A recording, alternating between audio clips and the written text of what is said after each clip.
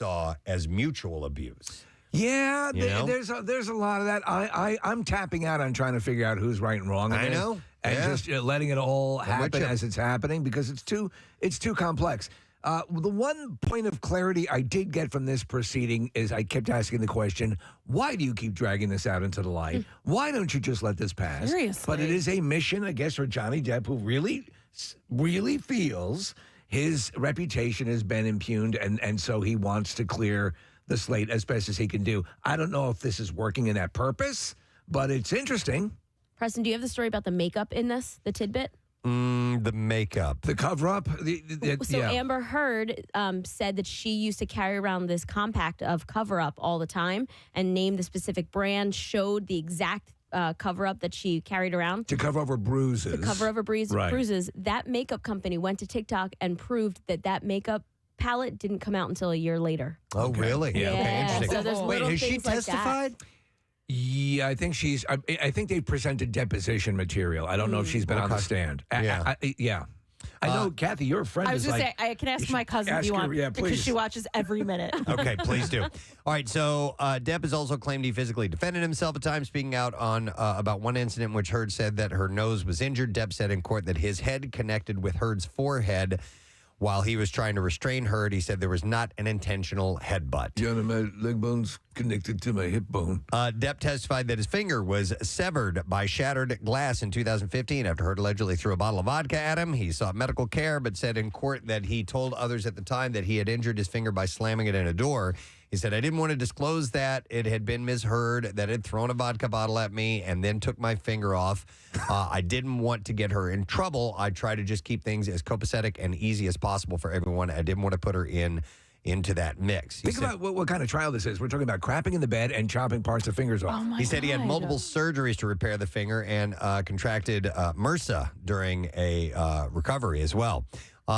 Dr. David Kipper, who treated Depp, corroborated portions of Depp's story in a deposition played out in court this week. Heard lawyers also referenced statements Depp made to ER doctors at the time to argue that Depp cut off his own finger. Depp denies this. He was also asked about his actions following his injury, including when he used his injured finger to write on the walls with a mixture of his blood and paint, and Depp confirmed in court that he had done so. So Depp, let's see, there's a bunch to get here. So as the lawsuit focuses on the damage that has been done to Johnny's career, some conversation was focused on Pirates of the Caribbean. Yes. Rottenborn, Heard's lawyer, argued that Depp was aware that he was, quote, likely out of the sixth film, or that Disney would drop or shrink his role in it prior to the publication of Heard's op-ed, and Depp denied this. He said, I would be a real simpleton to not think that there was an effect on my career based on Miss Heard's words, whether they mention my name or not. Oh, on that he's right. He sheepishly admitted in his testimony that he has not seen the first film in the Pirates franchise. He said, however, I believed in the character wholeheartedly. However, when asked by Rottenborn if Disney came to you with $300 million and a million alpacas, nothing on this earth would get you back to work with Disney on a Pirates of the Caribbean film, correct? And he said, that is true, Mr. Rottenborn. Rottenborn's a hell of a name. It is, yes. And why did he throw the alpacas in there? Apparently, Johnny Depp likes alpacas. He does? I guess, yeah. Okay, all right. Did you say alpaca? Let me think about it. Yeah, I'll do it. That continues today, by the way. All right, last week, the film Being Mortal, starring Aziz Ansari, Seth Rogen, and Bill Murray, was shut down indefinitely after a complaint about Murray was filed for inappropriate behavior. Page Six reported on Saturday that Murray allegedly got handsy with some of the women on set. A source told the publication You can't do that. he was very hands-on touchy, not in any personal areas, but putting his arm around a woman, touching her hair, pull her ponytail. But Teabagging? Always in a comedic way. They didn't mention any teabagging in this particular story. You know, in that way he does, that playful teabagging way? The source said it is a fine line and everybody loves Bill, but while his conduct is not illegal, some women felt uncomfortable and he crossed a line. Adding to the story, and this is kind of funny, Richard Dreyfuss' son, Ben Dreyfuss, tweeted on Thursday night, after the story came out. He wrote, Bill Murray had a meltdown during What About Bob because he wanted an extra day off, and Laura said no, and he ripped off her glasses off her face, and my dad complained about his behavior, and Bill Murray threw an ashtray at him. All right. Dreyfuss also said that they only resumed filming What About Bob after production hired bodyguards for the set. Yeah, Richard Dreyfuss and Bill Murray had a really contentious relationship. I hate to say it, but knowing that actually feeds into the dynamic of the movie. It actually, because they do. He hates him. Bill Murray, on the other hand, plays a character who is in love with his therapist. Yeah. But that hatred and that agitation to know that it's partly rooted in reality is pretty wild. Well, and Steve, maybe you and I were talking about this, but I remember there's a story where Bill started to recognize how much Dreyfuss hated him. Yes. And used it. And he was like, you know what? I'm gonna make the movie better. Yeah. He was right. It makes the movie better. It just destroyed whatever friendship could have possibly existed. Dreyfuss didn't agree with that. Right, yes. I don't like wasn't your on method. board with that plan. right. I'm so. disagreeing with your acting style. All right, let's go back to the courtroom. While on the stand for the second day in Black China's trial against the Kardashian-Jenner family, Your Honor, I'd like to testify. Wait, how did you end up in here, I was Mr. in the Depp? next courtroom. Johnny? I just had a break. I figured I'd walk over. I was a big fan of the show. Rob is very dynamic. While on the stand, Kris Jenner said, "I do," when China's attorney, Lin Ciani, asked her, "Do you believe 100% that Black China attempted to murder your son, Rob?" This has turned into a murder trial or a potential murder trial. Jenner, I'd like to know that too. attempted murder. Jenner explained, "I was told she put a gun to his head and was drinking, and I don't think drinking and guns are ever good together." So here's another crazy case, Preston. In this case, as part of her own testimony, she's admitted she doesn't file income tax returns. Oh, Black China. Yeah, Black China. And also, has no bank accounts that she claims. Yeah. Kris Jenner continued saying, "I was told she tried to strangle him with a phone cord. I was told it was complete chaos that was happening. I was very upset. Rob was hysterical crying. It was a mess, and I can't imagine what it was like having a gun pointed at your head." Which she admits she did. Jenner became emotional while testifying and added, "She tried to murder him. She put a gun to his head, and I really have to get over that." And she said, "I really have to get over that?" ? Yeah. So she was asking I that. really have to get over there. Also on Friday, Page Six reports that Rob and China executive director Jeff Jenkins said that there was never going to be a second season. He said, "I would not pick up this show. There was no more Rob and China." So You remember the clips from the show were just horrible. And it was just not entertaining at all. They It were was trying boring. to. That's it. Yeah, it it was was just boring. boring. No matter how hard they tried to manufacture things, it never took. Yep. All right, I have a Hollywood story that is landing in our region. Ladies and gentlemen, The Bachelorette is filming in the Wildwoods today. Stop it. It Oh, is? those How did you find out? Wildwood days, my friend. What? What's that? So have you seen them out? I was there yesterday, Right. and it wasn't taking place. It is today. You weren't tracking them. That is happening. Yeah, so I'm going to tell Rochelle she's still there, so she's going to have her stalk that. What if she ends up on the show as like a confidant? That'd be great. That would be great, wouldn't it? Michelle's in the great. background fixing the dishwasher.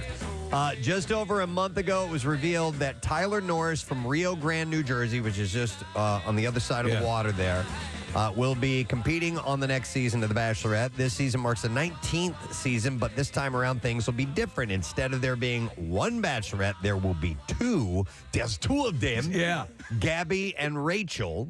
And this would mean that they would need double the amount of men, bringing the picking to 35. So there's going to be 35 bachelors. Do you know why What they're are doing this? Because the shows overall have taken a hit in the ratings, and so they're trying to goose them with these different things. Okay. And I guess this is they're going back to his hometown. Yes. Is that- So yeah, okay. while the show normally films at the Bachelor Mansion located in Agora Hills, California, with the Santa Monica Mountains of Malibu, they'll be filming in Wildwood, New Jersey today. Wouldn't it be wild if they passed a billboard with googly eyes on it?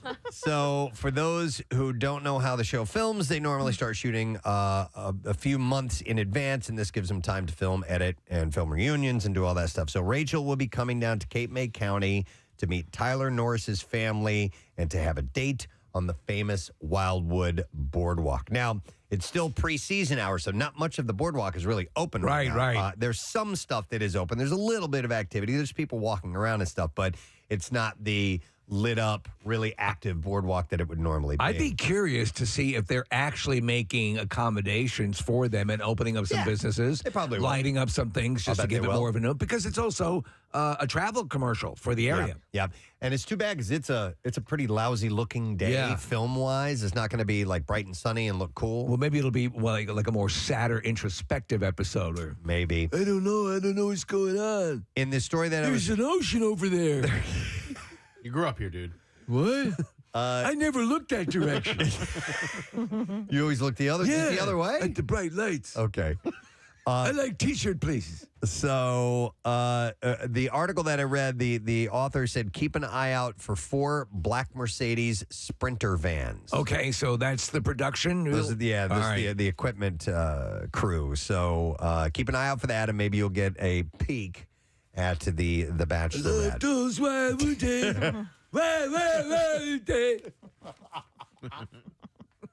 you think they'll play that song on there? Oh my! They would have to, right? I would hope so. All right, one more quick story. Dustin Johnson and Paulina Gretzky are married. According to multiple reports, the pro golfer and model actress tied the knot at Tennessee's luxurious Blackberry Farm on Saturday. Gretzky, who shares 2 kids with Johnson, Tatum, who is 7, and River, who is 4, reportedly walked down the aisle in a dress designed by Vera Wang, which she hinted at in an April 2021 Instagram photo in which she posed alongside and thanked the fashion designer. I love dress. Gretzky and Johnson's wedding festivities kicked off Thursday with an intimate dinner party. Guests later took snaps in a photo booth, all of which were marked with the newlyweds' names and their wedding date. So it's a little bit more reserved than you would have thought. Who was gearing up for the really audacious? Was it Brooklyn Decker? He had a big blowout, right? I don't know. With his fiance, I guess now wife, the father's a multi-billionaire or something like that. So they just do one of those things, Preston, where they actually put covers over to block helicopters. Oh, really? From seeing the event that big.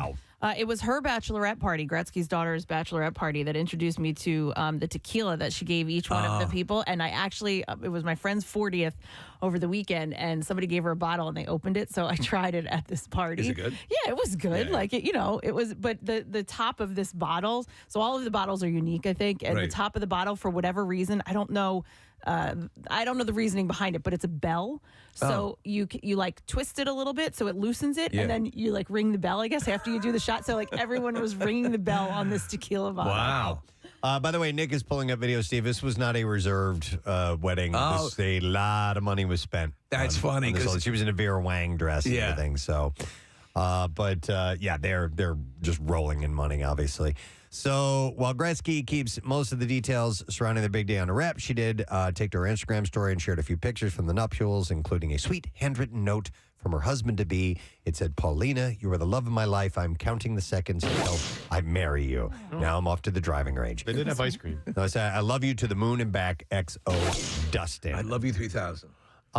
They began dating in early 2013 before announcing their engagement that summer. So they've been engaged for a long time. They had their first son, Tatum, in 2014, followed by River in 2017. But no, they just got married. All right, ready to do some clips for you now, friend. Anthony Carrigan plays a mobster with a passion for stand-up comedy in the HBO series Barry. In this clip, he explains the difficulty of his role. Here we go. It's not easy to kind of create these characters that, are juxtaposed with having a very sunny disposition while also being a mobster who can torture people like that. It's not an easy thing to pull off, but it's definitely all in the script. Yeah! New episode of Barry airs Sundays, 10 p.m. on HBO and HBO Max. Here's the next clip. McKeely Marone, I believe is how you pronounce the name, returns to star in the 365-day sequel, 365 Days This Day. In this clip, the star of the erotic thriller explains his favorite parts of the film. Here we go. It was a challenge to play someone who's so totally different from you. That was one of the greatest memory that I had, so going through the script. The second one is the amazing friendship that I had with Anna Maria. Shut up, dummy. Okay. 365 Days This Day streams on Netflix Wednesday. There's a ton of Netflix stuff that think of the bulk that exists on Netflix and the bulk of what you never watch. Oh, yeah. People say, like, I'm on there fairly often perusing, and somebody will bring up a show and I go, what's that on? It's on Netflix. Really? Where? Yep, I'm the same way. Well, there was like that Judd Apatow movie, The Bubble. I watched was it. on my top 10 for like one day, and thank goodness I watched it there because I haven't seen it since. Right, yeah. All right, and there you go. That's entertainment report for you this morning, gang. We are setting our sights on money and tickets today as MMR Concert Cash returns. Your chance to win from our friends at AAA Distributor. So we'll do the first attempt a little less than an hour from now, so not too far away. Make sure you hang out with us. We'll be back in just a moment. Stay put. Preston and Steve on 93.3 WMMR. You do have something to tell us, right? I want Heading off to college, there are some warnings that definitely need to be given, and part of that is a huge part would be, obviously, if you're going to have sex, it's got to be safe sex, because that's where you can really have some serious problems. Have it on top of a safe. Yeah, on top of a safe sex. Make sure that you do It's that. the best. No, I know what you're saying. You're exactly right. I think that you don't want to put you want to put caution, not abject terror. Fear, yeah. I mean, because you're just going to... Do you want them going through life scared? Like, no. You want them to find a mate to spend the rest of their lives with. You know? Right. Let me go to, hang on, Josh wants to comment. Hey, Josh, how you doing, man? Hey, Gadzooks, guys. Gadzooks, buddy, what's up? So, growing up, I'm only 25. I'm not old yet. But back in high school, I wasn't a serial dater, but for some reason I always used to get those strict Italian dads. Okay. And the one thing that always softened them up, I mean, they're the guys that look you dead in the eye and goes, you're dating my oldest daughter, and all you have to do is look them back square in the eye and don't back down. And they soften up right away. So it's a test almost. I want you to know you're dating my oldest daughter. And I want you to know it's all finger stuff right now. I respect that. You have finally have the balls to tell me what I always know is happening. They appreciate the honesty, In right? fact, I call her the bowling ball. Dear God. No, that's you are a man's man who can admit to that. I want, if you can, to tell me the various things you achieve along the way. Yeah. Like a video game. Yeah. I bring this story up for one reason only. It involves Roger Ailes. Which is my favorite. I want to fart in your mouth. Oh, my God. If you have not seen the most recent Daily Rush videos with Roger Ailes' voice, I've watched it like 15 times. He's so jowly and so disgusting. CNN journalist and weekend co-anchor Allison Camerota said Sunday that former Fox News Channel chairman and CEO Roger Ailes, who resigned last summer from the network, he founded 2 decades ago because of sexual harassment allegations, sexually harassed her too. In an interview on CNN's Reliable Sources, Camerota, who worked at Fox for more than 10 years, described what happened when she first began there. She said, when I was first starting out at Fox, Poop in my big gulp cup. and I was single, and I remember Roger being in his office, and I was saying that I wanted more opportunity. He said, well, I would have to work with you. I'm going to give you an opportunity to fart in my mouth. That's your first opportunity. Are you gassy? Yeah. She said, Smells like hickory.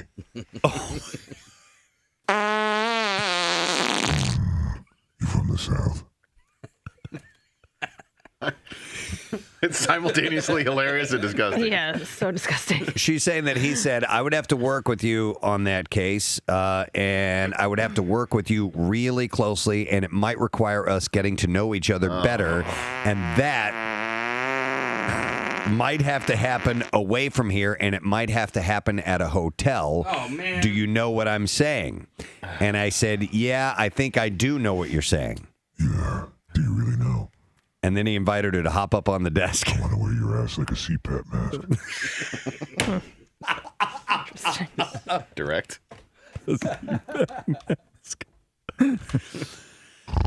Camera. That's just how he breathes. Yeah, her cheeks are like caving in as he's inhaling. Is it too hard? Change my diaper. There's a lot in there. You know, the beginning of that season when you get that soil delivered to your home. It's like mulch. Is that what it smells like? It's like mulch. It's like a pile of mulch. There's a prize in there for you. Oh, God. A contract to do weekends here. I'm going to lead the introduction with our next guest with a quote from Rocky Balboa. Man, you look good for an older guy. Ladies and gentlemen, Carl Weathers. Oh, my God. Preston. Yes, sir. Thank you for that, I think, kind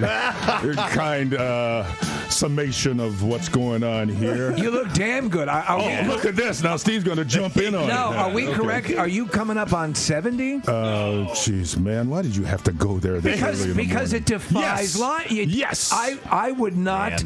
You look really good. You look good. Yeah, I don't go that way, but I just might. Well, hey, man, you know what? Whatever happens, okay? I may not be included, but you're okay. You're okay with me. Man, we've been wanting to meet you for a long time. This is a really special treat for us. Thank you so much. Great to be back in the city of brotherly love. You are a Philadelphian. Regardless, you will always be an honored citizen of this city. That is one of the nicest things anybody has ever said to me, Steve. I appreciate that. And it's the truth, because we were talking about this earlier, and obviously you are at the cornerstone of so many pop culture great moments in all of our lives. But the Apollo Creed was essential for Rocky, for that movie. You provided a heart and a performance that was so essential for that all to work, and you know, the counterbalance too. You weren't a one-dimensional character, and I think it's you, the actor and the person that you are, that made us really say, this is a good man too. You know what I'm saying? Yeah, and that made it more complex. Well, you know, Steve, you just brought a tear to my eye, because not only was I pop culture, but I'm an artist. I'm an artist, Steve. Thank you, man. Thank you. It's true. Look, I am so, first of all, I'm appreciative of that, you know, those compliments. I got to say, though, man, I had such a great time in the movies, all those Rocky movies and many other movies I've done, but we were very blessed to have such a great cast, you know, and to have such great words for Apollo Creed to say, written by Sylvester Stallone. We had great direction in the first movie, John Avildsen, but in the subsequent movies, Sly was directing, and he is a great director. I maintain this to this day, and he's heard me say this, and he probably would like try to knock me out for saying this, but honestly, as good an actor as he is, I think he's a better director. Hey, Carl, I have a question about two different characters you played in two different types of movies, but they have a similarity, and I'm talking about Dylan in Predator, and then Chubbs in Happy Gilmore. I don't know if anybody made... I love it. They have similarities. Okay. Well, they do. I know where you're going. Yeah. I know where you're going. All right, so then I don't even have to go there. That's right. Damn alligator bit my hand. Oh, my. So the alligator bit your damn right hand off, and the Predator shot your right arm off. Yes. Was that done on purpose by... by whom? By Adam Sandler? That's a good question. I never asked Adam that. You know, I really never did. But I seem to have this propensity for losing my appendages. Did you get to keep any of the props? Did you get to keep? Man, what a fool I am, because I didn't. Neither of those movies. Well, that's not true, because from Predator, the only thing I have is this beautiful knife that was forged. We all had these knives that were made by this great knife maker, and I don't remember his name right now, but it's beautiful, right? So no, I didn't keep the arm. I wish I had. And no, I didn't keep the damned hand that the damned alligator bit off. I'll tell you what, that Predator arm, if you were to hold that up, just without me knowing, I would have said, yep, that's Carl Weathers' arm. It looked pretty real, didn't it? Well, you know, they took the mold of the arm, man. My guns had to, you know, like stand out, and all the sinew in these muscles had to stand out while the gun's pumping while it's in my hand, and the arm's jumping up and down, you know. Dude, that handshake between you and Arnold when you you first see each other. It is classic, isn't it? It is classic. Man and man. By the way, I have coined that the man shake. Yes. That is not a handshake. Right. That is a man shake. Carl, have you ever been to a sporting event in Philadelphia where they've done Rocky montages during the sporting event itself? I haven't. No, I haven't. It's amusing and it gets you going, you know. But the scene that comes to mind is when you and Rocky are running on the beach and then you end up hugging one another. Yes, because it's sort of comical at this point. There are a lot of people who look at that and think, these two guys like each other. They really like each other. But you guys are in such phenomenal shape at that point, too, you know? So it's like, it's one of those things where you can't help but giggle a little. Well, you know, the thing about it is, I think somebody asked me a question about, you know, whether Rocky was, I think it was your competition or one of your competitors, and it was Eisen, you know, and he was asking about, you know, what people think of that show, and his thought was that it's really not a sports movie; it's a love story. Yeah. And I think there is a lot of truth in that, and I say it's actually both, because it's set so well and rooted so well in this role in this world of sport and in boxing in particular. But what makes the thing about sports, in a way, all about love, is that it's not romantic love, but it really is about men loving competition and loving the competitor because of what you go through to be at the top of your game. How much did sports help set you up and prepare you for the process of becoming an actor? Oh, man. It's prepared me for life. Yeah. You know, in my mind, and maybe others feel differently about it, but there's something about teamwork, number one. To be on a team, you learn something about that from a very early age, what it takes, what your job is on that team, how to be your best at your job, how not to let others down because you have responsibilities, you know, you have assignments on that team. But speaking of the best, I mean, I think a lot of people would agree that during the 80s, Tom Selleck had the best mustache, but I think you give him a run for his wait a minute now. Wait a minute. I gave him a run for it in his 80s. Okay. No, yeah, Tom, I know Tom's reputation, not only as an actor, but as an actor with a mustache. Yes, it sets him apart. I got to give him props for it because that's a bush, man. That's a bush. Okay. Yours is the most rocking. Yes. Listen, we are just absolutely elated that you came by here today. We love you. We love your work. And as Steve had said so eloquently, you're a member of this city, this community, you know, just because of the relationship and with the Rocky films and what it means to this city and everything. So we're just really happy that you're here. Thank you. Thank you. Appreciate it, man. Yeah. I'm always, you know, every time I come here, there's so much hospitality. People really kind of open their arms. And of course, if Apollo Creed's walking down the street, you're going to get a little attention. Just a little bit, you know. So, you know, I mean, you know, props to Sly for taking us home with running up those steps, man. If it, you know, there's running up those steps kind of like sets the tone for everything when it comes to Rocky, you know.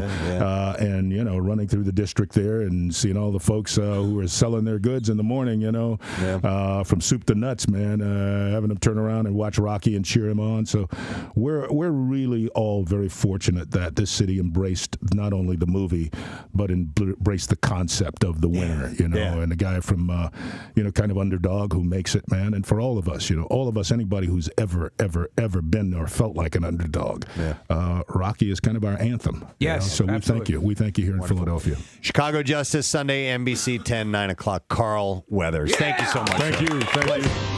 Did you guys see this? An anonymous hacker has released 5 episodes of Orange is the New Black Season 5 after Netflix reportedly failed to meet the criminal's financial demands. What? It is unclear how much the hacker demanded. The first 10 episodes of the season were shared shortly before 6 a.m. on Saturday, leaked in 10 different files. They totaled about 11.46 gigabytes. The hacker, who goes by the handle of the Dark Overlord... Ma! I'm trying to do something! Kicked off the leak when you're done, Dark Overlord, take the garbage out. By publishing the premiere episode for the forthcoming Orange is the New Black season Friday to the Pirate Bay. This is my son, the Dark Overlord. The streaming giant has set June 9th as release for Orange is the New Black. No word on whether Netflix will move that date up. In a statement, Netflix said, "We are aware of the situation. A production vendor used by several major TV studios has had its security compromised, and the appropriate law enforcement authorities are involved. You know, I was trying to think about this, and Netflix didn't buckle to the demand. I don't know how much impact in the first Matrix. I thought, okay, well, this is like a sort of ragtag group of people who've managed to find a cave somewhere, and then they show in the second one, and it's like it is a sprawling. It's like it's spring break. Did not expect that. All right, you know what? I did notice a thing or two over the weekend that I think. Oh, that's not the noticer. Are we noticing new music? What? Why? I kind of like it.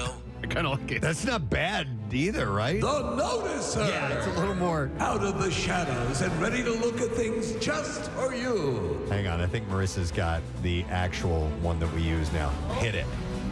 There it is. There I am. Feels like a warm coat. The old school noticer. Welcome back, old Noticer theme. Thank you.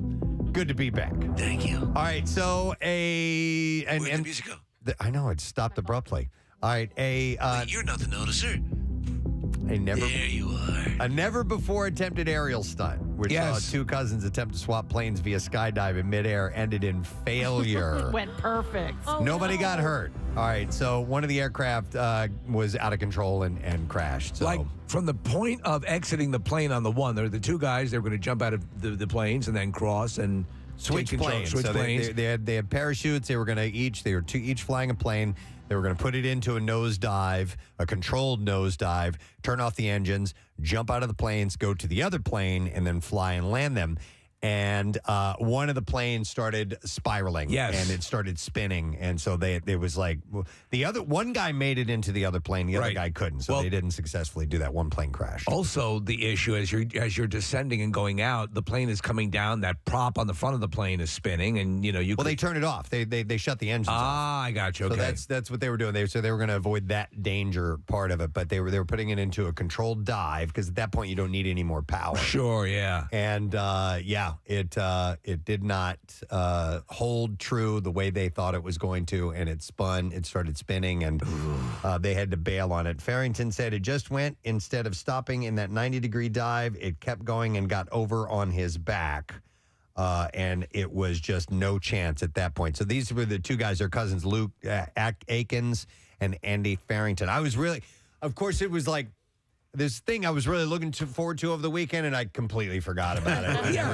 This massive thing that they're doing, and it would have been cool if they did do it. I wonder if they had had the engine running, would it have allowed? No, probably not, because you need someone at the wheel to control it. But yeah, it just started doing that bizarre maneuver, and then they were supposedly setting the controls so they were going to be fixed in place, and they had some kind of an air braking system or something like that. I mean, when I've done it, it's very difficult. I know when I try. You know how complicated this can be. By the way, the FAA said that it did not grant a safety exemption for the stunt, which was live streamed by Hulu, and it will now investigate. And it remains unclear what, if any, authority it had to prevent the flight from taking off, and what consequences, if organizers, could now face. Because you know what they did with the other guy who did that? They rescinded his license. You're talking about the guy that pulled the stunt where he jumped out and let the plane crash on purpose, claiming that there was a malfunction with it. We thought for sure Red Bull would have gone and made sure that this was cleared with the FAA before they did it. Yeah, so they tried to pull it off, but they didn't manage to do it. So I don't know if they'll be able to do it again because of that or not. But Red Bull still gives you wings, right? They give you your wings. Yeah, exactly. So, all right. What else did I notice? There was a study. I thought this was kind of fun. Many people are naturals at flirting. Others struggle when it comes to chatting up potential dates. And now scientists from the University of Nicosia in Cyprus have revealed the 11 most off-putting flirting tactics, which are deal breakers for many. I want to hear this, because this is going to come in handy for people who are back in the dating scene or just entering the dating scene. You want to know mistakes not to make. Yep. So previous studies have suggested that people vary considerably in their flirting skills, with poorer flirters more likely to be single. In their new study, the team aimed to further explore the variation in skills by identifying what constitutes a deal breaker in flirting. More than 200 participants completed open-ended questionnaires about the flirting tactics that they find most off-putting. Their responses were then tested with a group of more than 700 separate participants who were asked to rate how off-putting they found these particular traits in a partner. And based on the results, the researchers identified the 11 key flirting deal breakers. And we'll start with this one. And I guess... Hi, I'm the bachelor. I want to see your vagina. It's the number one, which is a slimy approach. Yes. So Right? there you go, which would be exactly what you just said. Like a hackneyed saying, like, did it hurt when you fell out of heaven? Or all that sort of hackneyed Yeah, crap. but some of those could be like cute. That's not slimy. Like, there's I want you? Well, what did that guy say to you in Nashville? I want you, girl. I want you, girl. I screamed, and then he screamed, and we ran away from each other. But there's a difference between slimy and cheesy. Yeah, and like somebody who's being like cute or like like the guy who took the girl on the first date to Target, like cute. You know what I mean? There's a complete difference between the two. There's no sliminess to taking somebody to Target, though, as a date. No, that's what I'm saying. That was cute. If it's in the Target parking lot, you say something disgusting. Yeah. But I think a slimy approach would be a blatantly starting off with something sexual right off the bat. Right, some kind of You've got a great rack. Either a pickup line that has to do with blatantly sexual, something that that stereotypical wolf whistle type of approach. An immediate turn off. Considered a slimy approach. All right, here's number 2. A no-brainer, bad hygiene. Oh, God, yeah. So you can't flirt well if you smell bad, apparently. Lack of exclusive interest. Now, I don't know. I have breakdowns of these definitions. Lack of exclusive interest? Oh, that means that you're not paying direct attention to them? No, that you're still dating around. Like you're still dating other people and you're obvious about it. Okay. So, it's funny. Well... But isn't that mostly the case? I think you like I've had that where I've been straight up and have told people that I just that I was dating other people or not going out on dates, not involved with other people. But like once you've gone on a couple of dates with somebody and then their profile is still on the dating app and they're still live, things like that. Maybe that's it. Yep. And by the way, this is flirting. This is not, dating too. So this is just the beginning stages. Just chit chat. This is just trying to see if there's something there. So this can be it's before the Benadryl. Off-putting. Number 4 on the list. It says different views. What the hell does that mean? I don't know. Like maybe political views or life views, family, or just scenic views, or scenic views. I never look at the ocean. I don't look at the ocean. Lack of intelligence is number 6. So if you're just stop eating your fingers. What if they're both stupid, though? I mean, like, shouldn't we? Yeah, right. Should we encourage that? There's somebody for everybody. I'd say it's a relative term. Right. One person's stupid. Right. Maybe another one's brilliant. Yep. So you never know. I found my Alfred Einstein. Number 7 is narcissism. So that's a massive turnoff. Kathy, so and Marissa, in the flirting stage, there is a line between self-confidence and confident and douche. Right. Yeah. Right. Yeah. Right. And so what would you say is the most easily? Oh, it's just you know it immediately, right? Oh God. What between confidence and douchiness. Yeah. Yeah. Okay. Yeah. So flirtation, though, I guess in narcissism would be, hey, let's talk about you. Yeah. By talking about me. Yeah. But enough about me. What do you think about me? Yeah. Well, that's a big one too, right? Like somebody who constantly talks about themselves, and doesn't, and maybe even asks you a question, lets you respond for a little bit, and then it wraps right back around to them. Yeah, and the things they've done and what they own and stuff like that. Yeah. I bet you all would trying to show off. Agree with this that when you go out like with other people, other couples or anything, I love to ask about what they have going on. You know what I'm saying? I like to always be. I find it interesting to talk to and find out about people, and so I think a good flirtation would be this person's legitimately interested in me. That's a nice. It's a nice way to open up communication and forward something along, possibly before you comment on their rack. Here's an interesting text. Now this is dating. This is different than flirting. But somebody wrote slimy approach. I had a guy who was saying bye to me at the end of the night and said, "But I'll never see you again. We should have sex." Oh, okay. So Did you? She just wrote gross. Yeah, I have but she did. A female friend who dated a guy 3 or 4 times, right? And it never worked out. And he kept pursuing her. And she was probably overly polite. She didn't reject him outright, and so maybe strung him along, but it never committed to doing anything. And so finally, at one point, he changed his approach to, okay, if we're not going to date, can we just have a purely physical relationship? Can we just have sex? And she was like, no. Right. And they never had sex ever, not once. So he was trying. I mean, I guess I give him credit for innovation, but he was trying to shift from, we're not going to date, we're not going to fall in love, we're not going to get married, maybe we just bang. In college, there was a friend of mine who did the I'm going to go for bulk.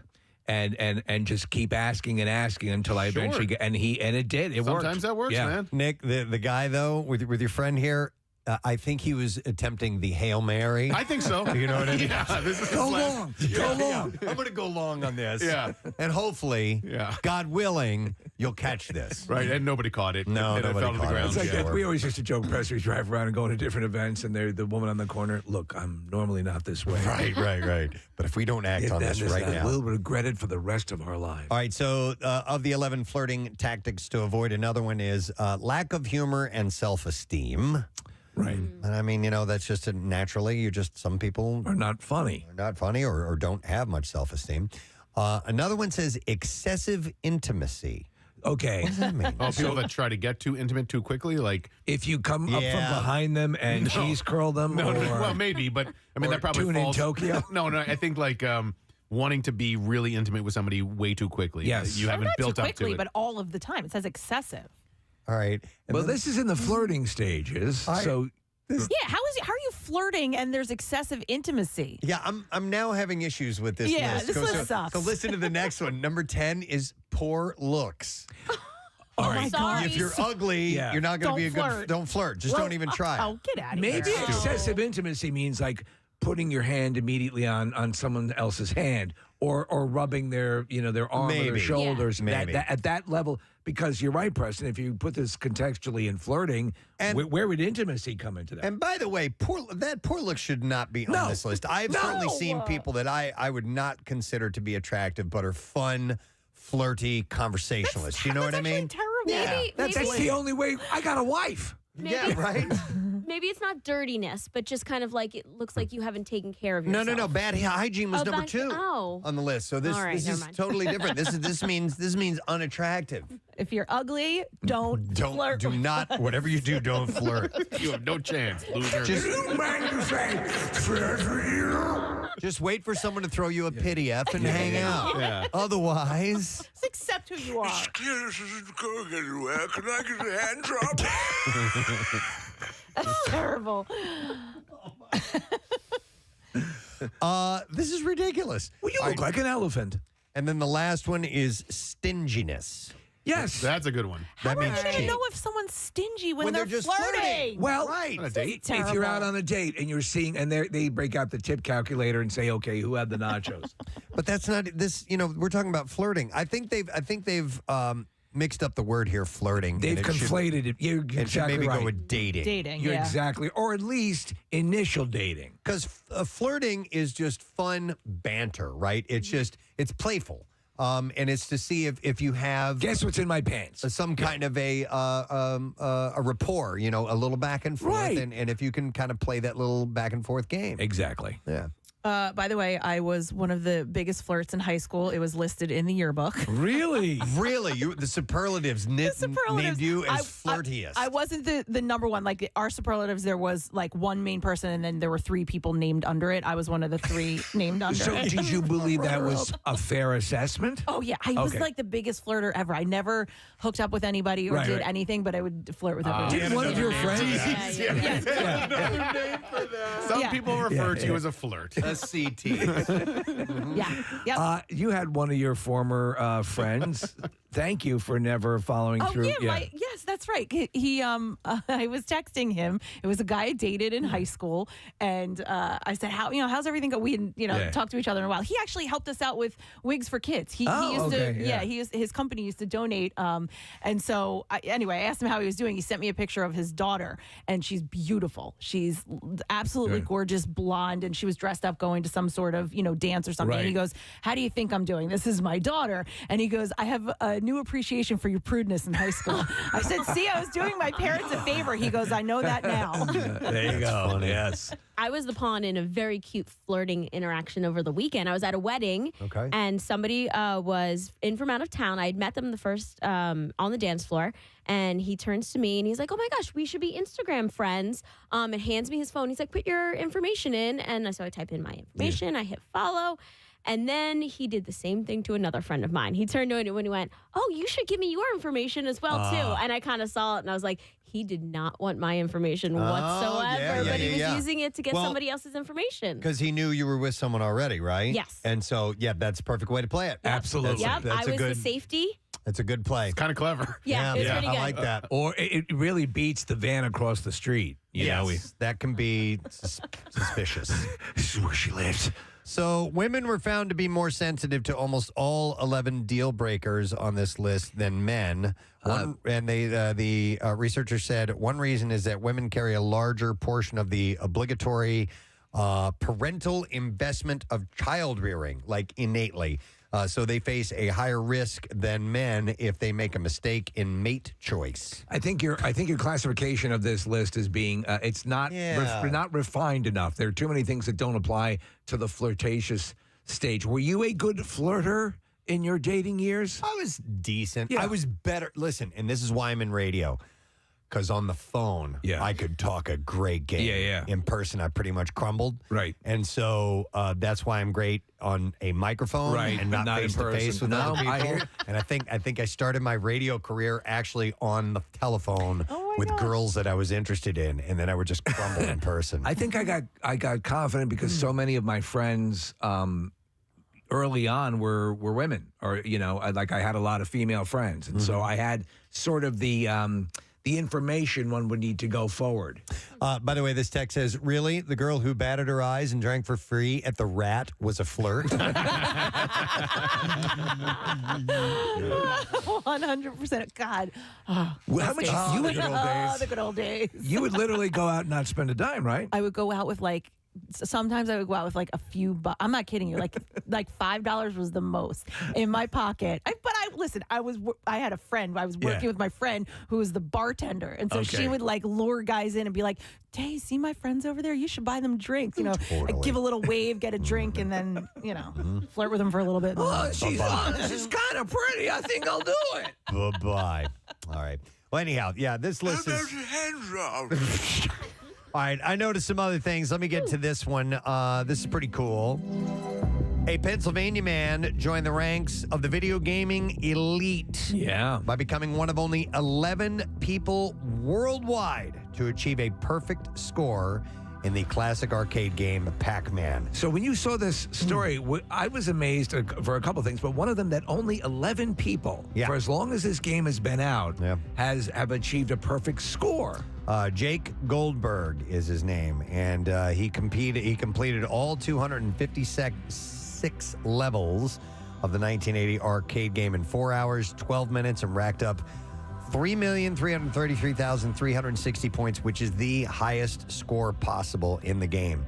So in the book, Ready Player One, not the movie, in the book, there's a very detailed account of Wade going through and completing a perfect game. Right. And they go through the very specifics. And Klein, the author, is a big-time video game nerd, so he knew specifically exactly what you need to do to get a perfect game. And that includes not only getting all of the dots and the power pills, but you have to get every single ghost as it changes, to that when you hit the power pill, every single piece of fruit.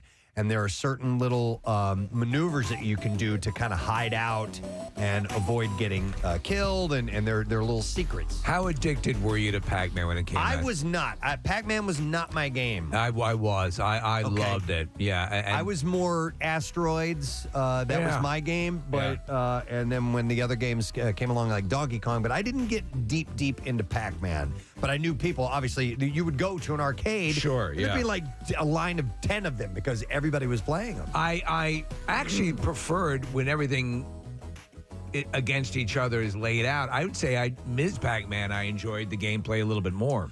I liked. They eventually came out with a Super Pac-Man. Yeah, that was actually my favorite one. But yeah, Ms. Pac-Man was a cool game as well. Hang on, we have a variety of Pac-Man themes here.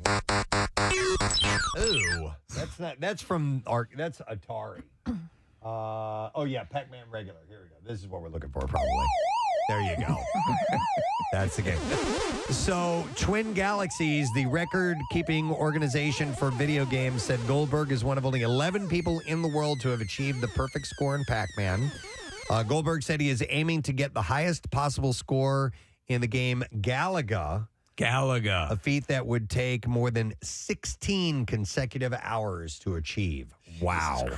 Now, I don't know where in PA this guy is from. It didn't say in the story. I don't know if he's from our general area or not. Do you know what? I still honestly like classic Pong and classic Tetris are still. I can still enjoy those and just sit there and waste time with those. I like Galaga. That's definitely a fun game. I have it at home. I play it from time to time. What gets played on your console the most? Robotron 2086, I think is the name of it. But anyhow, that's the one that I like to play the most. And then we play Dragon's Lair. Yeah, those are the ones that I gravitate to. What's funny is, so I have a game emulator which has all these classic games on it like that. What you realize after going through several of them is there's not a lot of variety in the games. Most of them, there's like 3 basic types of game that you can play. Right, they're all built on the same engine. Similar. Yeah. Jake Goldberg, Catherine Romano, is from Bucks County. Oh! Preston. Ladies and gentlemen.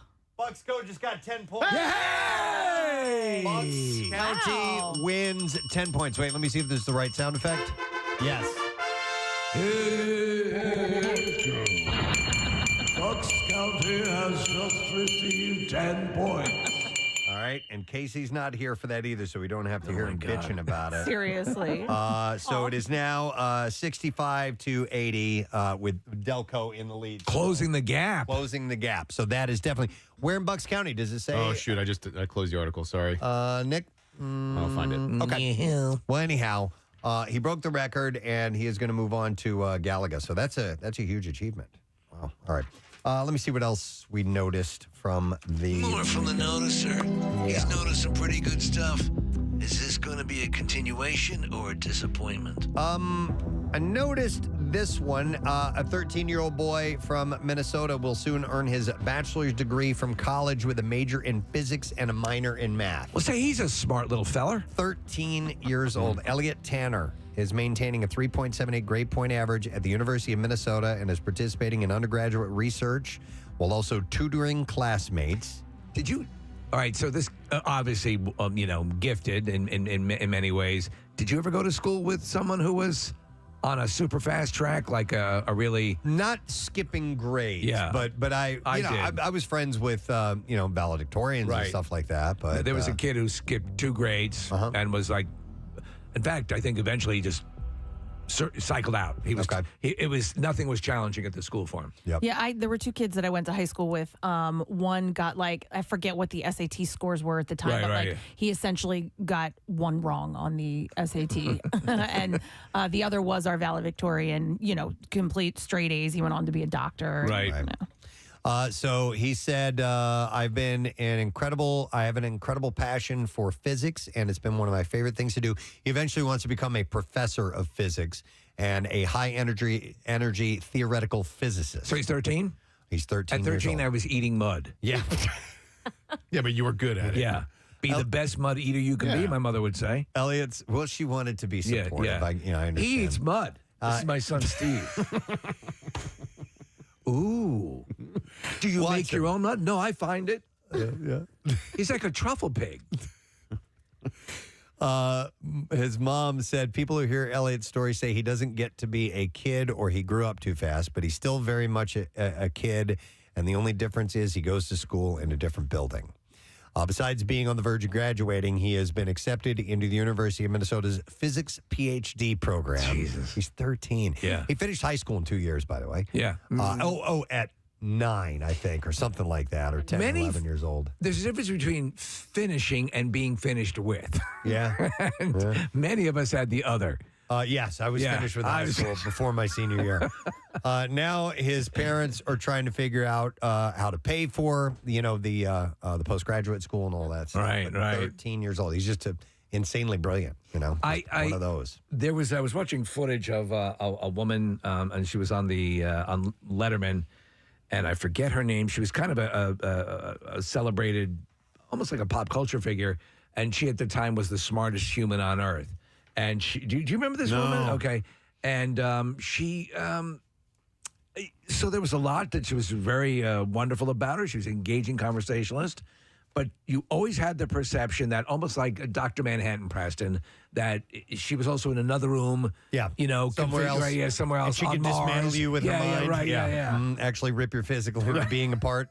I think using her mind. I think you have to be. I mean, if your brain operates that way, especially if you're doing, what this kid's trying to do, become a professor in physics or a mathematician, professionally or whatever, like your brain is always in the back of your head thinking, running. Well, you're just like, all right, what am I solving right now? And if that thing that I haven't solved yet, how do I solve it? I think that's kind of how you become that level of genius, is that you're not operating in the same plane that the rest of us are. It's got to be hard as it's distracting. Somebody young and brilliant like that. I watched the video of this kid, and he seems content, but you can tell from the way he speaks, his manner of speaking, that he is beyond his years. Yeah. And that's got to be hard for somebody who probably can't find another kid to relate with. You know what I mean? Right. He seemed, especially when he was levitating that SUV with his mind, he seemed stressed out. Yeah. You could see there was an underlying sadness in him there. But anyhow, he's 13, and he is going to be a physics professor, more than likely. It's wild. You know what? I was going to do one more, but I'm looking at the clock. We got to take a break because we have the concert cash to keep in mind. So no more Noticer. We got to wrap that segment up, but thank you. Noticer. Bye-bye. Bye-bye, Mr. Announcer. It's been nice to see you. As we take a break, a reminder that, yes, concert cash is coming up when we return. Your chance to win $500 and MMRBQ tickets, so you do not want to miss that. We'll get bizarre file stories coming up, too. That's on the way next. The MMRBQ is almost here. Featuring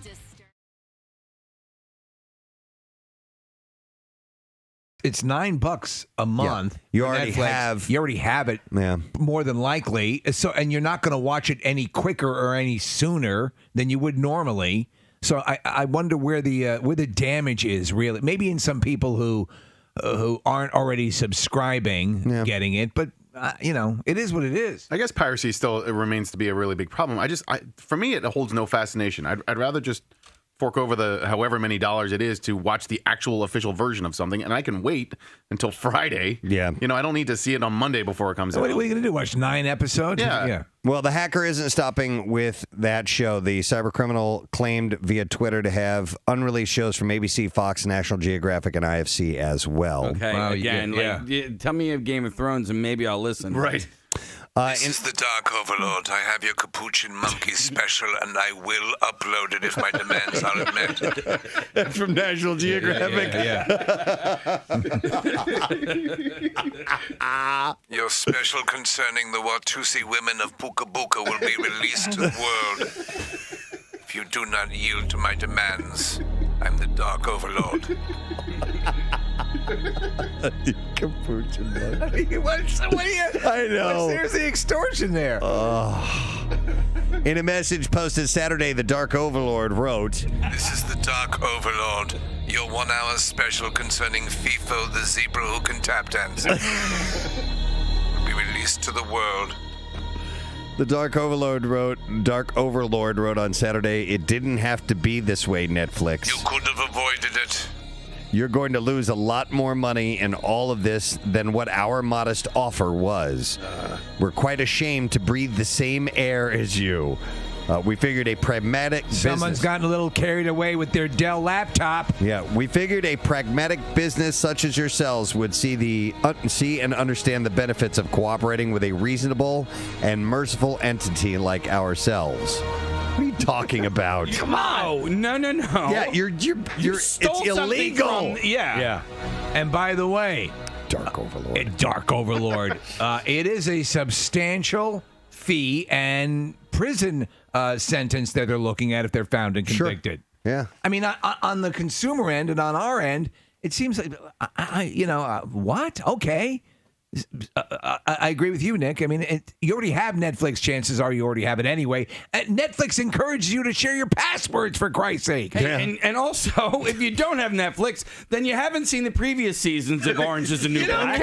So if you're going to release the 4th season, can you release the first 3 seasons as well? Damn good point. I got to get caught up on this. Dear Netflix, we are committed to releasing the 3rd episode of Lemony Snicket. If our demands are not met, and this is a good one, too. Oh, man, I hope the Dark Overlord lives here and is listening to us right now. That would be awesome. Dark Overlord. All right, anyway. You're such a dork. You dork. Try to extort Netflix! She's just in for a visit to say hello, and you know her from The Office and her many visits to Philadelphia. She's a Philly gal. Please welcome Kate Flanagan. You act like I was back by the dumpster and somebody noticed me and dragged me in. Hey, what's up, everybody? Is that Kate Flannery out by the dumpster? Have her come in. So what are you up to now? Because I see you on a lot of, obviously you have the live performances. Yeah, Jane and I are still performing regular. I'm still doing the lampshades. Okay. You know, I don't know. I always feel like there's something I can't talk about. Is there you love that? I mean, it's such bullshit. But I'm sorry. I said The filthy mouth. Guys. Kate Flannery. I'm really, is there... How much Rolling Rock have you had this morning? If you went to Not O'Hara, enough. you wouldn't have. Oh my God! Well, at Archbishop Carroll, we didn't drink. No,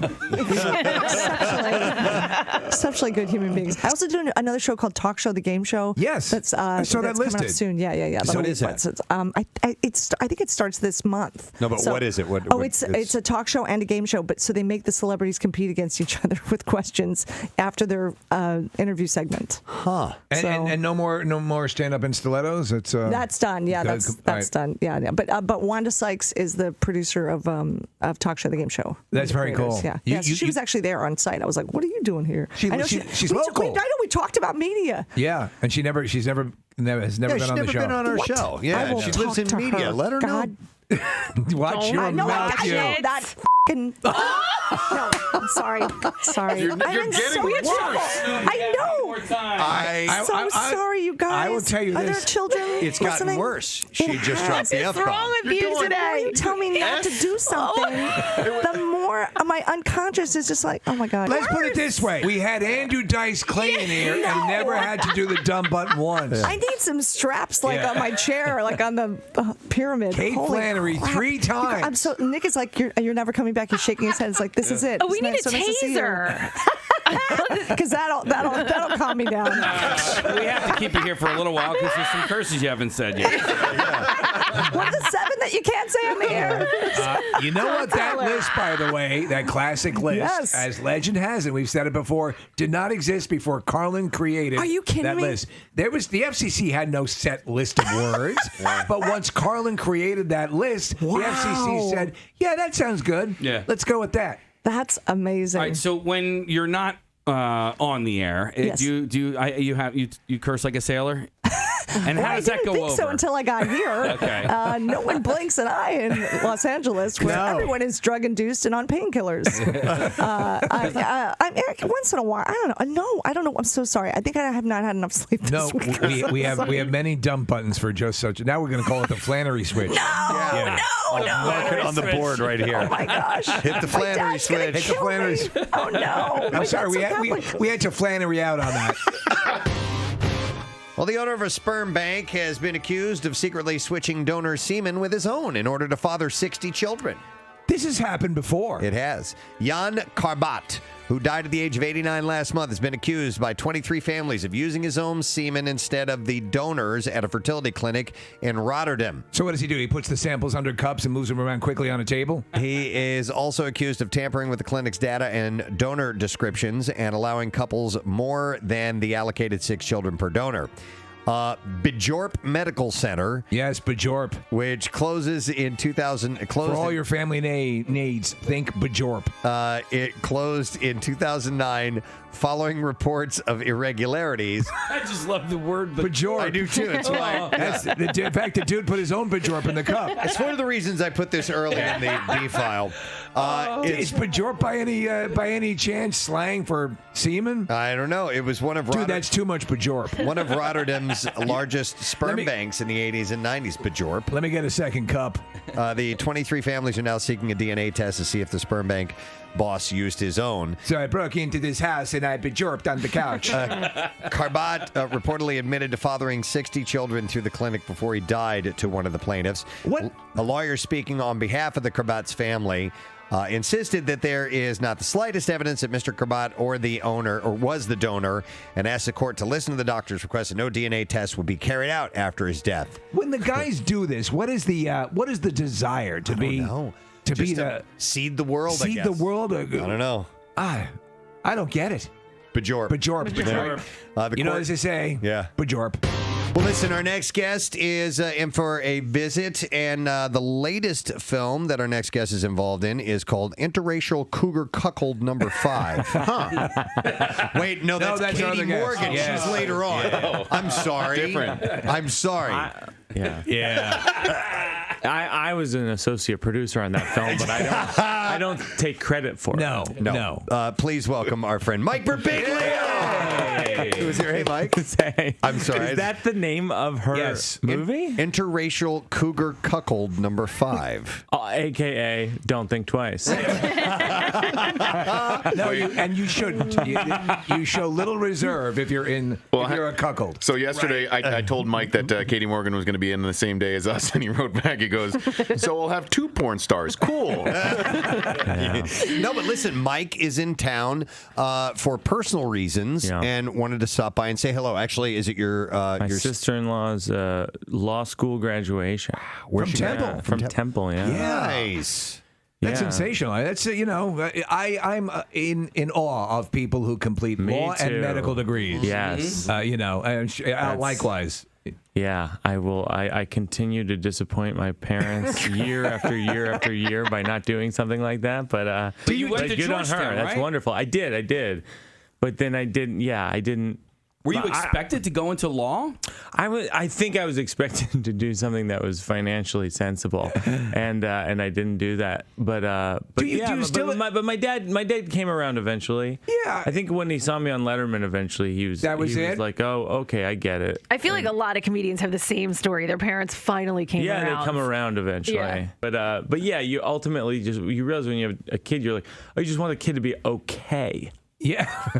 Right? Right. You just want the kid to be like, okay. And then being a comedian doesn't seem okay. No. It seems like it's a life of, it seems like a downward spiral. It's out of the realm of what I think most And parents often it classically is. want.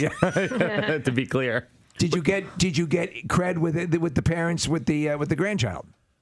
Oh, yeah. Yeah, that's all a they home want. run. Yeah. And it's all okay. That's all they want. Yeah.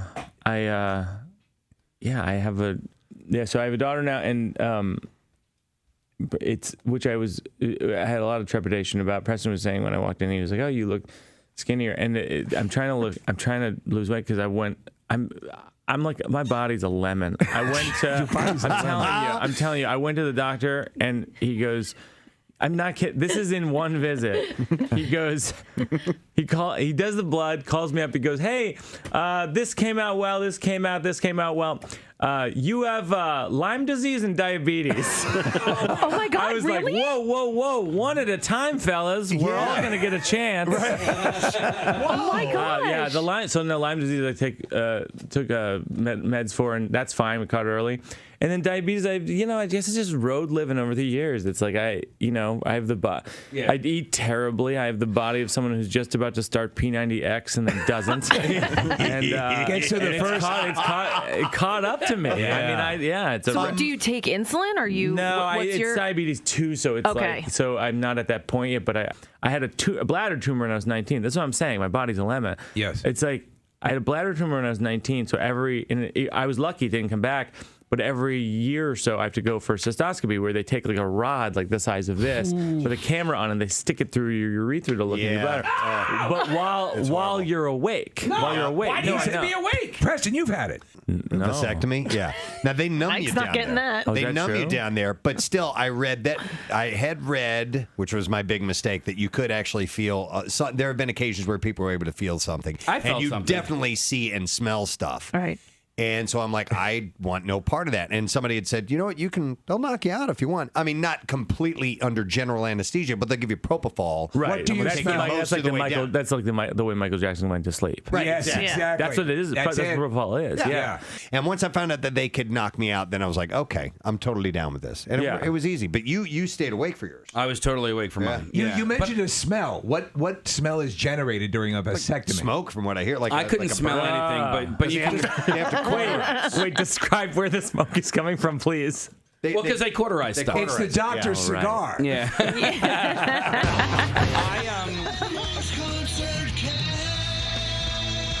Now, here's your concert cash keyword. All right, and the word is work. W-O-R-K. And you have until 15 minutes after the hour to enter that. 3 ways for you to do it. You can text it to the special contest short code number, which is 45911.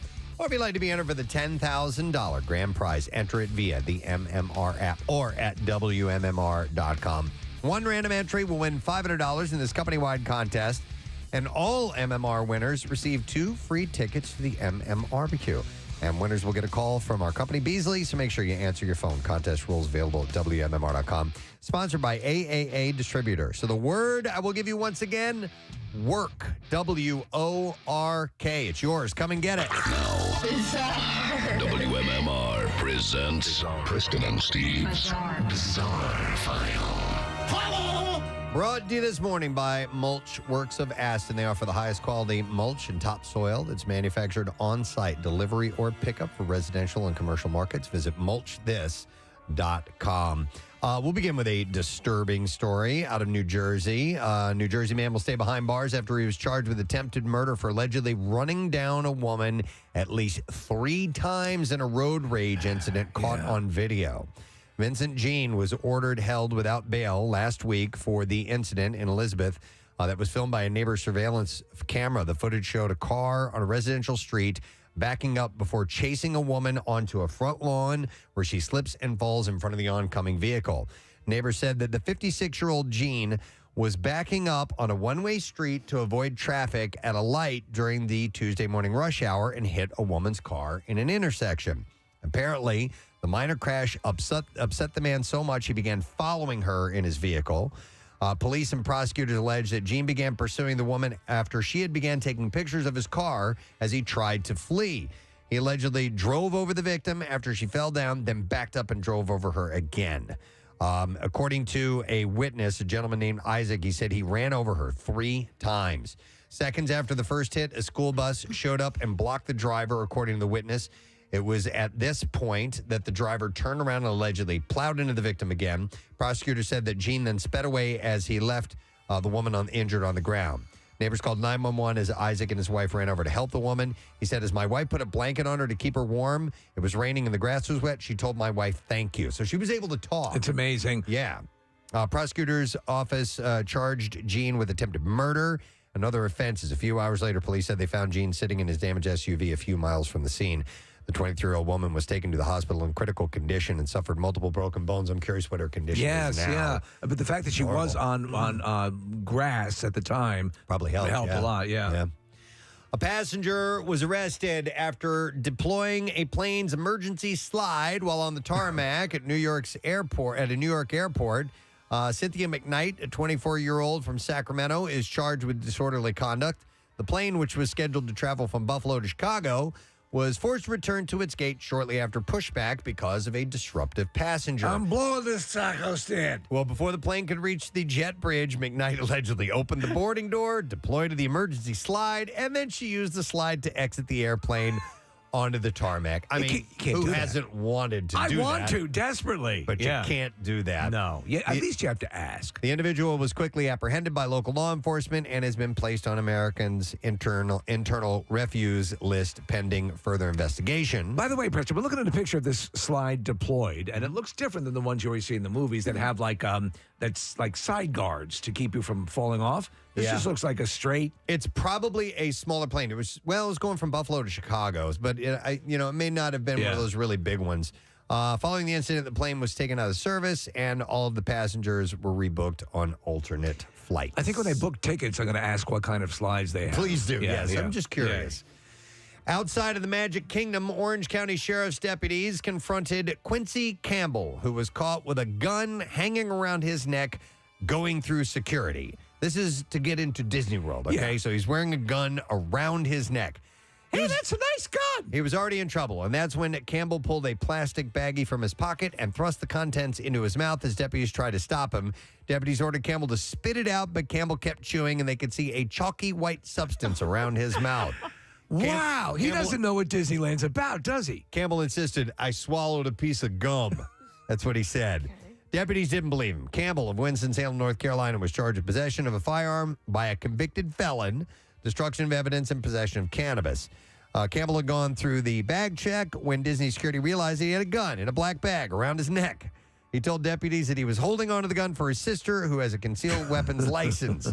Campbell is an ex-felon. He did not have a gun permit. So this is my first time to Disney. They let you bring guns and drugs, don't they? Campbell then stated that he didn't think anything of the weapon. He just grabbed the bag, and the situation escalated. Campbell got agitated, pulled out a plastic bag with an unknown content. Deputy grabbed his arm. Somehow, with his right hand, Campbell pulled out the bag. A struggle with the deputies ensued, and Campbell put the bag in his mouth. Deputies ordered him to spit it out, but he kept pushing and pulling. One deputy said that he put his hand around Campbell's neck and then held onto Campbell's head to keep him from escaping and swallowing whatever was in the bag, but he still swallowed it anyway. Hey, Campbell, you just got arrested at Disney World. Where are you going now? To jail! He was taken to the emergency room to make sure that he was okay and transported to jail. Authorities found leftover chalky white substance on the ground where the fight happened and collected it as evidence to analyze it. The initial report didn't reveal their findings as of yet. That's amazing. All right, here's another amusement park story. Experiencing a roller coaster for the first time is probably one of the most thrilling and exciting experiences that a guest could have. And while seeing themselves involved in an accident is the last thing going through their minds, there's always a possibility that something unexpected could happen, especially when riding a high-speed roller coaster. Unfortunately, one guest recently suffered a disgusting incident while riding the Iron Gwazi at Busch Gardens in Tampa, Florida. Recently, a Redditor posted a picture where they mentioned witnessing a guest relieving themselves. They crapped their pants on the high-speed coaster, and they crapped all over the coaster. Wow. Because I'm sure they were wearing shorts. Yeah. You know. Was it hitting other passengers as well? They didn't indicate. The picture doesn't really show anything graphic. The only thing seen are the ride operators handling the situation and the attraction cart. However, the original poster used a more explicit way to describe the situation. They also commented, recognizing the great job ride operators did at handling this uncomfortable situation and a frustrating experience a couple of cycles before. I think I would just jump at that point. I need to end it before we pull into the station, because forget it. But listen, they could have had a stomach ache or who knows what, but they let fly while on a roller coaster of all places. Well, what if you're also, this one does not appear to be one that does a loop, but what if you were on a loop coaster? Yeah. Yeah. The centrifugal force would probably hold it in. You would hope. In the in the car, and wouldn't hit, if you're in the front, it wouldn't hit the people in the back. Right. Yeah. But you never know. All right, and there you go. That is what I have in the bizarre file for now.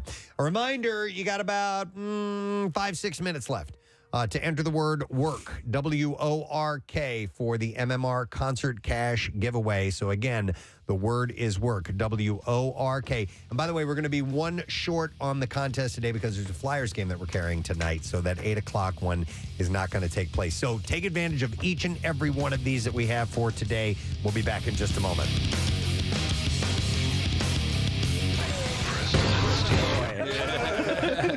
Yeah, they hand out anti-cigars. No more, they hand out cigars and say no more babies. I wanted to ask you about non-medical stuff. Sure. And basically, like, this sort of this career path that you're on now is fascinating to me because we've known you for a long time, and now I see you just popping up everywhere. And you're a producer on Crashing. You show up on late night talk shows all the time, and I follow you on Twitter, and it's like, hey, Burbiggs is doing Kimmel, Burbiggs is doing Fallon again. Are you surprised at that at all? Not that since you're a lemon. Are you like you are? Yeah. Are you as incredulous as we are? I was going somewhere with this about that development. And then Nick pulls off a mask, and it's Todd Glass. Here's why I ask that. Your career has been the most steady rising career I know about in comedy. Because some people, they shoot to the top and then they're selling out stadiums. But your success is I love your success. I love seeing it. But it's been slow and steady and consistent. Thanks. Yeah. No, I feel extremely lucky that that's been the case because I've been able to make, and I think that people who follow me notice this, I've been able to make the stuff I want to make as opposed to being able to try dancing around and trying to make people in the business happy or make Hollywood happy. It's funny when the people say stuff like to me on Twitter sometimes, like, you Hollywood liberals. I'm like, I don't live in Hollywood. I'm not part of like any like cabal of Hollywood. I live in Brooklyn with my wife and daughter. Like, I'd make everything outside the system. I directed 2 independent films, and I've made like 4 comedy specials, and they're totally separate from the business in so many ways. But so thanks, yeah. When you tour from city to city and you come into Philadelphia, you have to pay because you're getting paid. You have to pay a city wage tax, right? So how does that work when you're working in several different cities throughout? This is the most technical question. Yes. He just started part-time for H&R Block. So These are questions that Wesley Snipes and Willie Nelson should have asked years ago. I file in like 27 states. No kidding. My accountant is a close friend. Oh my God. No, I mean we spend so much. My brother Joe runs my company, and America's Guest. Yeah, America's Guest, Joey Bag of Donuts, and my and our accountant Elliot does our taxes, and we do quarterlies. Literally, recently we talked about maybe we should do monthlies. Like, it's so much taxes all the time. But yeah, I think I file in 27 states. That's just crazy. So. Yeah. You'll be back in town in November, so we'll see you when you're going to be playing the Merriam Theater, and we'll make sure everybody is aware of that fact ahead of time. But listen, it's great to see you. You too. Thanks for coming by, man. Thanks Mike a lot. Birbiglia. I wanted to bring this up. I know it's nothing that Kathy agrees with, but pubic hair is becoming more popular. Aha! I knew it. Yes. Amongst the owners of said pubic hair, or the people who encounter said pubic hair? The people who want to see said pubic hair. Aha. New data from the porn site RedTube. RedTube, never heard of it. Reveals that the bush is back. The bush is back. That's right. Do you shave your bunghole? Come on. I have to ask. I don't do that. I mean, because some people have hairy. No. How would if we're talking pubes, there's a whole other side to that cookie. How would I even do that? I mean, You lay reach on my around. back and put my legs behind my head. Well, I mean, the question is, do you have a profoundly hairy ass? No. Okay. No. Then it's not an issue for you. No, my ass is not hairy. Okay. I'm good. But is your Kathy, is your Go ahead, say it, man. Kathy has some information she wants to get. Do you have a hairy butthole? Is your actual butthole hairy? See, I think you. Does it look like that thing that almost swallows up Luke Skywalker on the desert planet? Does it look like that? Yeah, that was my question. What's that thing called? Sarlacc? Sarlacc pit. Does it look like the Sarlacc? Does it try to pull Lando Calrissian in? Yeah! Can Manthe ask that, please? Can I ask you something? Do you have a hairy butthole? Just asking. Is it like tendrils that stick out and grab you by your feet until, I don't know, later somebody throws you a lightsaber? I don't recall the Sarlacc having any hair, and we need to pull up a picture. Oh, they look like tentacles. Yeah, but it's just the tentacles coming out and the teeth and everything. Don't ruin this, Casey. Anyhow. Don't disturb our groove. Anyway. Yes. So, no, I don't. I don't have a hairy butthole, and I don't. I mean, if we're being clinical, we have to ask. To the senator from Arkansas, no, I do not have a hairy butthole. Thank you, sir. It took a lot of courage, Mr. Comey, to admit that. Oh, dear God. Listen, you might not have an overly hairy butthole, but there's hair back there. Everybody's got hair there. Yeah. Yeah. So take It's it off. called JRBH, just right butthole. Do you guys get lasered? Yeah. Do guys? Possibly. Guys do. would think so. I do not. Yeah, I don't. There's your sphincter. I don't care. Is that what that? That's the Sarlacc pit. Yeah. You got to watch Jedi, Kathy. I thought it was a person. All right. What? No, my question was more about the Sarlacc. He's distracted. I'm glad that you Casey, off stopped air, yourself. I have an interesting fact to tell you about the Okay, Sarlacc. thank you. Yeah. Well, We can go there if you want. I don't care. Man. Well, when we were I'd in rather talk California. about buttholes. Did you see? Did you see a? Jesus, who are you? Well, now we're gonna get into this crap. We've unleashed the beast. When we Wait a minute. I just want to point out, Kathy would rather talk about buttholes than Star Wars. Well, here's the deal. If given a choice. Yeah. Okay. I'm gonna go butthole. She's gonna go butthole. You brought up the grooming, and I think that is. I think it's just something that is a universal topic that people consider. Yeah. And so if you're talking about the front, you have to talk about the back. You agree with Right. that? Yeah. I'm with you. I mean, maybe we can put up a Twitter poll. Sarlaccs or buttholes? All right. Anyhow, I think it's nice if a woman tends to her area and but just don't get rid of it all. You don't like the hardwood. You like a little bit of carpet. I think it's nice. I think You know it's what? I need a table saw sound effect. Something like that, Marissa. Okay. You can get that for me. All right. So anyhow, RedTube had revealed this: the most likely to seek out videos that have the hair are the over 65 crowd. I want to see a really nice bush. And can I get some sponge cake and some cream soda, please? And then a very hairy bush. My evening set, hot spit. Boy, old people are fun. I like a piece of angel food cake, a cream soda, and a big hairy bush. We have we need some music out of like the 1940s And some like jazz, jazz some or something like that. please, from my knees. My recollection of my high school career is a lot different than what it actually was because my mom brought me all of my report cards. Okay, and what was your recollection? My recollection was that I was not that bad. You know, I was above average. And what's the reality? The reality was I was about average. Okay, and all right, yeah, and so grade school report cards. Go figure. You got graded on conduct. My conduct was always pretty bad. Unsatisfactory and stuff like that. Do they still with the report cards? Do they still include teacher comments, or has that been excised from? It depends on what grade they're in. Like in high school, you're not going to get teacher comments. I don't like there think would be. so. Remember, they would fill out. There would be like a number associated with the comment that they wanted. So you'd look and be like, right. number 3. Where to go with others? I think in this hyper sensitive. Yeah. We go to meetings with the teachers a lot. You go a lot. Yeah, we find out directly how they're doing, but Is that that's not for all students? Is it? I have no idea. God, they must not have any free time. I'm amazed when they come in, but I mean, we have some special circumstances that they help us out with. And which is awesome, but I know in grade school they'll give you detailed. Caroline is a delight to be in this. Right, blah, blah, right, blah. right. I always used to get the delight. I was a delight. Were you a delight? I was a complete delight. In case you weren't a delight.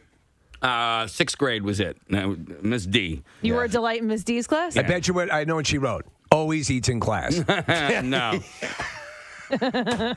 He's eating right now. It's my breakfast time. I know.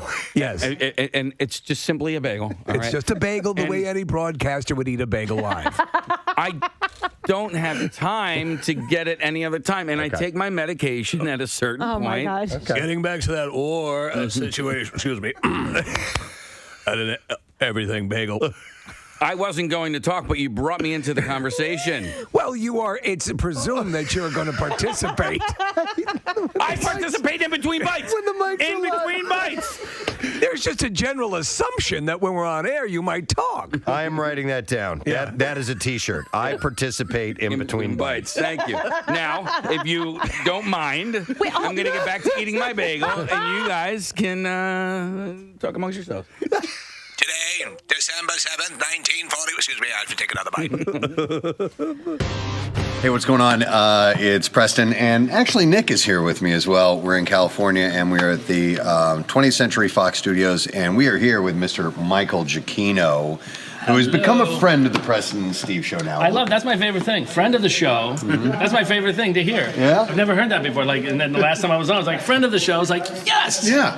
I think friend of the show. You have to be on like 3 times, and then you become a friend of the show. It should be a pin or something that you get. We can get that. Ribbon, something like that? Something that says friend of the show. Can't just be like, here's a WMMR pin. No. It's got to be legit. We can come up with something. Yeah. Next time he comes in studio, we got to present him with something. Yeah, there should be some sort of coronation. So Michael invited us out to be here while he is recording the score of the film Spider-Man, and we're at this legendary studio. Actually, he was giving us some of the details about this room that we're in right now. Yeah, this room that we're in right here has been around for a long time, so long that it used to be Shirley Temple's shooting stage where she would make her movies.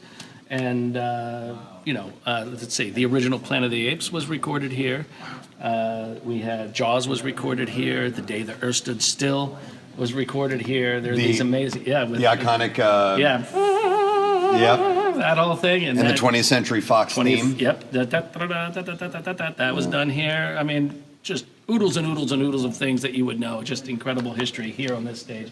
And they barely touched the stage in all these years because once it sounds great, you don't want to mess with it. I can imagine.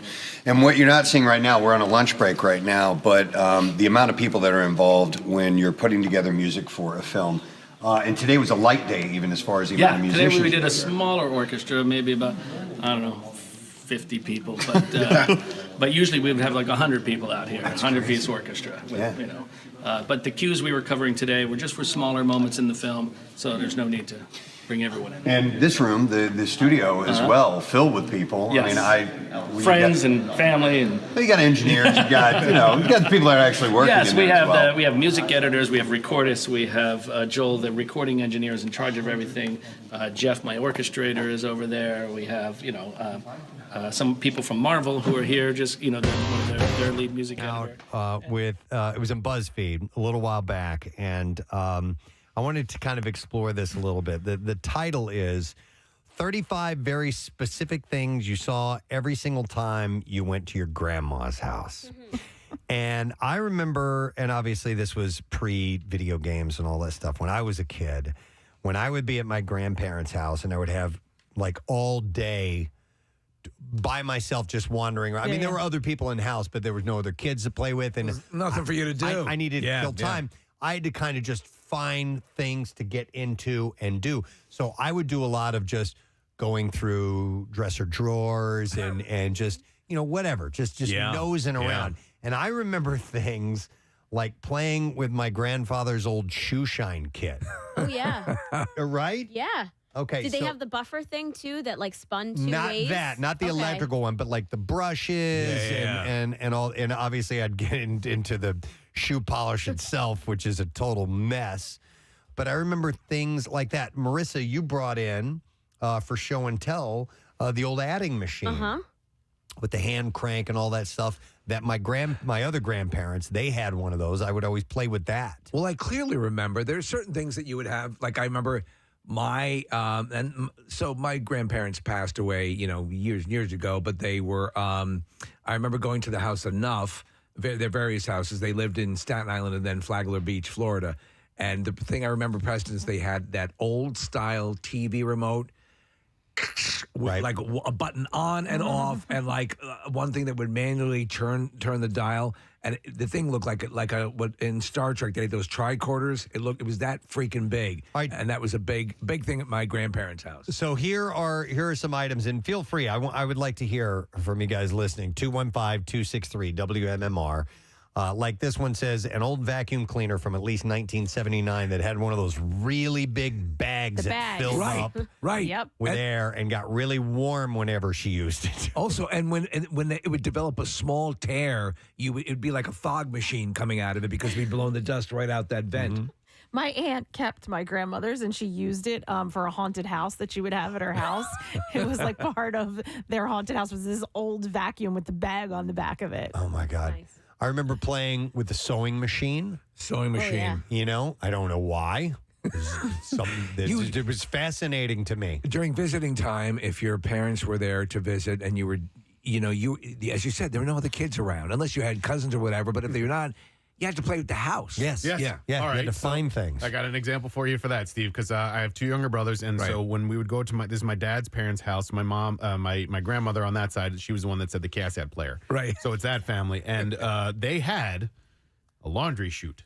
Now, dude, that's a home run. It's pretty much an indoor slide, and you can send things down, and if you're really adventurous, you can send things back up. And so we would play with that. Send your brother for down. hours. Yes, Josh was small enough at the time; you could try to cram him in, which was always discouraged. But that was entertainment for I don't know, 2 hours, 3 hours. That's pretty cool. You would send your action figures down through that. Absolutely. Like, Luke Skywalker. Yes. Where's he going? Yeah, he's going down the garbage chute. Hell yes. Absolutely. We would always have like this. I don't remember like going through their stuff or anything like that, but I remember like we would always have treats over there, and they were always the same. We had the Nilla wafers. Okay. Yeah. Oh, yeah. There was always a bowl. What about butterscotch candies?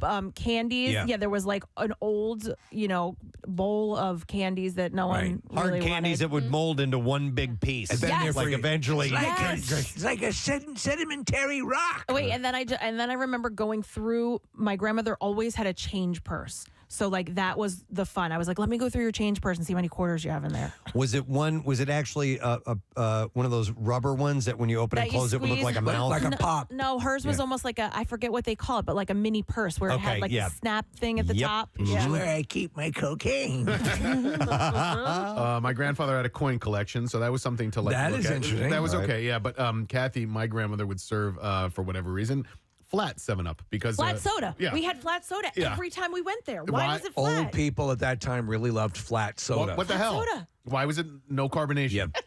Here's a couple other examples, and we'll go to some phone calls. This one says a 1980s dustbuster that you would always end up playing with. The dust You buster. may use that as a toy. That could be like a laser gun. Yep. You know, It was was like something brown that and cream. my grandmother was in entertainment, so she had she taught dance and music. So in her basement, Preston, she had a full xylophone. Oh wow! And That's awesome. It was on. I wasn't allowed to go play with it, but I did every now and then. This other posting says a fridge covered with magnets, but specifically the fruit and vegetable ones, which were actually more decorative than anything else since they were sucky magnets and wouldn't hold anything to the fridge. Also, do you remember the giant wooden spoon and fork? Yes. Some people would have those displayed against on the wall. That Yeah, was yeah. kind of an older generation thing. Like with plates, decorative plates. Furniture covered in plastic has to be on there. Here's another one that says drinks and condiments inside the fridge that had clearly been in there for decades, but that she said were still good and refused to throw out. There's your flat soda. Yeah, there's your flat soda, exactly. Here's another one.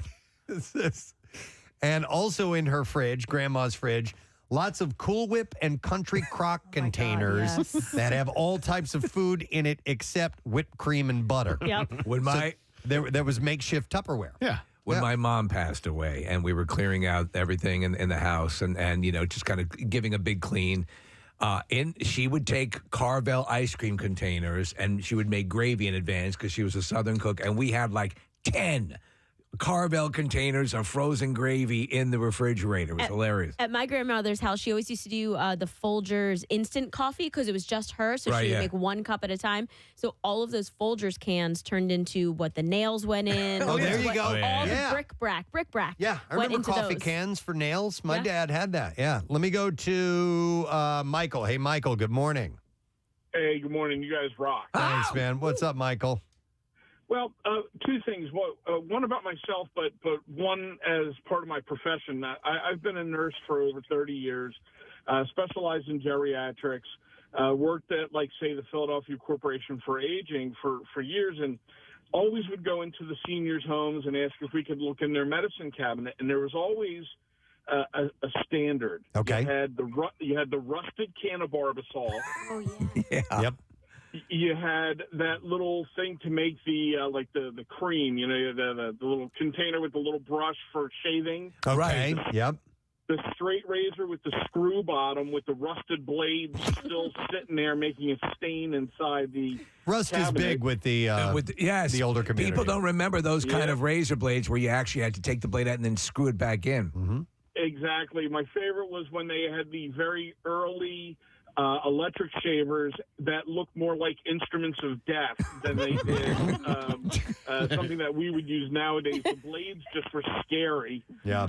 But that, and then of course my favorite was the medication with hand-typed labels that had been in there so long it had gone from pill to powder to a mist, back to powder, and back to a pill again, like deadly antibiotic. It had gone through 9 half-lives. Yeah, no, that sounds exactly accurate.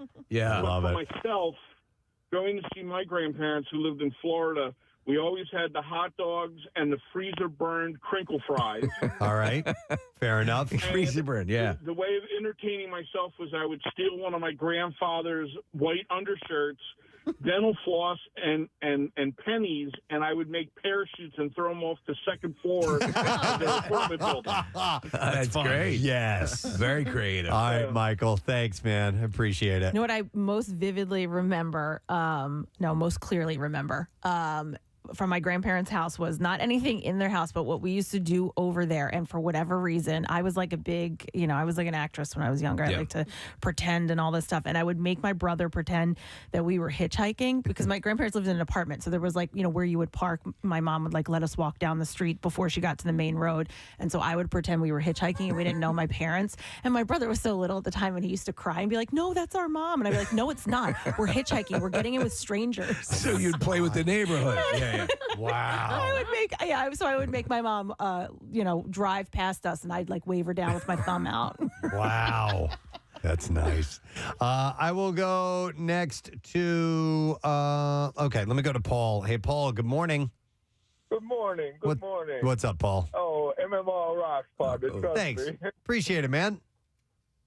Hey, look, I'm old school for sure. Okay. But what I remember at my grandparents' house, man, they lived in the country. They lived in Blackwood, New Jersey a long time ago. All right. And they actually had a well in the house. Whoa. Oh, my God. That's awesome. A well inside. When we wanted water, we would have to go to the well, which was just offside the kitchen. And it was a well that we had to let the bucket down and bring it up. Dude. And use water like that. And that's what I always remembered about my grandparents' house. Paul, wow. I'd be amazed as a kid. I'd be amazed now to see that old school. Did you end up playing with that a lot? Oh, say that again, please. Did you end up playing with the well a lot? Because it's a freaking well. Yeah, trust me, man. It was and the water was ice cold. Yeah. The water was ice cold. Probably from a cold spring. Every time we needed water, we would go down and go right outside the kitchen, let the bucket down, bring it back up, and use the water as we needed it. That's amazing. So there was no plumbing in the house then, right? Or was that just an ancillary? Was that? Was actual? I'm telling you, I'm 70 years of age. Yeah. So when we went down to our grandparents' house, we had to go to an outhouse, which was off the house a ways, and the whole setup. Oh, that's wild, man. Yeah. But the one thing I truly remember was that there was a well that in the house. Well, that's a great story. That might have Thanks, been the Paul. height of Appreciate it. Okay, their well is in the house. Yeah. Yeah. My grandparents didn't have a well in their house, but they had a sump pump that I was terrified of. It was in a corner of this dingy, musty, dark basement. They've got a robot down there. It would make noises, and it just looked imposing to me, and I seriously thought that it went to hell or something like that. That there were demons in there or something like that. Like Amityville 3D has near the sump pump, there was a hole that went to hell. You know what else my grandparents had? Down by the sump pump, they had a small set of shelves that they would keep emergency food there for whatever reason. It was all canned stuff that had been there. This is pre-prepper. It was already ancient when I was a little kid, and it looked disgusting. Yeah, of course. And I wouldn't venture to that part of the basement too often. Wow, that sounds like It scared me. Did they have the piece of furniture that terrified you, or was it your parents? No, that was my parents. Okay, Yeah, we had a chair that I was scared of. It looked like the evil queens. It had a high back. It was black with gold trim on it. And really high. It was a decorative chair. And I used to think that, like Maleficent sat in that thing or something like what that. if you came home one day and the sump pump was sitting in the chair? I would have left my family. Kathy, on this list, it says the fancy for guests living room that was filled with plastic-covered furniture and you weren't allowed to play in. Yeah, never got that. And, there's a lot of pictures on this list, which I wish you guys could see, because there's one, it says these exact wooden and cork coasters in their dining or living room. And I'm going to show you a picture of these.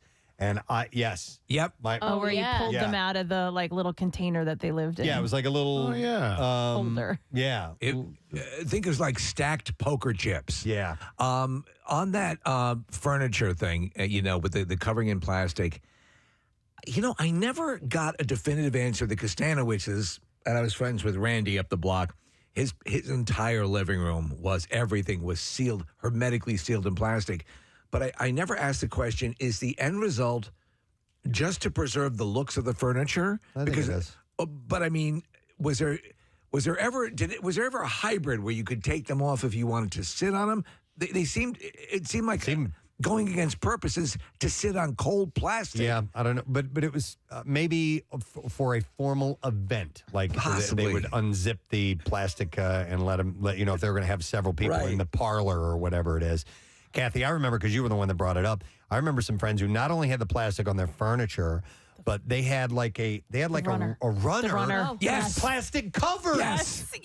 I've never seen anything like that. Oh my God. So that wasn't my grandparents' house. My grandparents didn't have the plastic covered furniture. It was my piano teacher. And everything in the room where I guess she would have her clients come and she would teach piano, everything was covered in plastic. And the runner went from the front door and you had to walk on it into the kitchen? Into the living room. And then you had to walk through the living room to the piano. There was another runner. Like, she basically didn't want anyone's dirt anywhere in her house. And the runner was plastic covered. Plastic. Yep. Wow. So we actually did not have any of our furniture covered in the plastic, but we did have a runner that came from the front door to the kitchen, to the tiled kitchen floor, and that was, you had to stay on that. That was the thing. So was it plastic? It was plastic. Oh, okay. Yeah. All right, we're going to things you find at your grandmother's house, or maybe stuff that you played with at your grandparents' house as well. I'm going to go to Joe. Hey, Joe, good morning. Okay. Joe, you're on the air, buddy. What's up? Hey, how you doing? Good. What's going on, my man? Hey, thank you for having me on. It's the first time I ever called you. Listen, I'll try to preface this really quick. All right. My mom was 36 when she had me. Okay. And we ended up living with my grandparents, so they were much older. Okay. And they were from Italy. And so they made and did everything. They even dug out their own basement. It's really wild. Wow. But what I remember most from my grandfather is he had an old-time cigarette rolling machine, which looked like two little horses, like a construction horse, with a piece of cloth that looped between, and you would put the paper in there, and he would put his tobacco in there, and you would spin the paper inside the cloth, and that would roll the cigarettes up. That sounds pretty cool. Say that again. I'm sorry. That sounds pretty cool. I mean, it seems like a very old world way of rolling a cigarette. Yes, it was really neat. I mean, the whole entire house, everything, you could eat off the whole entire yard. I'm serious. When they went to the store, the only thing they would buy is milk and meat, and that was it. Milk and meat. Yeah, they made, canned, pickled, did everything. Wow. So it was just a Joe, did your grandfather teach you how to roll cigarettes? Well, yes, he did. And as a cause of that, I ended up doing that an awful lot when I was in high school. I bet. But what he ended up, do you remember the old credit card machines where they used to slide? Yeah. Yeah. They had a cigarette roll machine that was like that. It was like the new one. Like one motion across and it would roll it? Yes, and would roll it out perfect. I remember that unit. I remember they used to sell those in magazines. You'd see it in Preston. They'd be like in the back of like a National Lampoon. So it wasn't necessarily for tobacco, but yeah, it was a popular item. Yeah, that's wild. Yeah, isn't it? It's really the things you remember, from when you're young. Oh, yeah. And what you had to do to entertain yourself. By the way, thank you, Joe. I appreciate the call. I had at my parents' house, my grandfather had a substantial. He was a carpenter. Yeah. So it was what he did on the side. So he had all kinds of tools and stuff back there. And I remember for a while, and I might have been like 10 years old. I started playing with his jigsaw.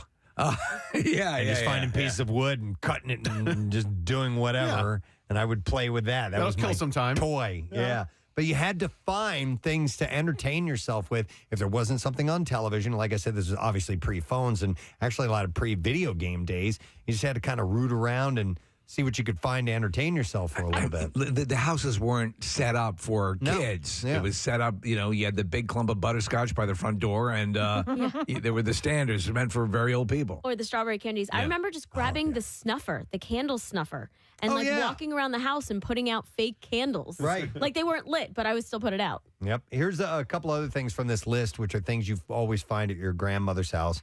An old coffee percolator that she only ever used for parties. Her recipe card library that's sat on the kitchen counter. Oh, man. My Aunt Mary has one. Aunt Mary's still alive. I think she's 90 now. She lives in Willow Grove, and Preston, has an entire dresser drawer filled with recipe cards. All right. And at this point in our family, it's kind of like gold. Like, she's been making for decades and decades and decades. I'd love to get my hand on them. For Christmas a few years ago, my uncle copied my grandmother's recipes and laminated them and gave them to what a great idea. That's good. bunches. But then I saw one recently where you can somebody put it on a cutting board. So they had it that's a great idea. into a cutting board. Isn't that really sweet? I like that. My grandmother had given the family a book of her favorite sex positions. Okay. And it was really... That's nice. It was so nice. That's the way Gum Gum used to do it. Oh, my She modeled the photos in there? Absolutely, yeah. Here's another one. A bowl of nuts that seemed to always have been the exact same ones, and you wondered if anyone ever ate them. Yeah. So there'd be like walnuts and Brazilian nuts and, macadamia nuts, nuts and all that stuff in there. No, I remember with nutcrackers. With yes. In there, yeah. Oh, there were nutcrackers at my grandmother's house, absolutely. My dad would eat them. It didn't matter how long they'd been there. And he wouldn't even use a nutcracker, just bite into them. Let's see. I will go to Jamie. Hey, Jamie, good morning. Good morning, guys. What's up, Jamie? So my grandfather's favorite candy was a Fifth Avenue bar, and he used to keep a bowl of them in a china cabinet that had sliding glass doors. And it was nearly impossible to get those doors open without anyone realizing or hearing the glass doors clanging together. So I can remember standing there for 40 minutes, just trying to get one little Fifth Avenue bar out of the cabinet. But fast forward to my adulthood. I mean, my grandparents died when I was younger, but took my kids to the Ocean City Boardwalk. And, I had toddlers at the time, but let them go into the candy store, and there's everything under the rainbow there in the candy store. All the colorful lollipops, and they could pick anything. And my 2-year-old picked up a Fifth Avenue bar, and, they don't have very fancy wrappers, just a plain brown wrapper. But that was what he chose in the candy store. And it felt like my grandfather was there. Oh, that's great. My kids, he could have had anything, and he chose the Fifth Avenue bar. I like that. Nice. All right. Thanks, Jamie. Appreciate it. Thanks, guys. Here's one that I remember doing when you were looking for things to do. At the parents' house, I'm going to go to EJ. Hi, EJ. Good morning. Hey, guys. Hey, what's up? So actually, this is going all the way back to my great-grandmother's, who had a row home in Kensington. Okay. And so her stairs were just at the right angle, and they were carpeted. So we would actually go, and it was always Sunday dinner. So actually, I had the cousins to play with, and we would go up to the top and actually slide down the stairs. Yeah, you could on your butt. Yeah. you could slide all the way down the stairs. Yeah, if you lifted your feet up a little bit and straightened your feet up, and you could just all the way down. Hours and hours and hours. But I used to love doing that. Yeah, but you reminded me. Actually, my grandfather had a woodworking shop in his basement. So when we would go over there, it was like Tool Central. It's amazing how, and you'd be unattended, Yeah, go to I have a table saw in the basement. Go down and play with that. Yeah, totally. Yeah. All right, thanks. All right, thanks, EJ. I appreciate it. Yeah, I would go through. God, man, I was a nosy kid. I remember going through the bathroom at my paternal grandmother's house, and just going into their closet where all this stuff was, and they just had, like 10 bars of soap in there for whatever reason, and extra things, and I would just. I told you when my dad would take me to, to his work for whatever reason, I'd spend the entire time in the supply closet. That was just fun for me. Look at this. Look at these staples. Like tons of staples. Or the staple remover. Oh, yeah, you could put your finger on it. Yeah. They were like, you can pretend it was a mouth or whatever, a little monster. A little barracuda. You can find stuff to play with. Paperclip jewelry. You do that too? Yeah, absolutely. Let me go to Terry. Hey, Terry, good morning. Hi, Terry. I'm sorry. There it is. What's up, Terry? There we go. Hey, good morning. My grandparents had a corner store in their basement. Okay. And we could go down there and get anything we wanted. What do you mean by a corner store? They did that like they were literally selling things, or you're just referring to it as a corner store? No, they literally owned a corner store. The little Dagobah that you. So they lived above it. They lived above it, and they owned it, and they lived on Dagobah out of their homes. They were living where Yoda lives. Bodega. You said Dagobah. I know, Dagobah, which is Yoda's home. This is a story. And we could literally go down there and get, candy and toys. Oh, that's cool, man. Deli meats right off the slicer. Yeah. Oh, my God. The lightsabers. Learn the Force. Like your liverwurst you do? They had all of that stuff. Yeah. I love that, man. He missed this in time. No, he's just smart, and he's just going forward. He's not that smart. Sorry. He lived on Dagobah. I got it. I'm a Star Wars fan, too. See? To have a store like that in your basement would have been like heaven. That's awesome. So, Terry, did they allow you to go down to just take the stuff you wanted, and they'd take it out in inventory later on? Yeah. The only thing we couldn't do is we couldn't actually slice the meats on the slices. All right, that makes sense. Yeah.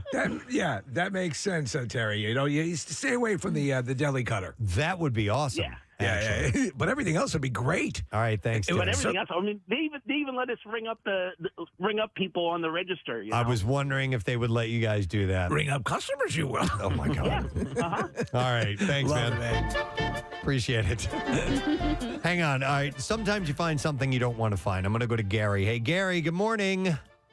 Well, I had a feeling you guys would save me for one of the last ones. All right. Yeah, do tell, Gary. It is not Gary, but they didn't want to use anonymous, so I'm gonna go with Gary. All right, fair enough. So I'm in my 40s now. I officially stopped looking through Grandma and Grandpa's stuff around the age of 12. Every time we were over there, we decided to go searching, and I found some really cool things. We always had a contest who could find the coolest thing and share it with the other cousins. Right. And well, one day we were in one of the guest bedrooms. And of course, we're challenging. Well, we got to go somewhere we've never gone, and so we pulled out all the dresser drawers, and we were going deep. And we noticed in the way back, because who doesn't look through their grandparents' photo album? Sure, yeah. So we found a photo album in the way back that we just never saw before. We're like, what is this? We open it up, and good old Grandma apparently had a nice X-rated photo session done. Oh my God! Session. Wow, Oh. like how X? Triple X? What are we talking? Not triple X, but I got to see where my daddy came from. Oh my God! Oh my God! All right, and was it in her younger years, Gary, or was it more grandma age? Was it like the deli meat at the bodega? I would like to say that I was probably born at this point. Okay. Grandma wow. wasn't. So she was no grandma. matter what, even if Grandma was 20, I don't think I'd look at it the same. But yeah, and it was like, if you guys remember in the 80s, it was that blue, cloudy, black backdrop. Yes. Yeah. I mean, and they were. So I don't know. I can only presume they were professionally done. But Wow. of course, put that back, and I lost that day, and I didn't find anything exciting. So, All right. At what point did you say anything to anyone, or did you hold on to this forever, or did I you? held on to this for many years, and finally, when I was basically an adult, and we were moving my grandparents from their home to a retirement community, my aunt's like, "Oh, we need help." I'm like, I got stuff to do. I'm good. And they're like, "Why are you not helping?" I'm like, "Look." And finally I told them. And basically they all said I was off my rocker. They're like, "My mom would never do this." Oh, I beg to differ. So fast forward to, God rest their souls, they both ended up passing within like a year of each other in the past few years. But so my aunt calls me up and says, "Hey, we need you to, we're getting rid of stuff. Go through stuff. We've got family albums." And of course I hear that and I start twitching. So I said, "Look," I said, "I am not going through any photo albums until you go through them first." So she said, "All right, fine. You're still being crazy. I can't believe you're not letting us go." Maybe a week goes by after they're cleaning stuff out. And all of a sudden I get the call. And she calls me up and says, "I want to apologize." And I said, what happened? She's like, "I found the photo album." There you go. There you go. So I had to ask, I'm like, "What did you do with it?" And I'm like, "Did you look through it?" She's like, "I had to. It was like a train wreck." And she said it went into our backyard, fire pit. She's like, "No one will ever find them. They are gone with her." Hey, let me ask you, Gary, do you guys get a group rate on therapy, or? I don't know, but I'll tell you one thing, Steve. Talking about this is literally like I'm cringing right now. Oh, dude, I told you. I saw my grandmother topless, Flagler Beach, Florida. It lives with you. Yeah, it's nothing you can ever forget. So my heart goes out to you. Wow. I appreciate it, guys. Thank you. All right. Good luck with that, Gary. Wow. Imagine that. No. Grandma's shoot. And I guess they had to destroy it. I mean, she was gone, yeah. I don't know. Yeah. Would you save it, Kathy? She'd save one picture. No, I mean, well, like for the photo album, the family photo I album. guess what the hell do you want naked pictures of grandma for? I don't know. What if you find We out have that no- your relative, as you're going through things, is actually that large African American gentleman sitting on the edge of the bed? Seriously, seriously. That's it. See, we don't have very many pictures. Like, my mom was never good at taking pictures, saving pictures. Likewise. I told the story before, but she destroyed all my dad's pictures of with other girlfriends that he had. He was engaged before, and I always wanted to see what they look like. And he's like, "Oh, your mom made me get rid of them." So I keep so many pictures. Yeah, we've got loads of family photos from back in the day, and I love going back and looking at them. That's why you are more inclined to do photo albums and presentations and wall. It's in your blood. Yeah, because I always enjoyed it. Right. It was one of the things. My mom had this big canister of just a hodgepodge of photos. Yeah. Right. And every now and then, every once in a great while, we'd take them out and we'd throw them out on the floor and we'd start going through them. They weren't arranged in any particular way. And have a blast going through those. So, yeah, my sister always kept photo albums. So I did that. Yeah, I mean, I don't really do it anymore. You can easily create them. Sure. Through laptops and programs. Where it's easier than ever to do it, you do it less. Yeah. Because it's just always sitting there. Yeah, but I think I should do some physical books, and you just kind of set them out and have them there, and they're kind of fun to go through from time to time. We still got time for a couple of more. Let me go. Yeah, let me go with these are things you found at your grandparents' house or would play with at your grandparents' house. I'm going to go to Sean. Hey, Sean, good morning. Hey, Gadzooks, guys. Gadzooks, dude. What's up? So in addition to the story I wanted to share, I think my grandfather may have been that photographer. Oh, no. All right. No. Total joke. Thoughts and prayers, though, Gary. My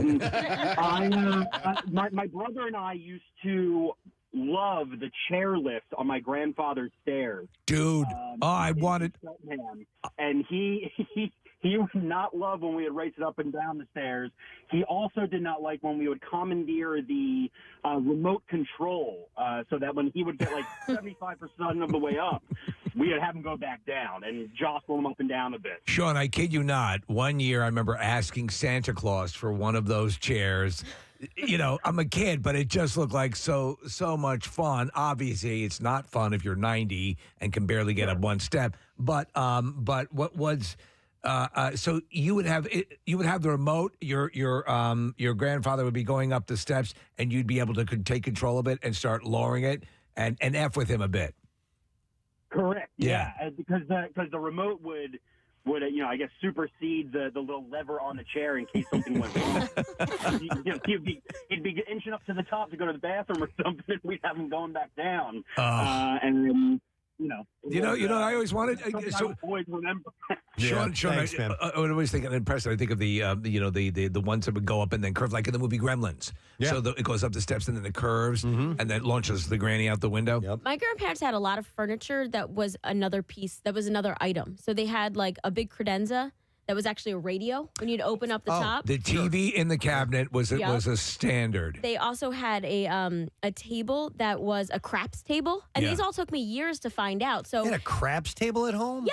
That's awesome. It was a craps table, but it was like covered in like bric-a-brac and tchotchkes Did and you all say sorts of little things. the chopping block in your kitchen was also a Sibian?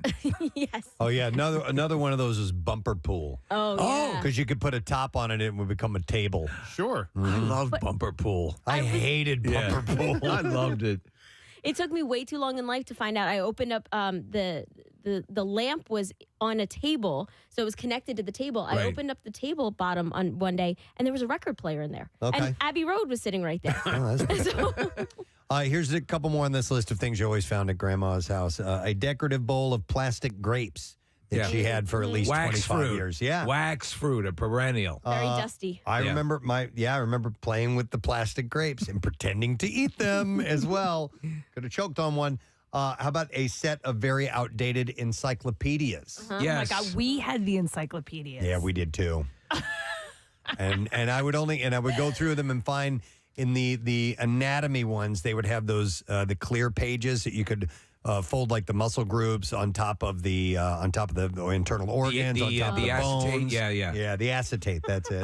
So my mother got us the full Funk and Wagnall encyclopedia set through the supermarket that you'd go to. So you'd go and purchase, and they'd bring out a new letter every week. It was the worst. You'd lose letters. It was the most incomplete encyclopedia set ever. Also, this says in her old telephone list finder sitting next to the phone. And Steve, I remember those. What did they call those? Was it like a Filofax or? The Filofax is a similar. Yeah, in fact, that might be the name, Preston. But you'd have these little.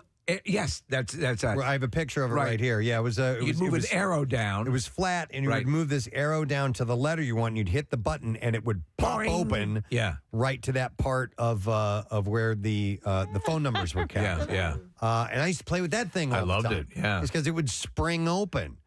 Let's see here. And the last thing it says the tin of Royal Dansk Danish butter cookies that never had cookies in it. It was filled with other stuff. Yeah, several people were texting in that the sewing supplies. And sewing. And that's what this photo is. There like we go. all the threads and needles and all that By the way, stuff. I love those Royal Dansk They are good butter cookies. Too. They're so butter damn cookies. good. Yes. They're really good. Do they still exist?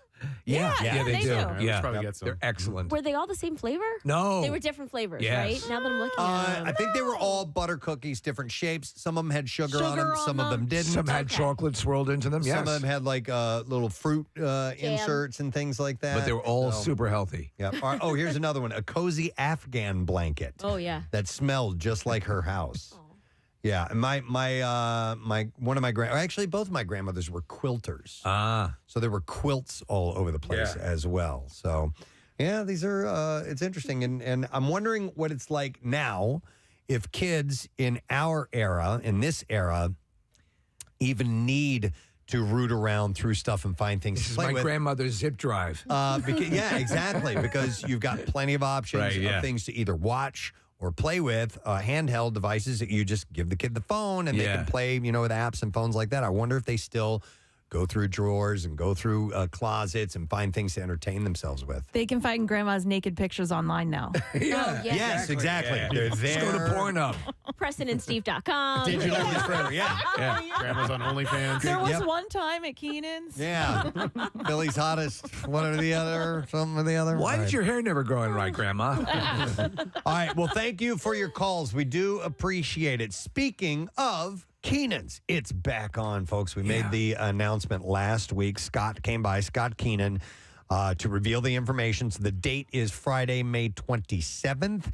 We will be broadcasting live at Keenan's North Wildwood. It is sponsored by Coors Light. It's our official opening of the Jersey Shore. It's Eggs with Peg. We'll have contests. We'll have stuff to give away. Essentially, we're just going to have a damn good time early in the morning, and we'll get the summer started off right. And by the way, if you are interested, we have what's called the Countdown to Keenan's. And it's your chance to win cut the line passes, a VIP table with a bucket of Coors Light, and a case of Coors Light as well. Excellent. After that. And all you have to do is go online. You go to the Keenan's event page, WMMR.com, upload a photo of one of your favorite moments from one of our previous Keenan's events, if you've been before, and you hanging out with your friends, whatever it may be. And all photo entries will be displayed in the gallery on the page, and we'll pick a winner on May 20th. And we'll also have a chance, if you haven't been and you haven't taken pictures, been there, we'll have a chance to win starting this week. And each Friday we will give one of those VIP passes away. And get There's some great photos on here already. This is cool. Oh, really? Yeah, there's one, Steve, you just mentioned getting the head shaved. There's a contest we did called Rock, Paper, Clippers. And then, people just putting up group shots and stuff. It's neat. We'll have to see if we shave some heads again this year. I don't know. We'll talk about that. All right. We're going to take a break. We're going to come back in just a moment. Don't forget, we have in about an hour from now, Concert Cash, your chance to win. We'll be back in a moment. Preston and Steve. On 93.3 WMMR. WMMR proudly presents Kathy's Cuts, benefiting wigs for kids. The gang is here. And then plus all this. Is Spider-Man a pretty easy character to write for? Pretty easy franchise to write for? Not really, because they've made a lot of Spider-Man movies. Yeah. So you're thinking all right, well, I don't want to do what was done, and this is a whole new sort of approach to the character that they're taking, which is much more in line with what the original comics were. Right. High school kid, bitten by a spider, the whole thing. And the nice thing is it's not a full-on origin story. Right. So, but we all know who Spider-Man We've is. seen it. And we've had it a couple of times, So they're able to just kind of get into the movie and have some fun with it. And the kid, Tom, I call him a kid, but Tom Holland, he's incredible. He is just such a good Spider-Man. I think everyone's going to love him so much. Another Brit playing an American character. Yeah, well, they got amazing actors over there, right? It's true. Come on. Where are Benny we? Hill show. Right. I mean, it's on. The list starts there. Yeah. So where are we in the movie making process with Spider-Man: Homecoming? They are still. They're still editing slightly. Now from now on, I think maybe the picture will change slightly with trims and different things like that. But what they're really working on now is finishing all the visual effects. Okay. Getting all of that stuff, as you saw today, a lot of the shots in there. Yeah. You could still see wires hooked up to him. Yeah. You could still see or like a sort of a previs of Spidey. Which I think is crazy to us because we think of by the time the ads start running, the movie's That's in the done. can, it's No. done, it's ready to go. And it's not. No. Yeah, I mean, the music hasn't even been added to it yet. There's No. all these visual things that need to be There's fixed. so much still going on in the film at this point, and it comes out in July, so it's just there's not much time left. Wow. But it's the way it always is Yeah. nowadays with films. It also depends on the filmmaker, depends on the director. Certain directors are much more, no, this is my film, that's it, it's done. Other ones are like, they want to keep changing it and keep trying different things, see if they can improve it. Everyone is different in the creative process, so you sort of have to be adaptable to whatever that process is. And every time you're on a film, it's a whole different story. Yeah, I'll bet. Another one of the amazing things that you don't realize until you see what goes on behind the scenes is the musicians that you have here. What Michael was telling us earlier is that basically they came in, they sat down, they're given the music, they start recording it. They haven't rehearsed it. They haven't rehearsed it on their own, much less with each other. No, they haven't seen any of this music at all. I mean, they come in, they sit, that's how good they are. Yeah. You have to be as good a player to be able to come down, sit down, and whatever is put in front of you, you have to be able to play it. And to No matter listen what to is. we would never be able to tell. No. We were sitting here watching the process, which is incredible. But to listen to it, you would think they've been rehearsing for days or weeks on end.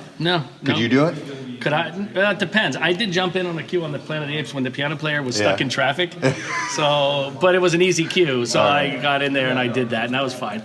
But most of the stuff these guys do, it's such a specialized thing. Yeah. I kind of went in. I didn't do the performance route. I went into the composing and orchestrating and all of that instrumentation, that route. So all my time is spent there. Right. So I used to be able to play a lot better, but the more I write, the less I play, and so my fingers are rusty. But I get around it. It's fine. Now, while you have this going on, you're in the thick of that, are you able to juggle other projects at the same time? Work on completely diametrically opposed you know, You mean like storylines maybe and films with apes in it? Yeah, or something like that? Yeah. For example, one that comes to mind. Yeah, I just literally a week ago finished Planet of the Apes. We actually have one more day of recording on the 25th for Planet of the Apes. Wow. But that's just we're going to catch the end credits and all of that stuff. Yeah. But the bulk of the film was done, and that was this past Friday, and then here we are doing this. So. Right.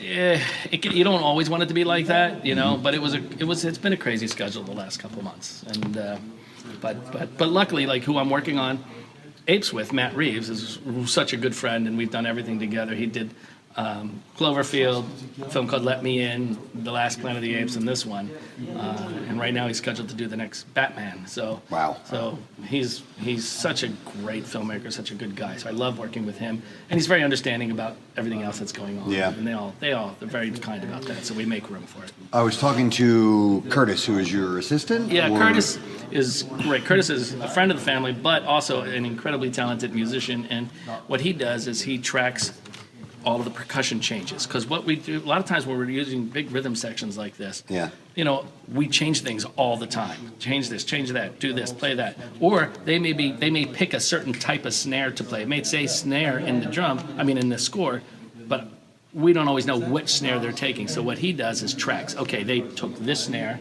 and they did that. So that way we can update our score. So when we walk out of here at the end of the day, it's exactly what we did. Okay. It reflects exactly what we did here today. It's interesting to hear the changes on the fly too, because you'll do a version of it one way, and then you'll add an electric cello or Right. electric guitar or something like Take that. something out. Take something Yeah. out. Yeah, and it's fascinating to hear very subtle differences.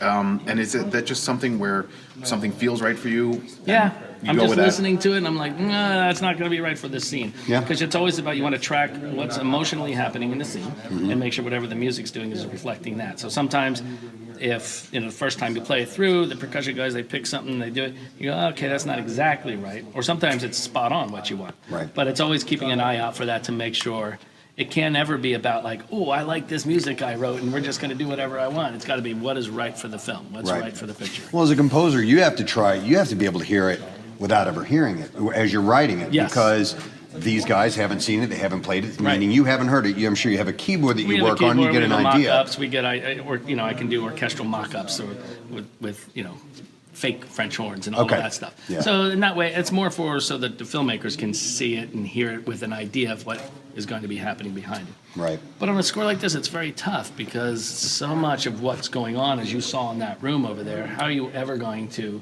mock that up Yeah. to let anyone hear it? And part of my job is being a salesman, saying, trust me, Yeah. this sounds like crap right now, Yep. but when we get in that room with those guys, it's going to be amazing. You know? Yeah, yeah. And you can't really do that.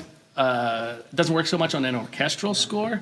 Orchestral score, they play what you write. Right. But when you have rhythm guys involved, they are just, Yeah. they add their personality to it. Especially a legend named Alex Acuna, who is Yes. Playing on this film. Who He almost Michael- lost his mind. Yeah, he's a legend. I'm a drummer. I've been reading about him and listening and stuff since I was a teenager. So it was pretty cool to meet him and to watch him work in there. Thanks for letting me go in that room I know. while they were. Oh, they're so nice. Him and Walter. Yeah. They're amazing, and they're always a pair. Like they've been working on my films for ever. And he's so worked you with- use him regularly? Oh yeah, Okay, yeah. cool. Well, he's played on everything. He's worked with Elvis. He's Oh, yeah. worked with Yeah. McCartney. He's worked Uh-huh. with legends over the years, and now he's doing this. And now he's with me. Yeah. Sadly, he's like, yeah. He's Oh, getting well. a check though, right? Yeah, he's getting a check. It's all good. How long do you guys anticipate working on the Spider-Man? We have today, this afternoon, we're gonna do some a band afternoon where we have like the rhythm guys doing some rock stuff for some cues, and then we have 3 more days of recording, and then maybe a half day after that. See, in the scheme of it all, that doesn't seem like a whole lot of time No, to it me. goes- As opposed to, filming is a different story, and they Yeah. shoot a lot and then Yeah. cut it down to what they want. But I was surprised to hear that it was only like 3-4 days, maybe 5, something Yeah. like that, and then you're done. Yeah, that's Wow. it. There's a lot of work I leading up spend to it. like, but- maybe on both of these I did fairly quickly, so I might spend 3, you want 8 weeks to write a score. Sometimes you don't have 8 weeks, but anywhere between, 4 to 8 weeks. Wow. Star Wars, I had 4.5 weeks, and that was a nightmare. because of the schedule, the way the schedule was. 4.5 weeks to write? To write the whole thing. It's not like it's an iconic movie. Yeah, it's not. You can mess that one up. Throw it on the pile. No one will ever notice. That's crazy. So yeah, man. so that was probably the craziest it's ever been. This was a little more flexible, which was nice, even though they were on top of each other. Yeah. And that Star Wars happened like literally like finishing Doctor Strange, and then the next day going right on the Star Wars. So it was pretty brutal, but it was a lot of fun. I mean, come on, every morning I look up, there's stormtroopers on I was like, yeah, this is awesome. So, It's really cool to be a part of this, but like for us in the Marvel universe and all of these intersect, we were huge fans of Lost, and we did a weekly recap, and you've been working with J.J. Abrams forever, and so just to be a small part of the viewing audience of this kind of thing it's not lost on us how cool this is. It's cool because no one gets to see this side of it. Right. No one ever gets to visit this stuff. That's why I was like always telling you, come on, you got to come out, you got to see what happens here, you got to do this. So and here we are. Yeah, we made it. You did it. Speaking of Doctor Strange, I was at the movie. Credits come up and it says music, and I didn't know you'd done the music. Music by Michael Giacchino. I'm like, friend of the show, friend of the show. You were sitting right next to him. You're like, Giacchino, friend of the show. We know that guy. So you did that. You did Rogue One last year. You have Spider-Man and Apes this year, and then we were talking a little bit earlier about some of the other ones that are coming up. I don't know if you're allowed to say or not. Yeah, some yes, some no, but I have Incredibles 2 actually is coming up. I'll start writing that probably in the fall. And then also after that is Jurassic World 2. Wow. Right after that. So we'll be doing that around this time next year. Yeah. Yeah, so it's a little busy. Yeah. It's all good. But the biggest of the bigs out there. I mean, like these are tentpole movies. Small little movies. Right, Very indies. small. I only work on independent films that, that's small stuff. Who would have knew a kid from South Jersey, right? Right? Yeah. Look at this guy. Look at that See, guy. I know how to sneak into places. Sneaking into the vet. Yeah, exactly. Spectrum. All that. You learn how to do it. Sneak That's into awesome. Hollywood. I know how to do it. Do you think you'll ever do any more live scoring with the Philadelphia Orchestra at the Man or anything We like want that? to, yeah, absolutely. We'd love to do the third Star Trek film with them. Absolutely, because we did the other ones. We'd love to do that one. They're so much fun, and the Man is a great place to see anything, to witness anything. But when you get the live scoring, last year I went and saw Back to the Future. That was fun, and right? It was a blast. It's so much fun to do. We're trying to get Rogue One figured out where we're going to do that because we're preparing that. But yeah, we're always looking to do that kind of stuff. We want to do Up. We want to do. There's so many. And that's what's so nice about the films I get to work on. They're the kind of things where you can take them to an audience like that, and people will come and see them because the Pixar films are amazing, and these they're all just fun movies that you want to go and hang out and have fun watching. So. Yeah. Cool, man. Well, thanks for having us here. Absolutely. Appreciate it. We're excited. Glad you came. Taking a lunch break, then going back to work. So, Michael Giacchino. Nice job. Yes. What caused a herd of cows to jump to its death from a cliff in Switzerland last week? That is the question pondered by farming experts in the area. You know what they're labeling this, Preston? No. Oh. An utter catastrophe. Oh, my God! It's been a while, but the return of the utter catastrophe joke. I never see that setup coming. I get these stories ready to go in the morning and sometimes think, I wonder what Steve will say about this. But they don't know what moved them to do that? Man, we're milking this one!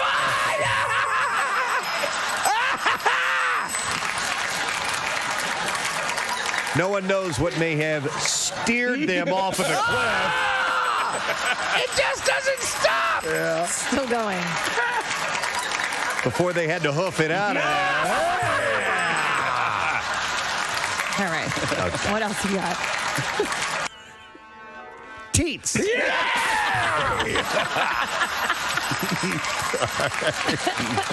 All right, anyhow, the 13 Heron cows broke...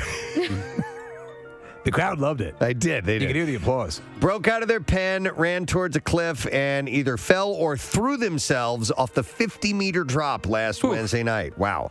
12 of them died. The 13th actually survived, probably because it landed on the others, but was injured and taken to an animal hospital.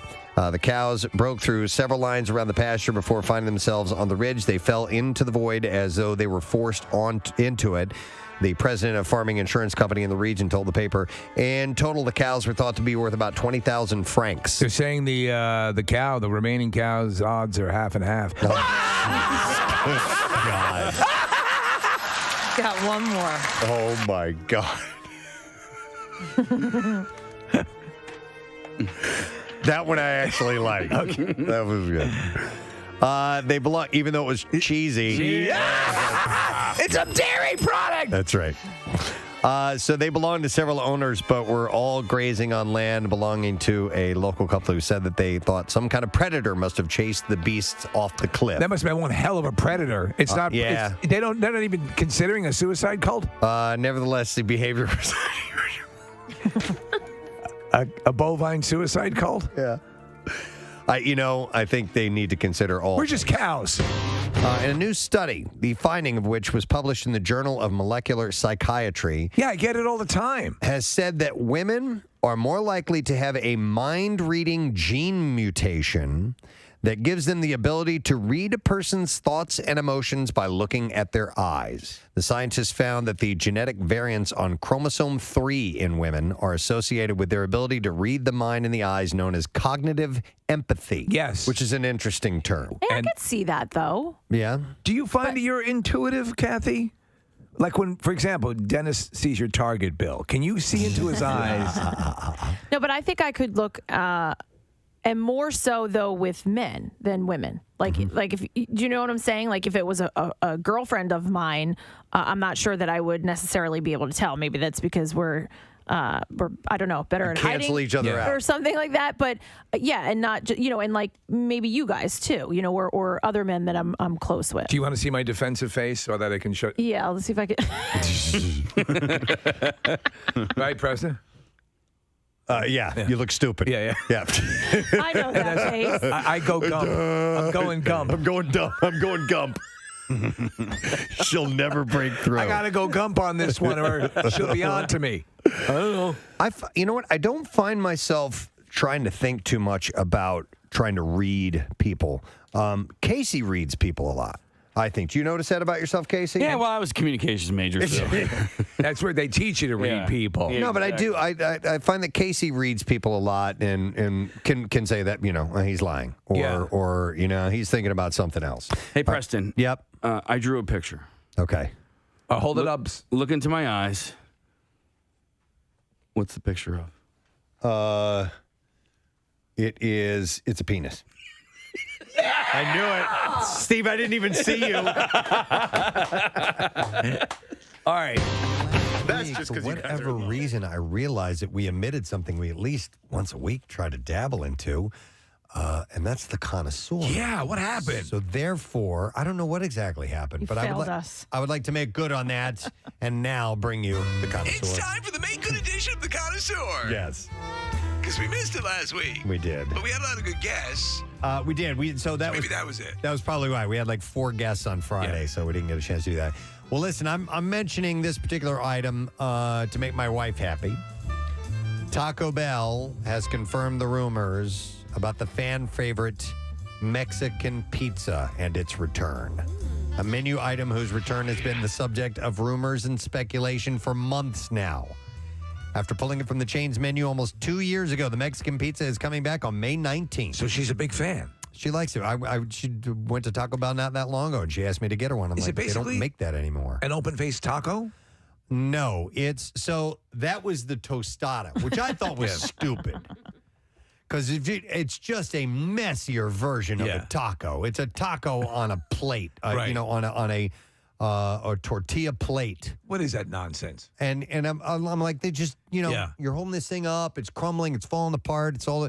And the Mexican pizza too, I think, is a total mess. So, like, what? But it's sandwiched between 2 tostadas, essentially. Right. Like, there are some things that appear stupid that I really did enjoy, like the Gordita Crunch. I thought that was cool.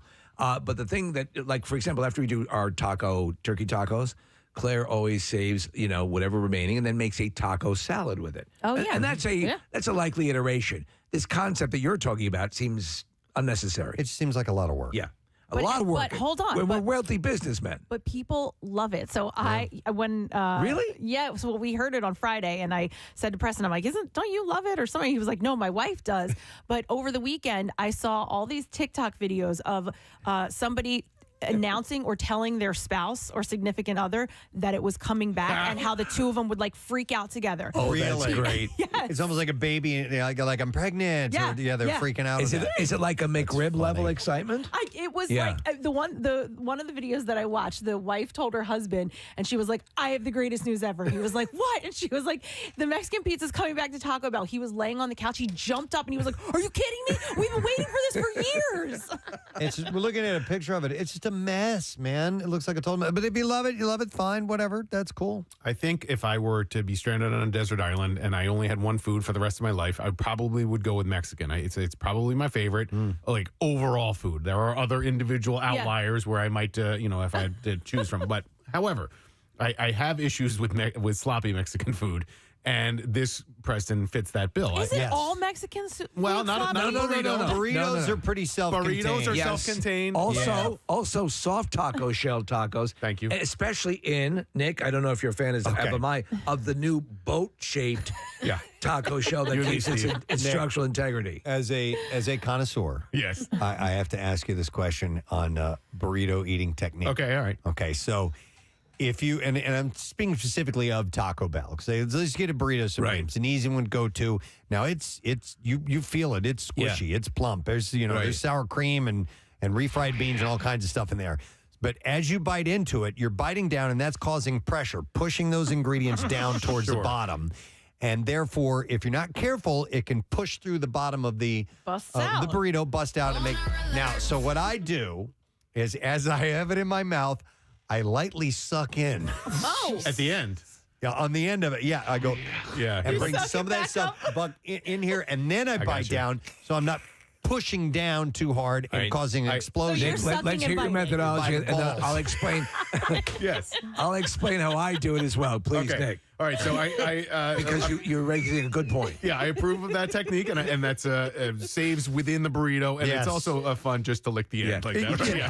To lick and suck. Right, thank you. I also, as an alternative, like to spread my nachos underneath what I'm eating, so when the stuff squirts, when the stuff squirts, when the stuff squirts at the bottom, I now have toppings on the nachos. That's brilliant. Thank you. Wait, that's really good. That's brilliant. I have a serious question then. Sometimes when you get tacos at like a fancier restaurant, they'll give you the small corn tortillas. The Yes. small ones. When they give you two, is it because one, they rip apart? Yeah. Or two, is it to catch everything that falls so you have a second little mini taco? That's an interesting point, Preston. To your point about I treat it as like a bagpipe, like a Scottish bagpipe. Like squeeze it with your hands. Exactly. So I'm applying Good counter idea. pressure. Good idea. Right. All right. Hold on, I'm going. The sucking part is fun. Yeah. But maybe the squeezing. Right. You can squeeze and suck. Makes it pretty much You a can perfect squeeze storm. and suck all you want. I'm going And back flick. Don't forget to flick. You guys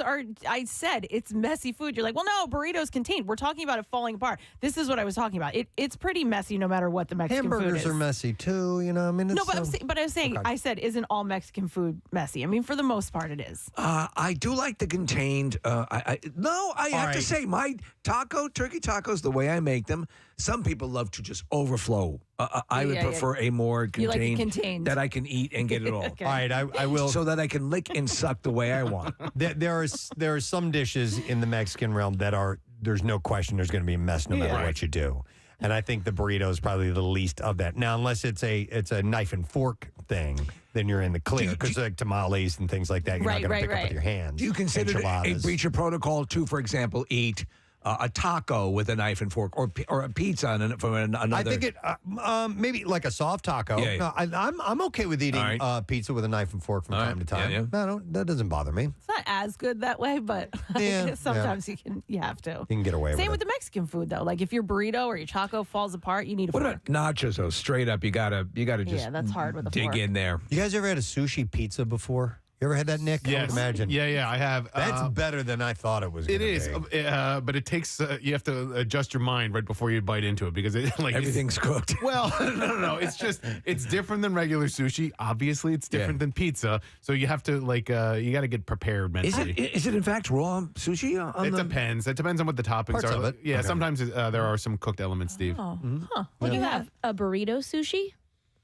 Would I have a burrito sushi? There were places. Barushi? There were places in the city that were making sushi rolls burrito size. Oh my that's a lot. That's Yeah, a lot. that's That'd be a too lot. much. Wait a second. That's, Yeah. That would be, it's insane. Yeah. that'd You're be like bit eating a much. full tuna. All right, so by the way, with the Mexican pizza returning, Taco Bell CEO Mark King said, our menu is full of fan favorites, but the Mexican pizza is at the top of that list, from its flashy introduction to menus in 1985 as pizzazz pizza to its inspiration behind the creation of infamous jingles. Mexican pizza has a long history with the brand, and I'm glad that we could give fans what they crave and bring our classic Mexican pizza back home where it belongs. Bless you. So I was at Taco Bell recently with my daughter, and I ordered a burrito supreme, then a smaller, like a cheesy other burrito. And I paid for it, and she goes, "Wow, that was inexpensive." I go, "Yeah, it's one of the great things about Taco Bell is it doesn't cost much money." I said, when I was younger, they had a promotion, and I'll never forget this. $59, $79, $99. Yeah. Everything on the menu was either 59 cents, 79 cents, or 99 cents. As a teenager, or I might have been in my young 20s, I'm like, that was the greatest thing ever. That's why as Taco far Bell as money goes. I recall that as being one of the initial massive leaps forward in putting it on the map. That became that thing. And then the other places tried to counter. Preston, do you remember as well? Was similar. I didn't know. I had to grow into Mexican food. I used to despise it, and now I can't even think of a time in which I haven't loved tacos and stuff like this. But the Taco Bell, I always used to hate the concept, used to hate the food, and then eventually, again, like I say, the Gordita Crunch. I love that thing. So, hey, they do what they do. They do it right. So more power to them. What was the other deal? I remember my mom always coming home with a carton filled with like 20 tacos. Yeah, they'd have the taco carton or box. Yeah. And it was really cheap. And you get like 25 tacos or something ridiculous like that. That was a great Do they deal. still too. have that? I don't think so. Well. Not that I know of. I may be off on that. There's no Taco Bell near me. Like you guys always They talk just about. built one near us. It was brand new this year. Okay. It's great. That's why I've been back on. How close are you to Harleysville? Yeah. I love Mexican food. We don't eat it often. Rochelle has an allergy to cilantro, and cilantro's in a lot of restaurant. I mean, you're not going to get it at Taco Bell, but a lot of restaurant. But I miss tamales. I love tamales. I haven't had tamales in ages. If you go like Tex-Mex, when I go to visit my father in Texas, and you get Tex-Mex, that's just that It's is like the real That's the deal. deal. Yeah. All right. So anyhow, Mexican pizza back May 19th, if you were interested. All right, let's see what else we got in the connoisseur. All right, this is kind of a novelty thing. When you go to Chinese or Japanese or Asian restaurants in general, Asian cuisine, and they have chopsticks, will you use chopsticks? Yes. No. I do. Yes. I do. Our whole family does. I don't know how. I've never learned. I can't pick anything up with it. I've tried. Yeah. And I'm just not. You got to good keep with it. trying. That's the only thing I can do separate. I can do separate peas. I can do. You can do- I can Oh. eat rice. With chopsticks. We've just taught But ourselves to they do that. give you. They give you. You can get forks knife for and fork the- if you want to. Sure. Also, for the dummies like me. with like rice, you're shoveling it with the chopsticks. Yeah. So these particular chopsticks, these new ones, can enhance the taste of food by using an electrical stimulation waveform. So you've got to put like a chip in your brain. They're connected to a device strapped to the eater's wrist. Oh. And a weak electric current moves sodium ions in the food, enabling the tongue of the person eating to feel an enhanced taste. So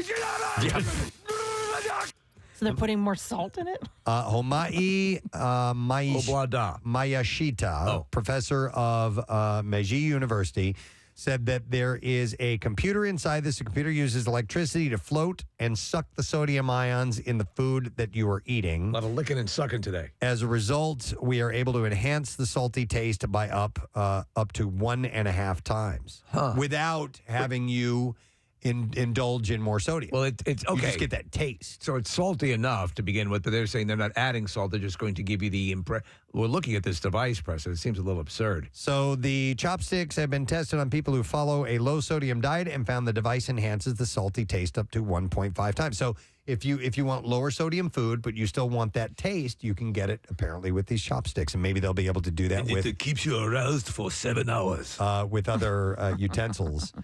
Researchers said to prevent severe lifestyle-related diseases or to prevent these diseases itself, we need to reduce the amount of salt that we take regularly. But Japanese people tend to ingest a large amount of salt in their diet, so we try to avoid taking less salt in a conventional way.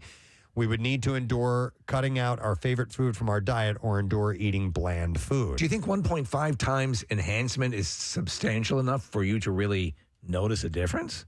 I would think Like if so. it was 30 times maybe, but I don't know. 1.5? I don't know. Enough to let you get by. Who knows? Yeah. But I thought that was an interesting little thing. When you have sushi, Preston, do you use a lot of soy sauce? No, Me just a neither. little bit. Yeah, that's it. Yeah.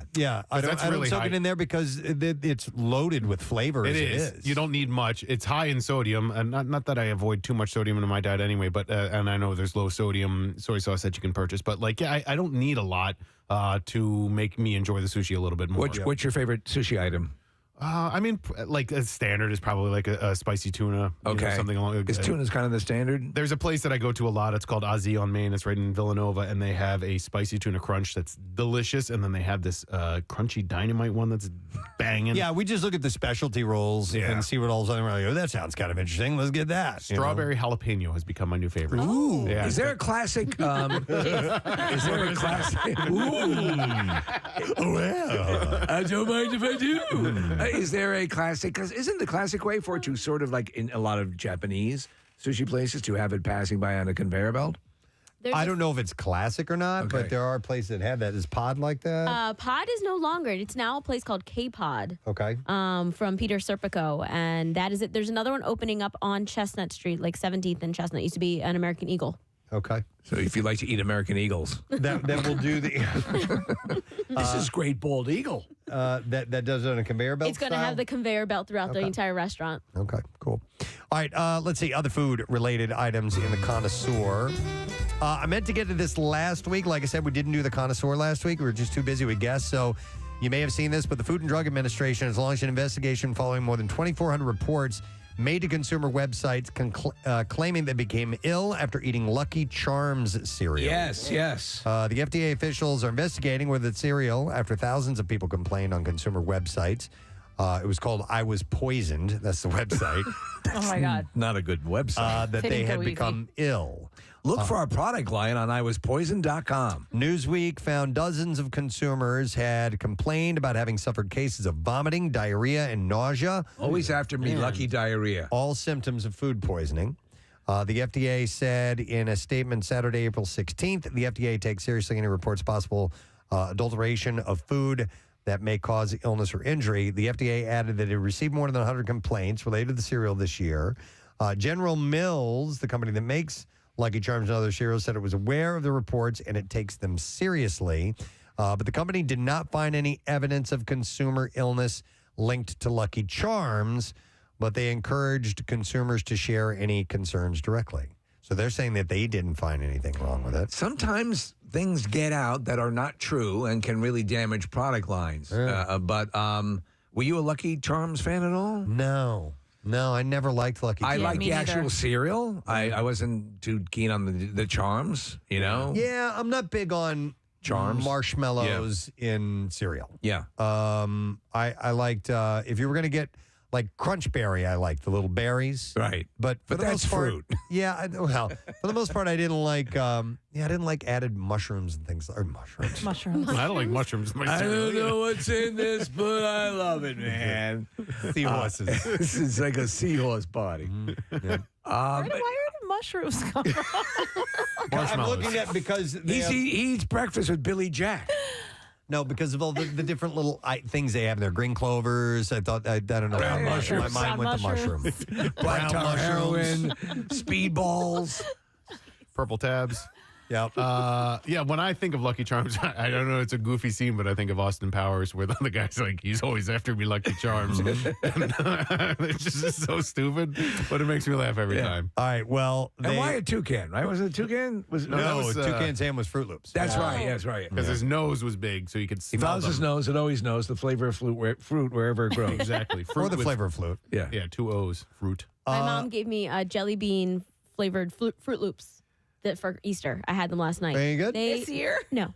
Oh, yeah. I hated Fruit Loops. I didn't like them. Well, I thought I liked Fruit Loops, and then I realized they taste like cleaning products. Do you know in that overly, this tastes just like your wax, Mom. Apple Jacks I was okay with. Loved Apple Jacks. Yeah, those were excellent. You guys sound lucky. We weren't allowed to have that stuff. Yeah, you were eating Kicks over at your house, Kicks right? and Cheerios. Not even honey roasted I love just Cheerios. regular. Regular straight up Cheerios, a little bit of sugar. And Raisin Bran. We were allowed to have Raisin Bran. Ooh, it had sugar on the raisins. Cocoa Krispies, Cocoa Puffs. You know, what's funny is everybody thinks Raisin Bran is so much healthier. It's like loaded with sugar, just absolutely filled with sugar. All right, let's see. How about something else here? How about... that's another Taco Bell story. I don't want to go to that. We're not going to double dip on that. All right, Panera has its new unlimited Sip Club subscription available now. I saw this. Yeah. The subscription includes the entire Panera line of 27 different self-serve beverages, including hot and iced coffee, hot and iced teas, agave lemonade, Pepsi-Cola fountain beverages, and the new beverage called Charged Lemonades. Right. Oh, what's that? I don't know. I'm not familiar with that one. I will have their... I'll make my own version of an Arnold Palmer. Oh, yeah, there me too. I do that too. with their agave lemonade and one of their teas. Yeah. So to kick off the service, Panera is offering a free subscription through July 4th to those who sign up by May 6th. After that, the subscription costs $10.99 per month to members of My Panera, the brand's It's a great song. loyalty program. What is? My Panera. As part of the subscription, you can sip unlimited cups every 2 hours, plus get unlimited refills while you're in the cafe. I never have bought into one of these unlimited food or drink I think you programs. have to go there like every single week for it to be worth it. And so let's say if you have a Panera, 30 feet from your house when you're leaving for work in the morning, then that makes sense. Man, I used to go there all the time. When I first got divorced, and I was taking Ben out for something, seriously, go to Panera. Panera was the go-to, and it's because he liked it and I liked it, and I didn't know what the hell else I was doing. So Panera, I think a lot of divorced dads go to Panera. To be perfectly honest with you, and I was in the You're club. freshly single. Oh my God, yeah. If you're a single lady, Panera. If you're a single woman, I feel my heart hurt. Looking for a single dad, head over to the Panera because there's a lot of divorced dads there. But it's healthy, right? Well, relatively. I mean, healthy enough, and it's hot and it's good. We all love Panera. Who doesn't love Panera? It's so the wife doesn't give him crap for taking the kid to McDonald's or something. Well, we had a salad and a sandwich at There Panera. you go. Right. I found Lucky Charms in his pocket. Yeah. Hey, they offer an apple as a side. Yeah, Come right. on. Exactly.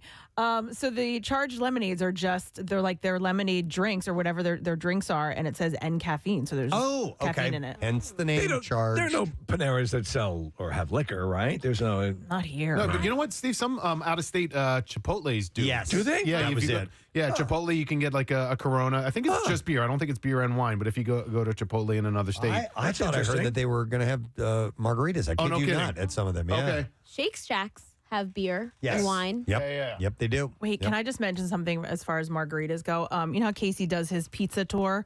I think that I want to do a margarita tour. Ooh. Like I want to find the best margarita in town. Is that your absolute? I'm gonna sit and live with this drink for a while. Drink. I love margaritas, but I'm not big on like the real sugary mixes. So like I always get a skinny margarita. So let me say that I would have to do a tour of skinny margaritas and who can make the best one, because there are some places that just can't do it. Okay, so you're very refined, Serge. Just skinny margarita. The skinny margarita. Yeah. I like the sweeter ones, not the knock you on your ass sweet. Yeah. But sometimes I get some they're like crazy tart. And I think that's more of a traditional margarita, actually, how they're supposed to be made. Yeah, a little more tart. And I'm like, I don't like this. Are mocktail versions of margaritas possible? Oh, yeah. Oh, yeah, sure. Yeah, absolutely. It's probably an easier one to do. Yeah, very much so. Yeah. I'm going to try that then. And on a personal connoisseur note, I want to thank Marissa for a tip that she gave to me, to us, all of us off air, was this barbecue joint in Wildwood that I went to. It was actually in North Wildwood that I went to called Wildwood's Barbecue. Did you go with The Bachelor? No, The Bachelor. I did not see The Bachelor and The Bachelorette. They're actually filming the Wildwoods today, but it's called Wildwood's Barbecue, and the two owners, the two guys that run it, are actually from Australia. Cool. And they gave us a tour of the restaurant, and it was really, really good. Marissa was like, who told you how great it was? Okay, so it's a writer friend of mine. His name is Adam Arace, and he has actually written a whole bunch of cookbooks and cocktail books. In fact, one I'm going to get for you, Preston, is called Art in the Age. It's a local place in Philly. But for like Polizzi Social Club and our friend Nick Elmy, this guy wrote their cookbooks. Nick's great. He writes for like Food and Wine magazine and Esquire and all of these. And he said that this was going to be the new hotspot in Wildwood this summer. Okay. All right. Yeah, and it was damn good. So thank you for the suggestion. Yeah, I thanks, appreciate that. I'm glad I had time to go to a restaurant and eat. Yeah, it was like low wonderful. key. You said it was a little hard to find whether it was open or not, but Yeah, I think they just opened last year, but I was they're still on Aussie time. I was very, very impressed. I was telling Marissa they had pickled grapes. I'd never had that before. They were fantastic. They were in this pickle. It came with pickled cucumbers, fennel, onions, and grapes. And I'm like, well, that's unique. So it was unique stuff like that. It's standard barbecue, but with this kind of culinary twist to some of the dishes. So Down if with you're that. up for something different, then you want to check that out. All right, anyhow, let me see what else we got here, because we got a few more minutes to play with. This is a follow-up story. You remember last week I had mentioned that there was a rumor that the Snickers bar had stopped the vein, essentially the vein. It looks like a vein on some people say a penis. Right. On the top of it. And it turns out that story wasn't true at all. Somebody had just gotten a bar that had either a melted top on it or some kind of and it looked flat, and they said it was like cancel culture or something stupid like that. But why would we even care about that? Well, a scientist said recently that seeing a smooth Snickers bar creates a sense of cognitive dissonance. He said if you see a smooth Snickers bar, you might think that they've changed the texture of the bar overall. And that's a big part of the experience. You eat with your eyes. Ultimately, these are iconic brands, and people have an expectation of what an iconic brand should be. And when you change something about an iconic brand, a consumer is going to be very sensitive to it. And he also said that the decorative chocolate impacts taste experience as it affects the texture as well. So it's sometimes that there's something that you're used to having a certain way, and all of a sudden it looks different, it can kind of taste a little different. I think psychologically it will affect. Well, you were just talking about the pizza, the average Taco Bell. Yeah. So those are all ingredients that are in other things, and you can get them in one thing. Right. And maybe it's of course. So when I was looking at the picture of that, though, it did appear that there's a lot more meat in the pizza version of it. But still, I can agree with that. If it looks a little bit different sometimes. You'll perceive it as tasting different. Yeah, definitely. So the presentation, the look of something, actually has something to do with how it tastes a little bit, because you're taking it all in. It's part of what we do when we're eating. Here's an interesting thing as far as using the senses, sight and taste. I think I've said this on the air before, but do you know why we clink glasses when we toast? I don't think I do. Is to incorporate all of the senses. So you see the drink, you smell it, you taste it, you touch the glass with your hands. The only thing that's not included is sound. We clink. Wow. We've had all the senses into that experience when we are toasting, and that's why you touch glass. Wow. So all the senses are included. Isn't that cool? What about extrasensory perception? Well, That you one is sit left and out. think really hard Right. about it for a minute, and you find out how the drink feels that you're about to consume it. And then you drink I enough. want to be more empathic to this margarita. You drink enough of them, and then you lose your sense of balance, and you're good to go. Yeah, and then you lose your house. So, but yes, so touch, taste, smell, and hearing, and what am I missing? Dodge, dip, dash, dodge. Wait, what is that? Taste. Dodgeball. A dodgeball. And taste, yeah, exactly. So, all right, with that final thing, that means we are going to wrap up the connoisseur segment. So, outro music, please, if you would, Marissa. Get Thank you, that Marissa. music outro mouth. there you go. Get that music outro mouth. Oh my God. All right, we are going to break, and when we return, the reason we absolutely have to take a break right now is to make sure that we stay on time for MMR's Concert Cash. We want you to win $500 and tickets to the MM Barbecue. So we will get to that as well as a bizarre file when we return. So make sure that you stay with us.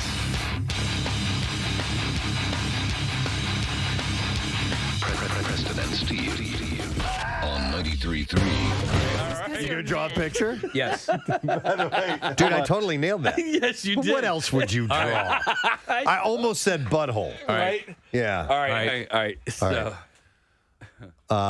Steve drew a picture of, what is it? A penis. A hairy penis. I knew it was hairy balls. I drew it with hairy balls. Okay. All right. Kathy, you going to draw something? Yeah. Well, Kathy should be able to divine. You know what? Yeah. All of you are going to draw a penis. Any guy here in this entire place is going to draw a penis. So I won't draw a penis. You're lying. I promise. All right. Kathy. All right. I drew a picture. Okay. Kathy, really look into Casey's eyes. Okay. Okay. It's a dog's penis. No. Am I close? Preston. All right. What did I draw? This time you drew a butthole. No, I drew boobs. Okay. Nick drew boobs too. All right, Kathy. Can you see it? No. I can't. see it. I'm guessing what you drew? Yes. Yeah. Now look, you got to look into Preston's eyes. Preston, you have to let her see your eyes. Yeah, don't cover your eyes up. And don't go gump. A butthole. She's terrible at Close. It's a vagina. Oh. No, wait, that's a penis. I'm sorry. That's a penis. Veiny. Veiny, too. Yeah. All right, anyway. Okay. You want? Have we proved anything here? Do you want to see what I drew? Yeah. Oh, wait, no, look at No, Kathy's let's see. eyes. Steve, do it to Steve. He's better. All right. I can't see through the paper. All right. Something you drew. Look at her eyes. The eyes should give it away. Yeah, the eyes are the window of the soul. Yeah. Soul is in Korea. Also a fish. It's also a shoe part. Yeah. And it's also a type of music. Listen, when you guys doodle, that you draw penises. I know. What but do you think? For real though, what do you think? Big sweaty vagina. No, that's not what I would do. All right, hang on, not what I would. All right, so I think you're going to draw. Vaginas are hard to draw. Penises They are easy to draw. Draw a taco and add extra lettuce. Yeah. Is it a penis? It's not. Okay. Preston, you guess. It's a car. We were just talking about cars. Oh my God! What is it? I did that just for you guys. What is that? That's somebody taking a dump. Is it something dripping? Is it a? It's a butt. You have I'm brothers. a terrible artist. A butt into a target. I thought it was dripping gonna be- into No, a that's the target. toilet. That's the toilet. Okay. I thought that was a puddle. Yeah. All right. Anyway. I thought that was sweaty balls in a puddle underneath of it. So a study in this regard. We just conducted. We need to share this data. So we're getting ready to play a game, and so here's the deal. Let me set this up. I said it just a moment ago. Yes. U2 is doing the Joshua Tree 30th anniversary tour. They made an announcement they were going to be in Philadelphia, which is this Sunday. So a few months back when the announcement happened, I called up two friends of mine because the three of us together went to see that show. It was at the Arena in St. Louis, and it was a big deal because the Cardinals were at the seventh game of the World Series that night. You had to make a call. We had to. Are we going to watch the game or are we going to go to the concert? We had already bought the tickets. How old are you at this time? We were fresh out of high school, first year, so 19 years old, Okay. something like that, because it was 1987. And we went to the concert, and I just was so blown away by the show that night. And I was like a mid-level U2 fan. I thought they were a really good band. I knew enough of the material to go to the concert. The new album sounded great. I hadn't listened to the whole thing. I'd heard, some of the songs that were on the radio. I'm like, all right, let's go. And left that night just amazed. The lights came up. The crowd was still singing. They ended with 40. Which is awesome. And the crowd is still singing and singing. The band was long gone, and we were still singing, and the lights stayed on. And I was just like, this was amazing. This is the best concert I've ever seen. And I was just dumbfounded for a while after this. So it was a significant show. Yes, yeah. And when they made the announcement that the 30th anniversary was coming around, I'm like, I got to get these guys. We got to get together. We got to go see it together. Everyone had the same experience with your friends here? I think so. Okay. Yeah, definitely. So they're back in town. They got in yesterday and the day before, and we're going to the show on Sunday, and we're going to play some golf and stuff while we're here and just having a buddies thing, which is pretty cool. So I told you guys this, and you decided, well, why don't we have them come in? and we'll play a game with him. Sure. About my teenage and formative years. Right. We've heard a lot of stories. Yeah. And so there's some stuff that we know. There's some stuff that I'm going to be asking. I have no idea what it means, but it should resonate with you guys. Yeah, because Casey, I gave him some phone numbers from some old friends who couldn't be here, and he tracked them down and got some info, right? Yeah, I talked to Hawk. Yep. Right. And then I talked to either Patty or Sandy. I think you spoke to both of them, didn't you? No, I gave you Sandy's number. You gave me Sandy's number, and then Patty somehow got involved as well. Yeah, I saw those names pop up, and then the parole officer, of course. Obviously. You needed all Yeah, the all of info. the information, yeah. You know, it's funny because I was, I consider myself a child of the 80s. And I definitely had yearbooks and all those things that I can look back at because I was in school at the same time as Preston, but I was slightly younger. And to see what you guys were doing, and I think you're like 7 years older than me, but like what you guys were doing and what you guys were up to in 7th and 8th grade, and then high school, it's just It's freaky, isn't it? Completely different world. I mean, I look back at my old pictures, and there I am at the Continental Congress. Yeah. And I'm saying, well, it's just so wild. Because I've told you guys in the past what DBH meant. Yeah, Dubong hits. Dubong hits. And so Casey's looking through my 7th and 8th grade yearbook and all the signatures and people signing, and it's like, dude, DBH till you can't stand it anymore. And this is in 7th and 8th grade. And that's from teachers. Right, Yeah, exactly. yeah. So But he then- was just looking at it and being But blown it's away. also funny because I think a lot of times we have this attitude of like, oh, these kids today, they're crazier and they're doing things that I never did. With and their then, malt shops and their leather jackets. But the reality is I think the kids of the 80s were probably way worse than anybody right now. I guarantee you, every generation has that perception. Yeah. And so, but there's something that is the same across the charts. Yeah. And I think as I'm looking through this, and we were looking at some of the things, and we were all laughing at the back, saying, "What the f does that mean?" Mm-hmm. Everyone's got their things, and that's why. It always amazes me when anybody runs for political office, because any of these things taken and put on, there are a number of things here that we're going to ask that if we're put on a front page of a paper, you'd say, what the hell? Yeah. But we partied hard, man. Yes, We partied yeah. very, very hard. And these guys are a little nervous. So why don't you introduce your All right, friends? and before I do that, do we need to get callers on the line to play along? All right, 215-263-WMMR. Somehow or another, we're going to work this in a way to have you win prizes as well. I don't really know what's going to happen. Let me explain. though. It's going to be a straight-up trivia contest.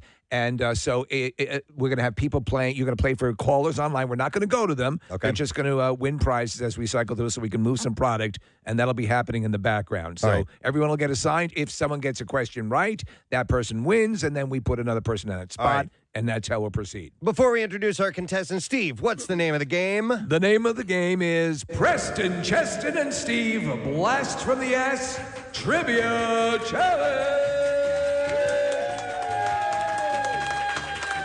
Thank you, studio audience. Let's meet our contestants this morning. Contestant number 1 hails from St. Louis, Missouri, and he is currently a teacher who's got the summer off. It's a wonderful thing. We go way back, and yes, his name sounds like mine. We are welcoming Cheston Chet Plaguey. Yeah! Chet, good morning. Thank you. Good to have you here, sir. Good to see you. Great to be here. Excellent. All right, next, the guy I consider to be my best friend. Yeah. We go way, way back, and we've been through some times together. We are aware of some of I them. won't mention any of them now because it may be ones that are coming up in the particular contest. I just think it's great that I have a story with Steve. I with that time that we spent down in St. Martin, and we enjoyed ourselves, and you lost your wedding ring. Oh, yeah. Yeah. That was fun. He got has a that nice right. new one on now. All right, please welcome Steve Leasick. By the way, those of you who've heard the story about my friend Steve who threw his phone into the ocean, That's him. this is him. That would be that, Steve. That was All a right. fun one. That was a great throw. Yeah, You have to well, admit. it was awesome. It was a small window. You could have shattered that door. From distance, maybe inebriated, maybe not. Maybe not.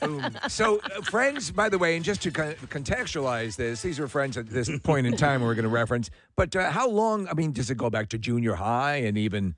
Steve and I go back to junior high. Okay. So we probably started hanging out more in high school, but we were friends in junior high. Oh, sure. And then Chet didn't end up at art school until junior year, right? Right. Were you you were going to military school before that, right? I was in military school. Yeah. Was that by choice or did your parents by demand? state decree? It was forced. It was forced. Forced. Yeah. Okay. Okay. All right. Well, pleasure to meet you guys. I know Steve we met before, but good to meet you. And Cheston is Chet. That's your regular name. Okay. And by the way, we have little placards with our names and our high school I love it. pictures. our Nick photos. Murphy did some Great. wonderful little collections, Preston. Everyone looks fairly similar. No glasses on Steve. No, thank God. And a little less hair, but No I can hair on me, commiserate. right. Yeah, on Chet, but that's okay. That's all good to go. So we're good to go. We have our callers up. Everybody set? Yeah, I believe so. All right. Yeah. So you want to start this? Everyone has our El Cheapo buzzers. Yeah, let's do that. So each one of us has a buzzer. This is going to be a trivia thing. So I guess we're going to buzz in when we know the answer. Yes. And we're going to hold these up to the microphone. I will signal mine so you know what it sounds like. All right, so Okay. that's me. And Chet, what does yours sound like? And then Steve? Whatever. All right. So understand that there's only so much we can know about the accuracy of the answer to this question. So we're going to play a little light and loose with the particulars here. So let's get started. Are you ready, gentlemen? Yeah. All right. set. Question number one: What aquatic school-based contest? What aquatic alcohol-based contest took place at Ben Aronson's house? That was Preston. That was me? Yes. Pool in the pig. Or pig in the pool. All right, please explain. Okay, so Ben had a cutting board that was in the shape of a pig. Yeah. And we would actually, it floated. So we would put it in the pool and we'd play quarters on that. It's similar, but not. Okay, Steve? I'm going to have to go with riding the 10-speed Into the pool. See, that's what I thought it was. Steve Off is the correct. ramp. Steve is correct. Now, as with anything we do, it is what I have on this paper that determines That's the correct fine, answer. yep. And so listen- it says here, riding bikes into Ben's pool with Bud Light 12-pack boxes on your heads. On the head, remember? And this apparently was captured on very low-definition VHS. Yes. And it had no brakes. It had no brakes. And I remember after we did that, when Ben's parents got back, what we didn't realize is we were marking up the bottom of the pool with tire tracks. And there were tracks all over the bottom of the pool. Were these Bud Light 12-pack boxes, were they full or empty? Oh, they were empty. Okay. But we fashioned them as if they were a hat. And they went, we'd put it over your head, like pull it down over your like face. a protective shield. Yeah, almost like a knight yes. type of a helm that you would wear. So All right. Well, our winner is Ron on line 3, by the way, and he has won a Hand and Stone gift card, good for a free massage or facial. And you can give the gift of relaxation this Father's Day with a Hand and Stone gift card for Dad. Get $10 off 1-hour spa gift cards through June 19th, including their signature hot stone massage. Visit handandstone.com. All right, gentlemen. Question number 2. What religious holiday did you guys observe by skipping school and going to Preston's house to smoke pot? I remember that. Okay, Preston. That was Easter. No. We wouldn't have been at school on Easter. I'm going to What the give you hell? an extra clue. Damn it. This was a jealous reaction to the Jewish kids getting so many holidays off. Oh, Chet. Rosh Hashanah? No. Steve? Hanukkah. No. I have. Wait. Kuala Lumpur. It's a city in Malaysia. Oh, damn it. Yes, but often a holiday for many people who can't pronounce Hanukkah. Hanukkah, no. It is Good Friday. I knew it was around Easter. Yes, it was Good Friday, but as you rightly pointed out, you would not have been in school on Easter. Who gave you the info? This is from Hawk and Patty. Okay. Oh, I don't know what he's talking about. All right, question number 3, gentlemen. And remember, our answers are correct despite what is accurate. Right. Whose father made sure Hawk didn't go to jail for the senior sleep out scavenger hunt? Who's? All right, Steve. It would be Doc Plaguey. Incorrect. Chet's dad? No. No? Okay. Whose father made sure Hawk didn't go to jail for the senior sleep out scavenger hunt? Let's talk this out, guys. What was the senior? Okay, scavenger? so somebody made a list. Might have been Skippy Marino, I think, that made a list of items that we were supposed to bring back to the school, and they included like a police officer's license plate. Nice. And the entire, you know how you go to a neighborhood, and there's a sign that says "Welcome to Old Farm Estates" or whatever. Stealing that huge thing. That huge thing. I mean, these big. Did you guys items. get them? Of course we did. So Flag this is from Belle Reef Country Club. Yeah. This is the father. Okay, the father who made sure that Hawk didn't go to jail. I know it wasn't my dad. There's no way. No. All right, Preston. I'm just trying to think of who was buddies with Hawk besides our family. I would say Mr. Janvrin. Mr. Janvrin, you are all incorrect, unless I'll give one final round if you want to go for it, Chet. I have no idea. The name I have here, and of course the correct, despite what is accurate, Mike Freeberger. Oh, I didn't know that. You Thanks, did not John. know. All right. Yeah.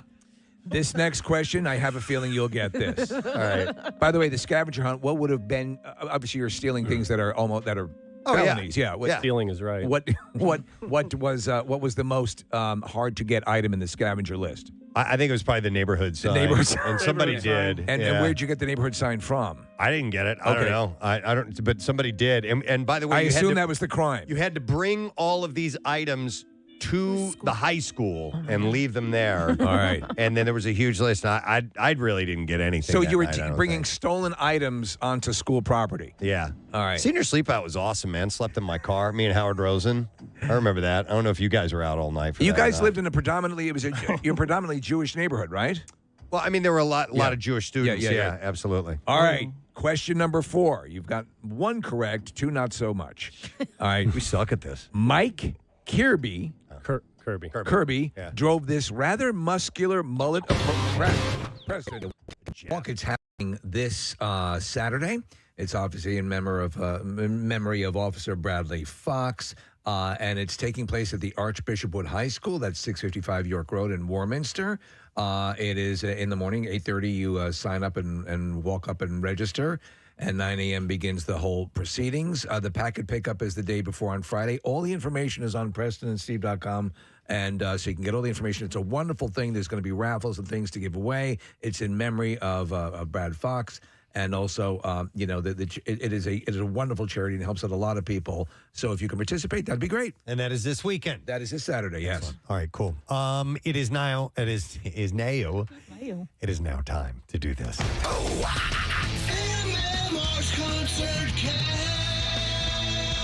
Now, here's your concert cash keyword.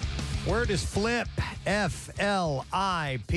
You have until 15 minutes after the hour to enter that, and there are 3 ways for you to do it. You can text it to the special contest short code number 45911.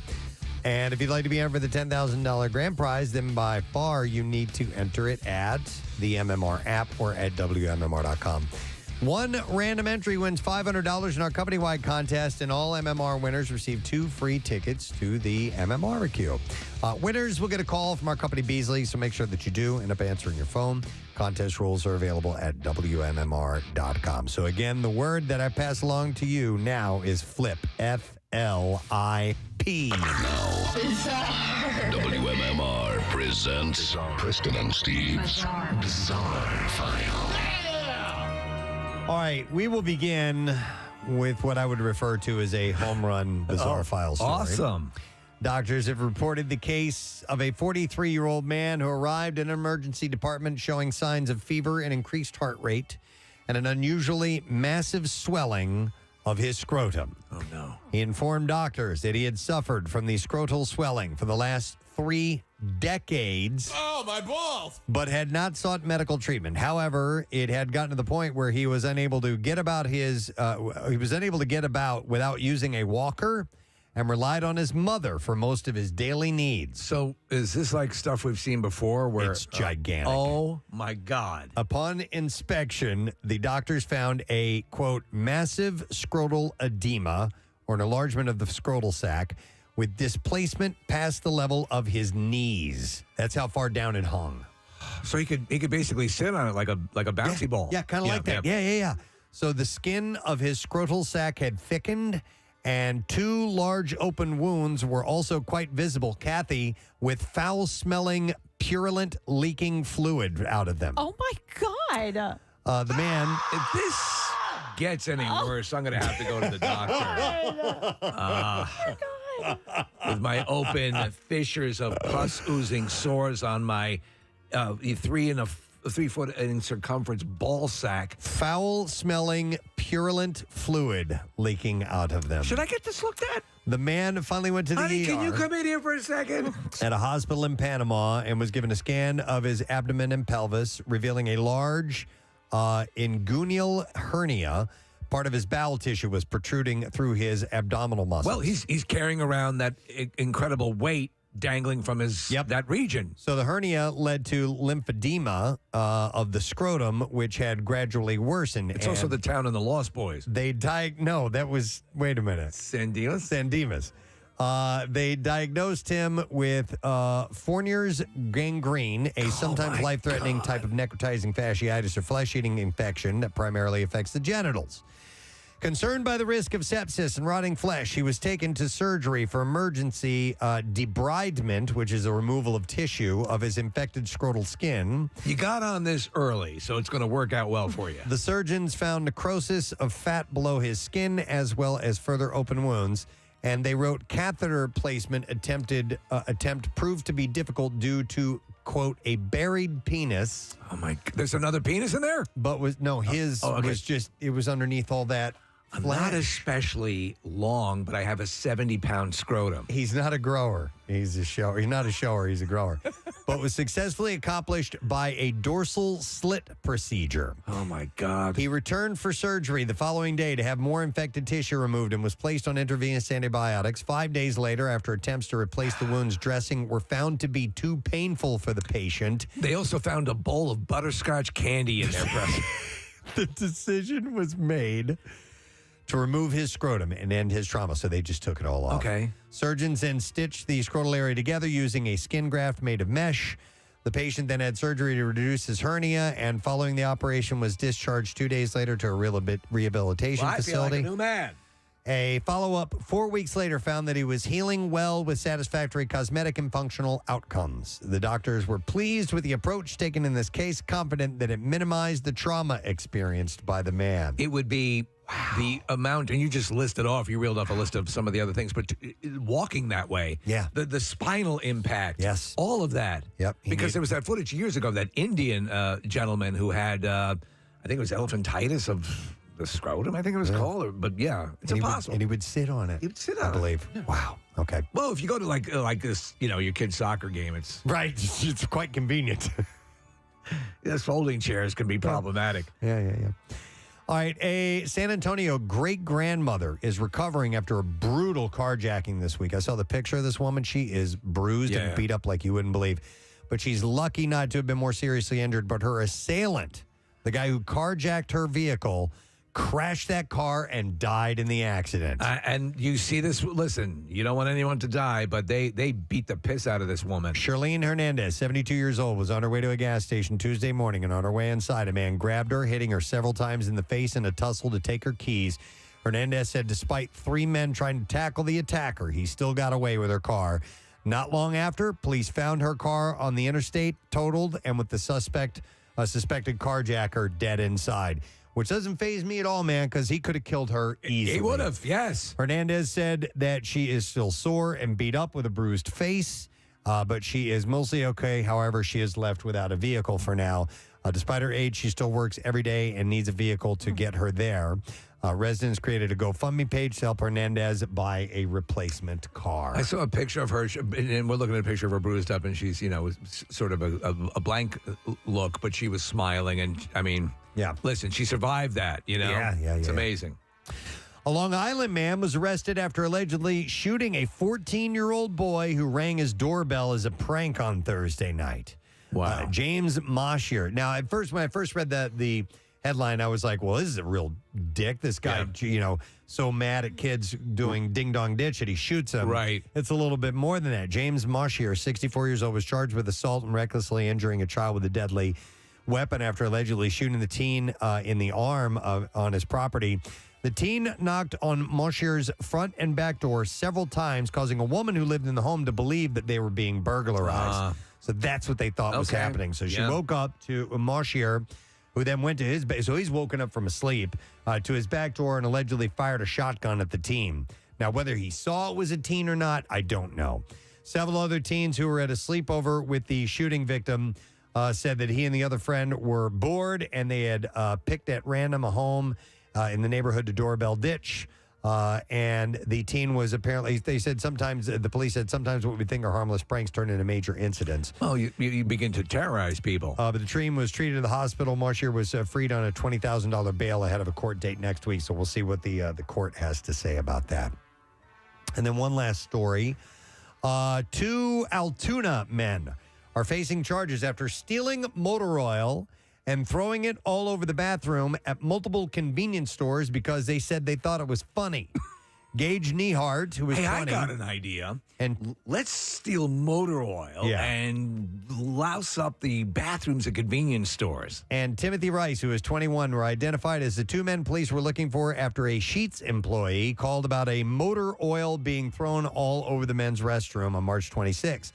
After speaking with the manager, they were informed that the same thing happened at 2 other Sheetz stores in Altoona and Hollidaysburg. Yes, I work at a Sheetz. I think the motor oil bandits are in our store. Security footage from all the stores showed the 2 men walking into the stores, taking a bottle of motor oil off the shelf, walking into the bathroom, and then coming out about a minute later after laughing and smiling without the bottle of oil. Police happened to notice the 2 walking down the street, and Nehart was wearing the same red McDonald's hoodie from a security footage. When Nehart tried to run away from officers or walk away, they spoke with Rice, who said he was only using the bathroom, and Nehart was the one with the oil. Rice eventually admitted to police saying, "I thought it was funny, but if I had to clean it, I'd be pissed." Well, there you go. He admitted it. Yep, and there you go. Your bizarre file for now. All right, we're going to take a break. Don't forget, you still have about 5 minutes left to enter the word flip for your chance to win with MMR's Concert Cash Giveaway. So the word again is flip. Good luck to you. It's sponsored by AAA Distributor. We'll come back in just a moment. Lesson, trash, music news. Those things are on the way. Preston and Steve on 93.3 WMMR. Kirby, that thing was loud, and I had a Mustang. I had a '73 Mustang. It was really loud too, and we just go burnouts all the time. And Did he get in trouble for doing spinouts in the parking lot of the school as you did? I don't think Kirby ever got in trouble No. for that. No. Interesting fact about Mike Kirby: he bought the Playboy Club in St. Louis. Are you serious? Yeah, I didn't know that. It'd been Drove a Javelin, bought the Playboy Club. Had been shut down, and I guess he bought it like back early 2000s. Okay, so it was closed at the point he bought it? It was closed. All and right. He bought it and turned into a teen club. A teen. There you go. Well, of course. All right. So who was Preston playing for? He was playing for Brooke. So Brooke won a Hand & Stone gift card, good for a free massage or facial. You can give the gift of relaxation this Father's Day with a Hand & Stone gift card for Dad. Get $10 off 1-hour spa gift cards through June 19th, including their signature hot stone massage. Very nice. Handandstone.com. All right, question number 6. As the story goes, and listen carefully to this, a sign was put up across a door about Nan's, quote, good couch. Paraphrase what that sign forbade and to whom it was directed. Steve. You have to paraphrase. We weren't supposed to be on the good couch. What were you not supposed to do on the good couch? Relationships. We'll take that! As we have it here, the sign read, no semen with the J. Oh. Can we get away with that? No. No jazz. No jazz on the good couch. Nice. And this apparently, by my information, was directed specifically at you, Steve. Oh, yeah. Wait a minute. Who was Nan? Whose house was Was that this? Patty's? That might have been Pat. Whose house was this? Sandy's. Is it Sandy's house? I do believe. No jazz. And so it was so common for you to spread your seat around the furniture that a sign had Steve's to go like a up. fire hose, man. the Peter North of the group? It only hurts when I juke. So.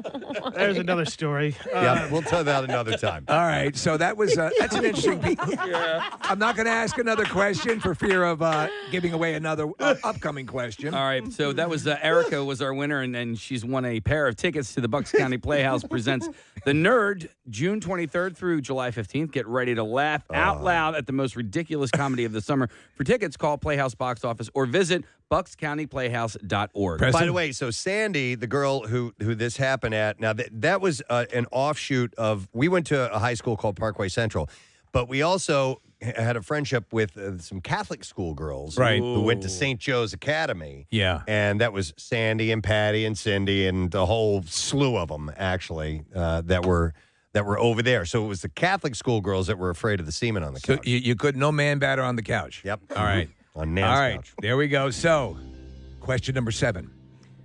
Where was Preston's band The Image playing the night of Hawk's 21st birthday? Steve. I'm going to go Litchfield. Litchfield, Illinois at Ken's Lounge? Nope. Preston? Party Town in Bonne Terre, Missouri. No. Wow. Chet? I'm going to say it's the place in Soulard Press. What's the name of that? Yes. The old I just sent you the schoolhouse. picture of it. Yeah, you did. It was an Irish name place. No. No, incorrect. What we have here is ZBT House. I assume it's Zeta Beta. Oh, my God. In At the Columbia. zoo. That was his birthday that night? This is from Hawk himself, so I'm assuming that's God. correct. You all had the same reaction to that. That was Okay, an explain. insane night. There was a much deeper story. That was a crazy Please do night. tell. We didn't go to the party. Uh-huh. You were too busy fouling a couch? We walked. Yes, Yeah, we yeah. walked in and surveyed and walked out. Wait, let me explain Okay. without saying. When you guys went in, didn't you think it was like raining inside or something like that? There was or it was funny. snowing the or walls something. were kind of doing things. We may have been delving into Yeah. some hallucinogenics at the time. So you thought it was raining inside and the walls were bending? Mushrooms are Yeah. healthy. Yeah. Okay. So we were hired to play at this fraternity, ZBT, which they said stood for Zibong Team. They were the Jewish house. Yeah. The The Jewish guys at house? the Jewish house said all our answers were wrong. Zits, butts, and teas is what I heard. Okay, that's Six better. butts and teas. And so it was just, I mean, you're playing at a frat house. It's Yeah. as party as you can possibly get. And these guys were staying at a hotel room because they wanted to be there for the party because they were living in St. Louis. Columbia's a couple hours away. All right. And so we were waiting for them to show up, and they never showed up. Well, it turns out they tripped, and They showed up. That was it. All right. we got to get out of here. We have to leave right now. Can't see my hand, man. All right. So we had no winners on that. Next question. And this was just referenced, actually. What was the nickname given to the, quote, crappy Litchfield Motel? Okay, now this is Preston. going to sound terrible. All right, All right. but it was the Hygiene. Am I right? That is correct. And this is It was called the Motel 66 Court, okay. and there should have been a sign for Steve there about the jazz on the beds because a lot happened there. Really? Not Yeah. mine. So if you were to still Not bring you. one of those infrared lights or those blue lights, Yeah, you could ring it out. it looked like a Jackson Pollock. Yeah. All right. So the Haji Inn. Yeah, so I got that one right. All right. All yes. right. Well, congratulations to Rick. Rick, you've won tickets to see JB Smoove Friday, November 17th at 9 p.m. at the venue at Valley Forge Casino Resort. Tickets on sale. That would be today at 10 a.m. at Ticketmaster.com. Pre-sale began yesterday. You don't even worry about that because it's over. All right. Gentlemen, Yes. this one, when we actually reviewed this question, we laughed out loud at this. How did Steve earn the nickname Sterno? Preston. You're not going to answer that? I know it. You didn't buzz in. No, you got it. All right. Steve used to light his farts all the time. and it was a little blue flame that would come out, and it reminded us of the sterno that you see, which is the liquid, the canned heat that you put underneath of little banquets, chafing dishes and whatnot to heat them up. So that's how he got the nickname sterno. We have here by lighting farts in nylon pants, which caused them to burn away. Did that actually happen? I don't remember that. The old nylon shorts, we may have had malfunction here or there. Okay, all right. But that is correct. Thank you. Yes. Another winner from Preston. All right, so that is Jim has won a Hand and Stone gift card, good for a free massage or facial, and you can give the gift of relaxation. Father's Day is on Sunday, by the way, with a Hand and Stone gift card for Dad. By the way, if you're just tuning in, two of my closest friends are here, Steve and Chet, and the gang has come up with these trivia questions from my past that they're asking to give you some prizes this morning. Absolutely. So And Nick is keeping score. Nick, where do we stand right now? I don't know how many questions you've read, Steve, but the score right now is Preston 3, Steve 2, Cheston 0. All right. Maybe it changes with this question. What was the name of the full-sized arcade game at Hawk and Clearman's apartment? Who got it in first? That's me. Yeah. Robotron. That is correct. Thank you. Robotron. Was this a full arcade game? Yep. I don't know that absolutely. game. It's a great game. Okay. 2 joysticks. You're the last. You're trying to save humanity from the robots, and I love it. Still play it. I have it on my arcade game at home. Cool. All right. Very cool. All right, well, we've just given our winner, and our winner is Laurie, our final Hand and Stone gift card, which is good for a free massage or facial. Be sure to give the gift of relaxation this Father's Day with a Hand and Stone gift card for Dad. Get $10 off 1-hour spa gift cards through June 19th. Handandstone.com. By the way, I just got a text from Sandy. Actually, it was at Patty's house where you weren't supposed to jazz on Nan's couch. It was a nice couch. Yeah. All right. We have a few more questions. And by the way, we understand that a number of your friends are listening on line right now. Preston. I put out a little Facebook video. All right, so. all right. And they can watch it too, by the way. We have the webcam up and running, so you can go to WMMR.com and watch the hijinks. All right. All right. Question here. The night Steve slid off the road into Hunter Farm's fence, who was the girl in the front seat? All right, Steve. That would be the aforementioned Patty. That is correct. So explain. Sliding off the road. Sliding off the road. By the way, how often did we see sections of that fence missing? Every weekend. All the time. I mean, this thing, it was white picket fence. Yeah. And it was down an embankment. And you would just, it was no big thing to drive by and go, yep, they took out 2 sections of it again. What, Did you? were just I sliding? drove by one night. It was me and I forgot who else was in the car with me. And we saw, it was at night. Yeah. And all of a sudden we see headlights in the woods. Rose Rock saying that when Will Smith slapped her son, it was just like slapping her. Smith reportedly reached out to Rose to tell her to, quote, shut your bitch-ass mouth. Smack him. And Jennifer Grey, we know her, here's an autobiography coming out. In that autobiography, she reveals that it was Matthew Broderick's mother who blurted out to her that her father, Joel Grey, is gay. Grey says she was furious at Mrs. Broderick, even going so far as to place a Jewish curse on her that one day her firstborn son would marry a horse. Oh, jeez. And finally, Madonna putting her massive $26 million Hidden Hills estate up for sale after purchasing it just a year ago. Madonna finally had to admit that she's never actually been to the home because, quote, those hills are really hidden. Oh, man. And that's your Hollywood trash. All right. Let's see if we can get somebody who has the answer to today's lesson question. And it is as follows. What was Steve eating when he was 13 years old? 215-263 WMMR. First caller in was Greg. We're going to go to him. Hey, Greg. Wait. Nope. All right. Greg, what was Steve eating when he was 13? My favorite meal, it was mud. Mud. You got it. Greg knows what's good. Hang on a second. And Nick, leave those pictures up, please. So brought to you, or we're going to set you up with a $50 Bonefish Grill gift card. You can spring into seasonal specials at Bonefish Grill and enjoy jumbo shrimp skewers. Prepared in a light citrus herb marinade or wood-grilled salmon capris with gnocchi or genicetti, as we like to call it. And you can try pairing with a fresh strawberry citrus martini. You can visit bonefishgrill.com to reserve your table today. My God, does Madonna use a lot of filters on her face in her social media? Are you watching that Filters or- Instagram video? Is I'm it not watching filters it. or is it her surgery? Some of them, a little bit of both, Kathy, because there's some that. What was the video of?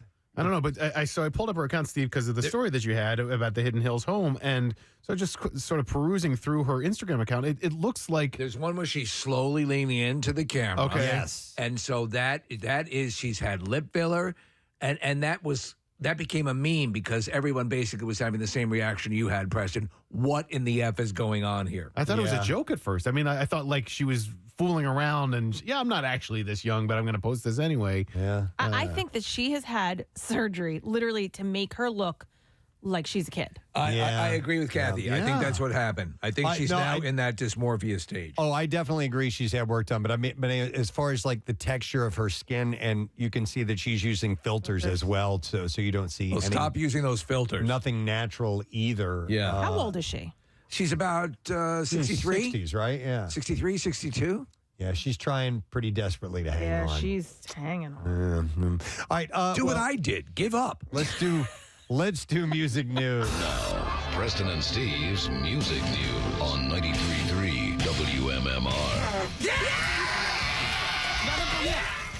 And it's brought to you by A.D. Moyer Lumber, trusted expert since 1939. A.D. Moyer Lumber is your professional source for decks, windows, doors, kitchens, millwork, and more. You can visit them on the web at admoyer.com.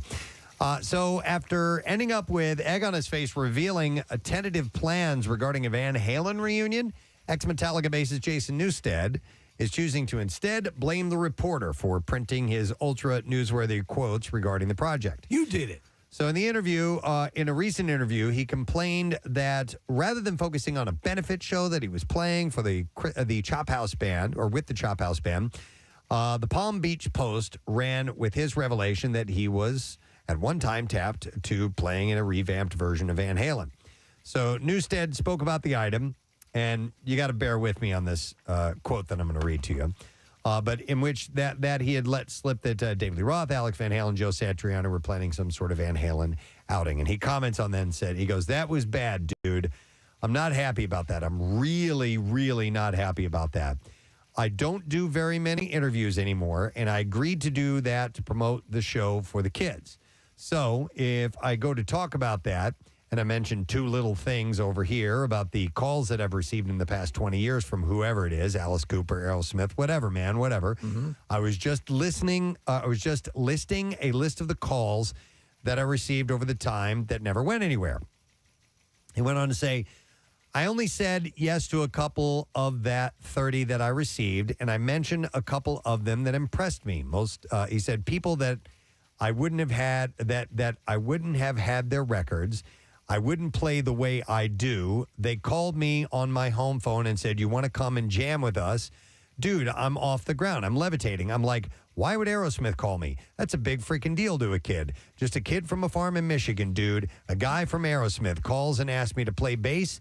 However many years later, when you stole that album from your brother's collection, it's freaking huge. That's all I was doing. I talked about 2 seconds about that, and that's what they chose to go for. They didn't talk about the conservatory, the kids' classes, the things that we were doing, the Chop House Band, why we do what we do."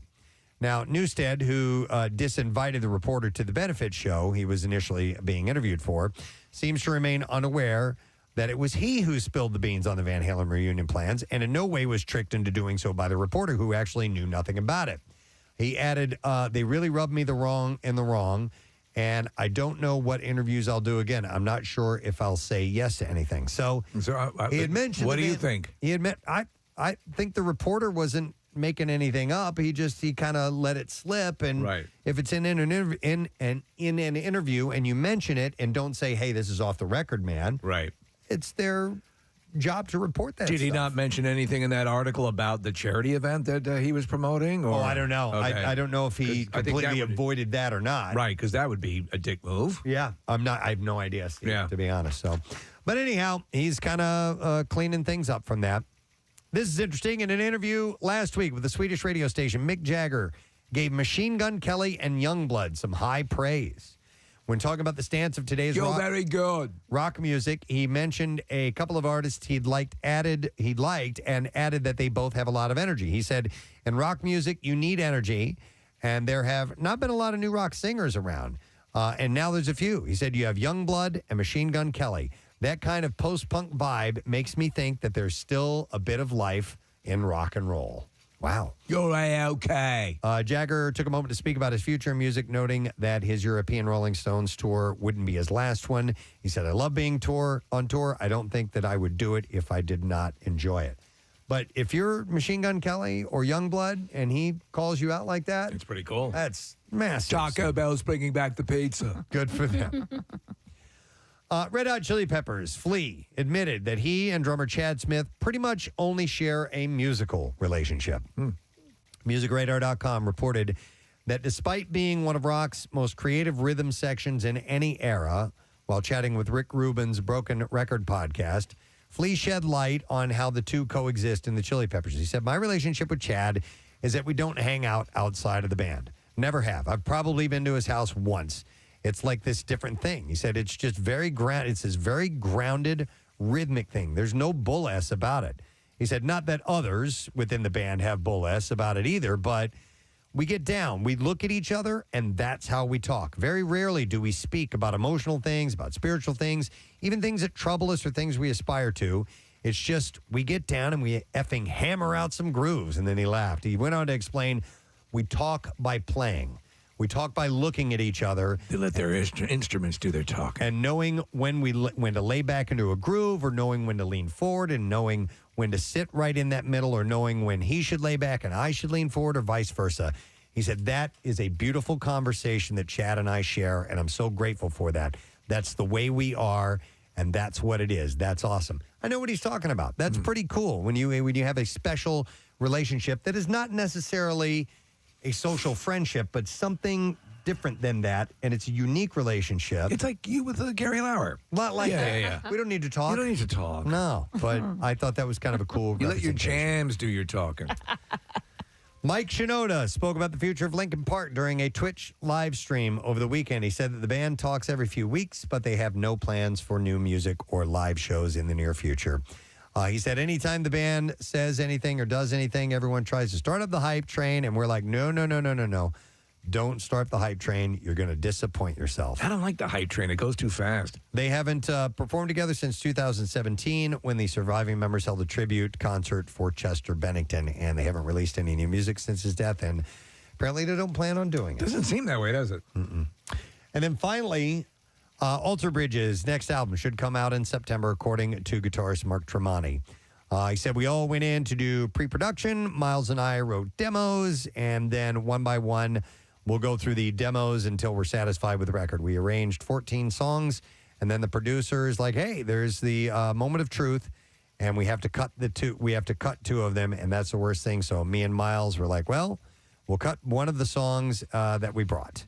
And so the new album will be out following up Alter Bridge's 2019 project, Walk the Skies. They're working on it. You see this story about Mark Tremonti doing a Sinatra cover album? I didn't know about it until just now. I just pulled up their Instagram page, and the name of the record is Mark Tremonti Sings Frank Sinatra. And he's singing. Yeah. Oh, yeah, I did. You heard about think we actually, I think, a while ago had a clip. Okay. We never got to. I don't know. Of Mark Tremonti singing? Yeah. That's interesting. That could be coming really from the recesses of my butt, but that's... Okay. I do remember something, or at least I know about it somehow. Interesting. All right. Well, Marissa's doing a quick search, but yeah, it's not in the not in the Vox Pro. So, all right, and there you go. That's music news. We're going to take a break. Come back in a second. Wrap it up. Letter of the day. Word of the week. Yep, it's all on the way. Stay with us. There was a section of the fence taken off. This guy had blown through it, and his car went all the way down in the woods. He was driving around the woods. We picked him up and took him over to St. Luke's. Is that the one that was I close think by? I was with you. Got it. Was that you? I think I was with you. Yeah. All right. Wow. Was that the one you took a whole bunch of the fence from? Or was it a chain link fence? No. Well, there was a chain link fence, and then there was another one over by, what was the park up the street on... Faust? What? Faust? Yeah, Faust Park. I took out a section of that one time, too. It was Steve's brother's car, too. It wasn't even my car, and we were just lightly snowing and just came around the corner and high fence.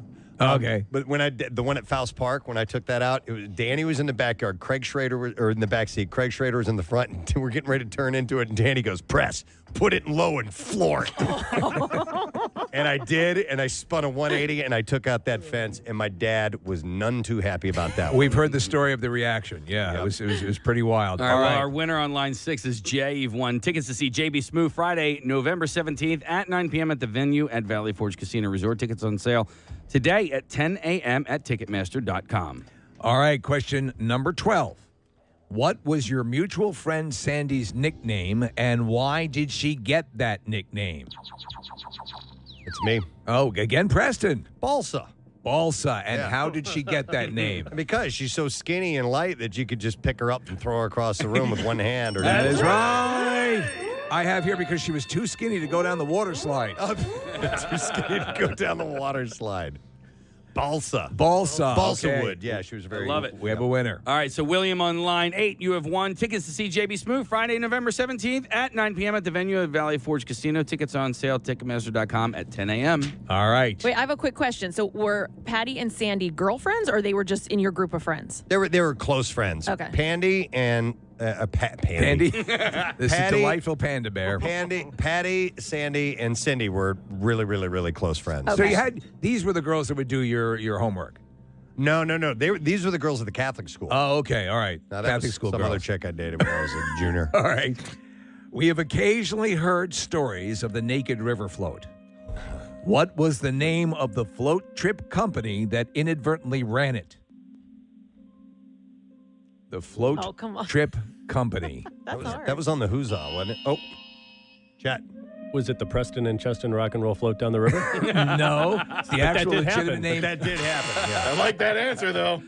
Wow, the company that did it. Who came I up with think, that Preston, question? you were actually kind of in the realm. It was on the Huzzah, if I remember. No, it wasn't. Yeah, it was. No, it wasn't. That one was.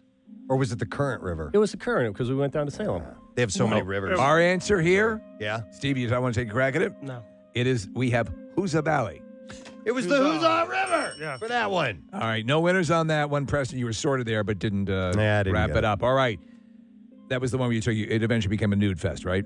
Oh, yeah. We were all of us. And there was probably 25 of us. Yes. Yeah, we all ended up completely naked.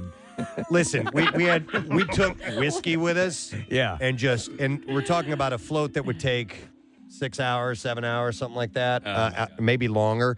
And you're just getting bombed the whole time, just drinking the It's whole a time. wonder no one died. So we decided that the last mile of the float that we would get completely naked. And we're going by like families and stuff out there with the kids. Hey, how you guys doing? And we were just lit. It was awesome. And I have pictures. Do you? Oh. I have all right. lots of pictures of us completely and we were jumping off of cliffs naked. too. Naked as well. With Yeah. women, with girls as well. Yeah, Oh, okay. totally. All right. Gentlemen, what was the very unradio-friendly nickname of Steve's car? Please paraphrase. Steve. See you next Tuesday? Yeah, yes. Steve is correct. Nice. Which car was that? Yeah. That was the white Datsun 510. Yeah. Overheated all the time. And that's why it earned that name? Yes. Okay, Yeah. because of the overheating issue. Oh, All right, my so we God. have Steve, who's the winner. All right, so Steve was playing for Kale, and Kale, you've won a pair of tickets to see the Bucks County Playhouse presents The Nerd, June 23rd through July 15th. And you can go get tickets through Playhouse box office or buckscountyplayhouse.org. What a great name for a car, by the way. Yeah, absolutely. I'm going to pick you up in the sea. That's great. 3 more questions here. I don't want this to be over. Well, it's we went with the ones that we thought would have stories attached. That's to them. cool. Which of Chet's nicknames is also an aromatic North American plant of the daisy family? Which of Chet's nicknames is also an aromatic North American plant of the daisy family?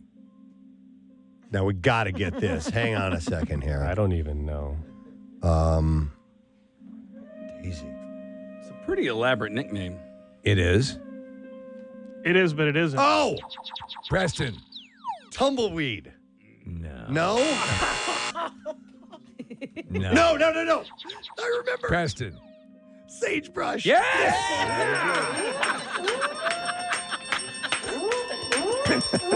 I don't even remember how we got that. Do you? Chet? I know. I remember, but I don't remember. Okay. You remember it was your name, but you don't know how you Sagebrush. earned it. Yeah. Sagebrush. No, I have no idea. Sagebrush. Chet, that was your one chance to get one right. I pretty much suck at this. All right. All right. Well, Jeremy on line one, real quick. You've won a case of Yards Brewing Pale Ale, the best beer for summer barbecues, beach days, and tailgates. Is Yards Brewing Philadelphia Pale Ale. Drink local, brew into others with a Philly Pale Ale at Keg and Kitchen in Westmont, New Jersey. All right. 2 more gotta questions. Leave. You got to leave. Casey's got to go. Santa's got to go. Yeah, Santa's got to go. All right. Good luck with your endeavors. With your Lyme disease. Yes. Oh, wait. So that's you me. want me to? I'll handle the rest of this. Yeah. All right. Let me just do this. Yeah. Give me some music here. Thank you. All right. All right, ladies and gentlemen, final 2 questions. Name the prestigious golf club often snuck onto by Chet and sometimes Hawk in observance of. All right. Old Orson. All right. Steve. Belle Reve. That is correct. Yes! Wow. The Belle Reve Country Club I have listed The here. story was about you, and you didn't get the answer. That's right. It's par for the course. He clearly Yes. doesn't remember too much. Yeah. All right. So, Steve, All we have right. a winner for Steve. And what do we have? Marissa, who's now taken over the chores. So the winner is who was Jared on Max. Was that Jared who won? just now? I'm not listening. I'm not wearing any headphones, so I can't hear anything. Yeah. All right. No Yes. problem. Yep. All right. JB Smoove is coming Fridays, November 17th to the venue at Valley Forge Casino. Tickets are on sale now at Ticketmaster.com. All right. How many Steven, more? I'm sorry. It all comes down to this last question because we had a tie, Nick. no, it is right now. Preston's leading by 1. All right. Over Steve. Chet, this answer is worth 7 points. No, I'm just kidding. We do have a tiebreaker if necessary. Okay. Chet, All what is your real name? What is your you current here? occupation? Who bought the Playboy Club? All right, question number 17. We should get a bonus point for That's that. right. All right. What was the name of the bouncer at the party town in Bonne Terre? Oh my. The name of the God. bouncer at the party town in Bonne Terre. That's a Patty question. Yeah. I can give And you a that's hint. our band used to play there. Okay, you can give a hint. Name of a movie that involved a man with a rat fascination. Preston. Is it Ben? No. Oh. Willard. Yes, Dan, got it right. I never would have known that.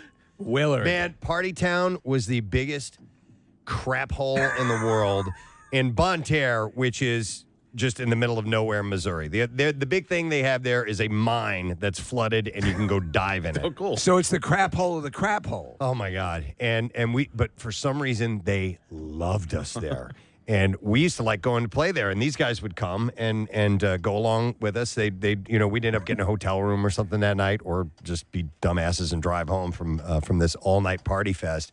And it was just, redneck galore, or as they call them in Missouri.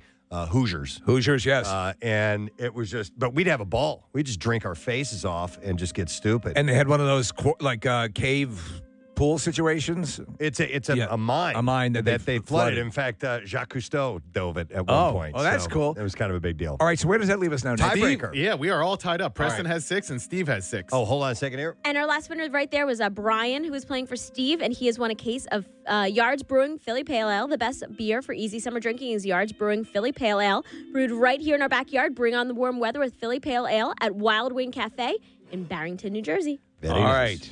All right, tiebreaker. This is just me and Steve. Tiebreaker, yep. Sorry, Chet, you can't get another one right. Sorry, Chet. Maybe 30 years from now you'll figure it out. And this is going to involve being the quickest on the buzzer. This one is sort of obvious, so get your fingers ready. Name the hotel where Preston and Rochelle got married. Steve. Married? Or the reception. Stratford Inn. Yes. Preston, How did Sorry, you not dude. get that? your wife is here. I didn't book it. She booked it. I don't know. I know where it is. Yes, it is the Stratford Inn is what we have here. Yes. So Steve is the that winner. means Steve is the winner. God. And who won?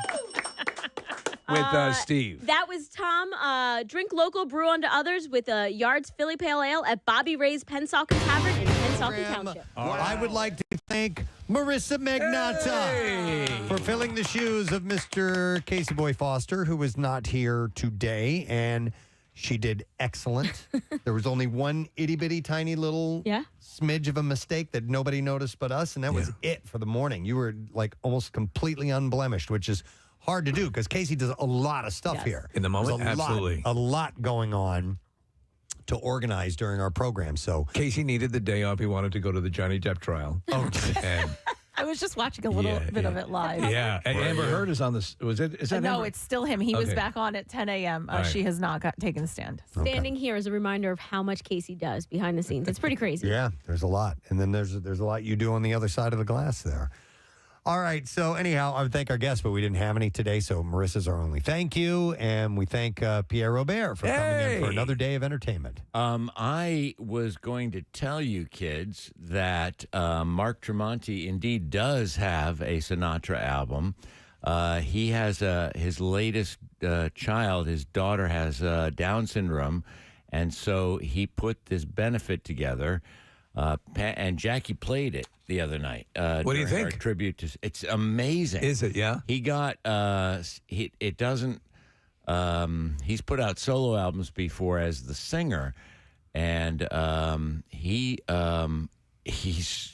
got this incredible voice, and he got surviving members of Sinatra's orchestra to play in a 45 piece orchestra. Wow. Oh,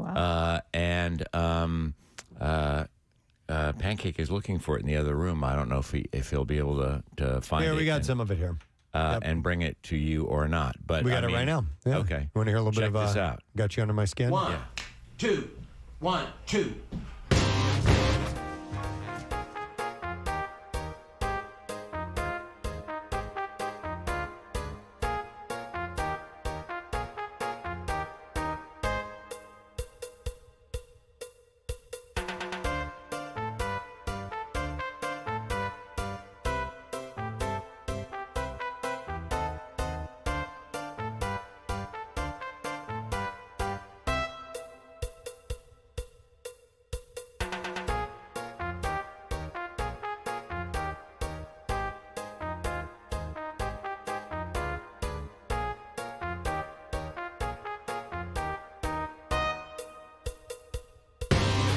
Where they wail, and it's a whole album of Sinatra songs. And the last guy is there you go. Here's using my drumstick to scratch his back. I'm like, we have an actual back scratcher With Kathy's picture on it. Yeah, Don't worry, it's a I'll scratch your telescoping back scratcher. That's a. Well, Kathy you was having haven't- a very rough day, and we took that photo from that rough day and put it on the back scratcher. Thank you. You haven't scratched my back in a while now. There you go. Oh, that's so nice. That Isn't it, though? do you remember why I put that out there, that photo? Yeah, you woke up and you saw yourself, and you're like, no. So I you had were taken, shocked. I had taken that photo. Yeah, that Yeah. was. But no, we had talked about something that women look their best at 3 o'clock in the afternoon or something. And so we took it. Marissa and I took a picture of ourselves in the morning, and then at 3 o'clock we were supposed to post something. And Marissa posted this really nice picture of herself, and she looks great. And I posted that because I had it in my photo album. And I'm like, you know what? This is a perfect day to release this one. It doesn't even look like you. Well, your hair's tied back. Well, if you see She looks the like Tom larger, Sizemore. if you see the larger photo, Pierre, like I woke up one morning and looked like that, and I remember looking in the mirror and thinking, "What happened? Like, what happened overnight that's how you woke up?" Wow, great. Thank you. This No is problem. really nice. yeah, now you're gonna. Are you scratching your ass? He's gonna OD on the back Scratching my scratcher. ass. I'm just scratching my My back. taint. Under the shirt? It's pretty low. Well, I didn't go under the shirt. No, I you don't. did- You did out of respect. I have COVID procedures. Yeah. Respect for Sinatra. Yeah, out of respect for Frank, I did not do that. Don't use this on your ass, Chili. Don't use this on your ass; you'll have your legs broken. All right. Well, with all of that being said, shall we do our letter of the day? Yep. Here we go. Preston and Steve on 93.3 WMMR. Now, the Daily Letter. And of course, Preston and Steve show is brought to you today by the letter L as in light. Right, L is in light. All right, we have a Buena Vesa Ultimate Summer Tailgate Party Pack, 4 cases of Stone Brewing's Buena Vesa. It's going to be a good time. A variety case of other Stone Brewing beers as well. And we have 3 Buena Vesa branded cornhole sets. Did you like cornhole? Yeah. A Stone Brewing Easy Up tent, Stone Brewing flags, and a bunch of Buena Vesa t-shirts. Nice. This summer, enjoy Stone Brewing's Buena Vesa, a Baja-inspired Mexican lager, brewed with sea salt and lime. And you can visit find.stonebrewing.com to find Buena Vesa near you. And we'll get that away on Friday. What's up today, man? Well, we'll have noontime and 2 p.m. opportunities to win cash. And also barbecue tickets for our concert cash contest, which continues. And we've got workforce blocks of AC/DC, Seether, and the Police to get to today. So a good day to begin with us. Yes. I like the sound of that. All right, let me thank the sponsors. President Steve Show is brought to you today by Acme Market. You can get free flu shots or COVID-19 boosters at their pharmacy, Acme Fresh Foods, local flavors. Also brought to you by Dunkin', the official coffee of the Preston and Steve Show. And finally, by Sunbelt Rental. When you're ready to tackle that large job or weekend project, turn to Sunbelt Rentals for all of your equipment needs. Tomorrow on the program, on Tuesday, we'll give away some fresh ink. It is Tat Tuesday, and we will have Mr. Jay Wright on our show tomorrow morning. He just announced his retirement, and we will talk to Jay about that and what he is going to be up to. That's it. We are done. Rage on. Have a great day, and we'll see you tomorrow, friend. Bye-bye.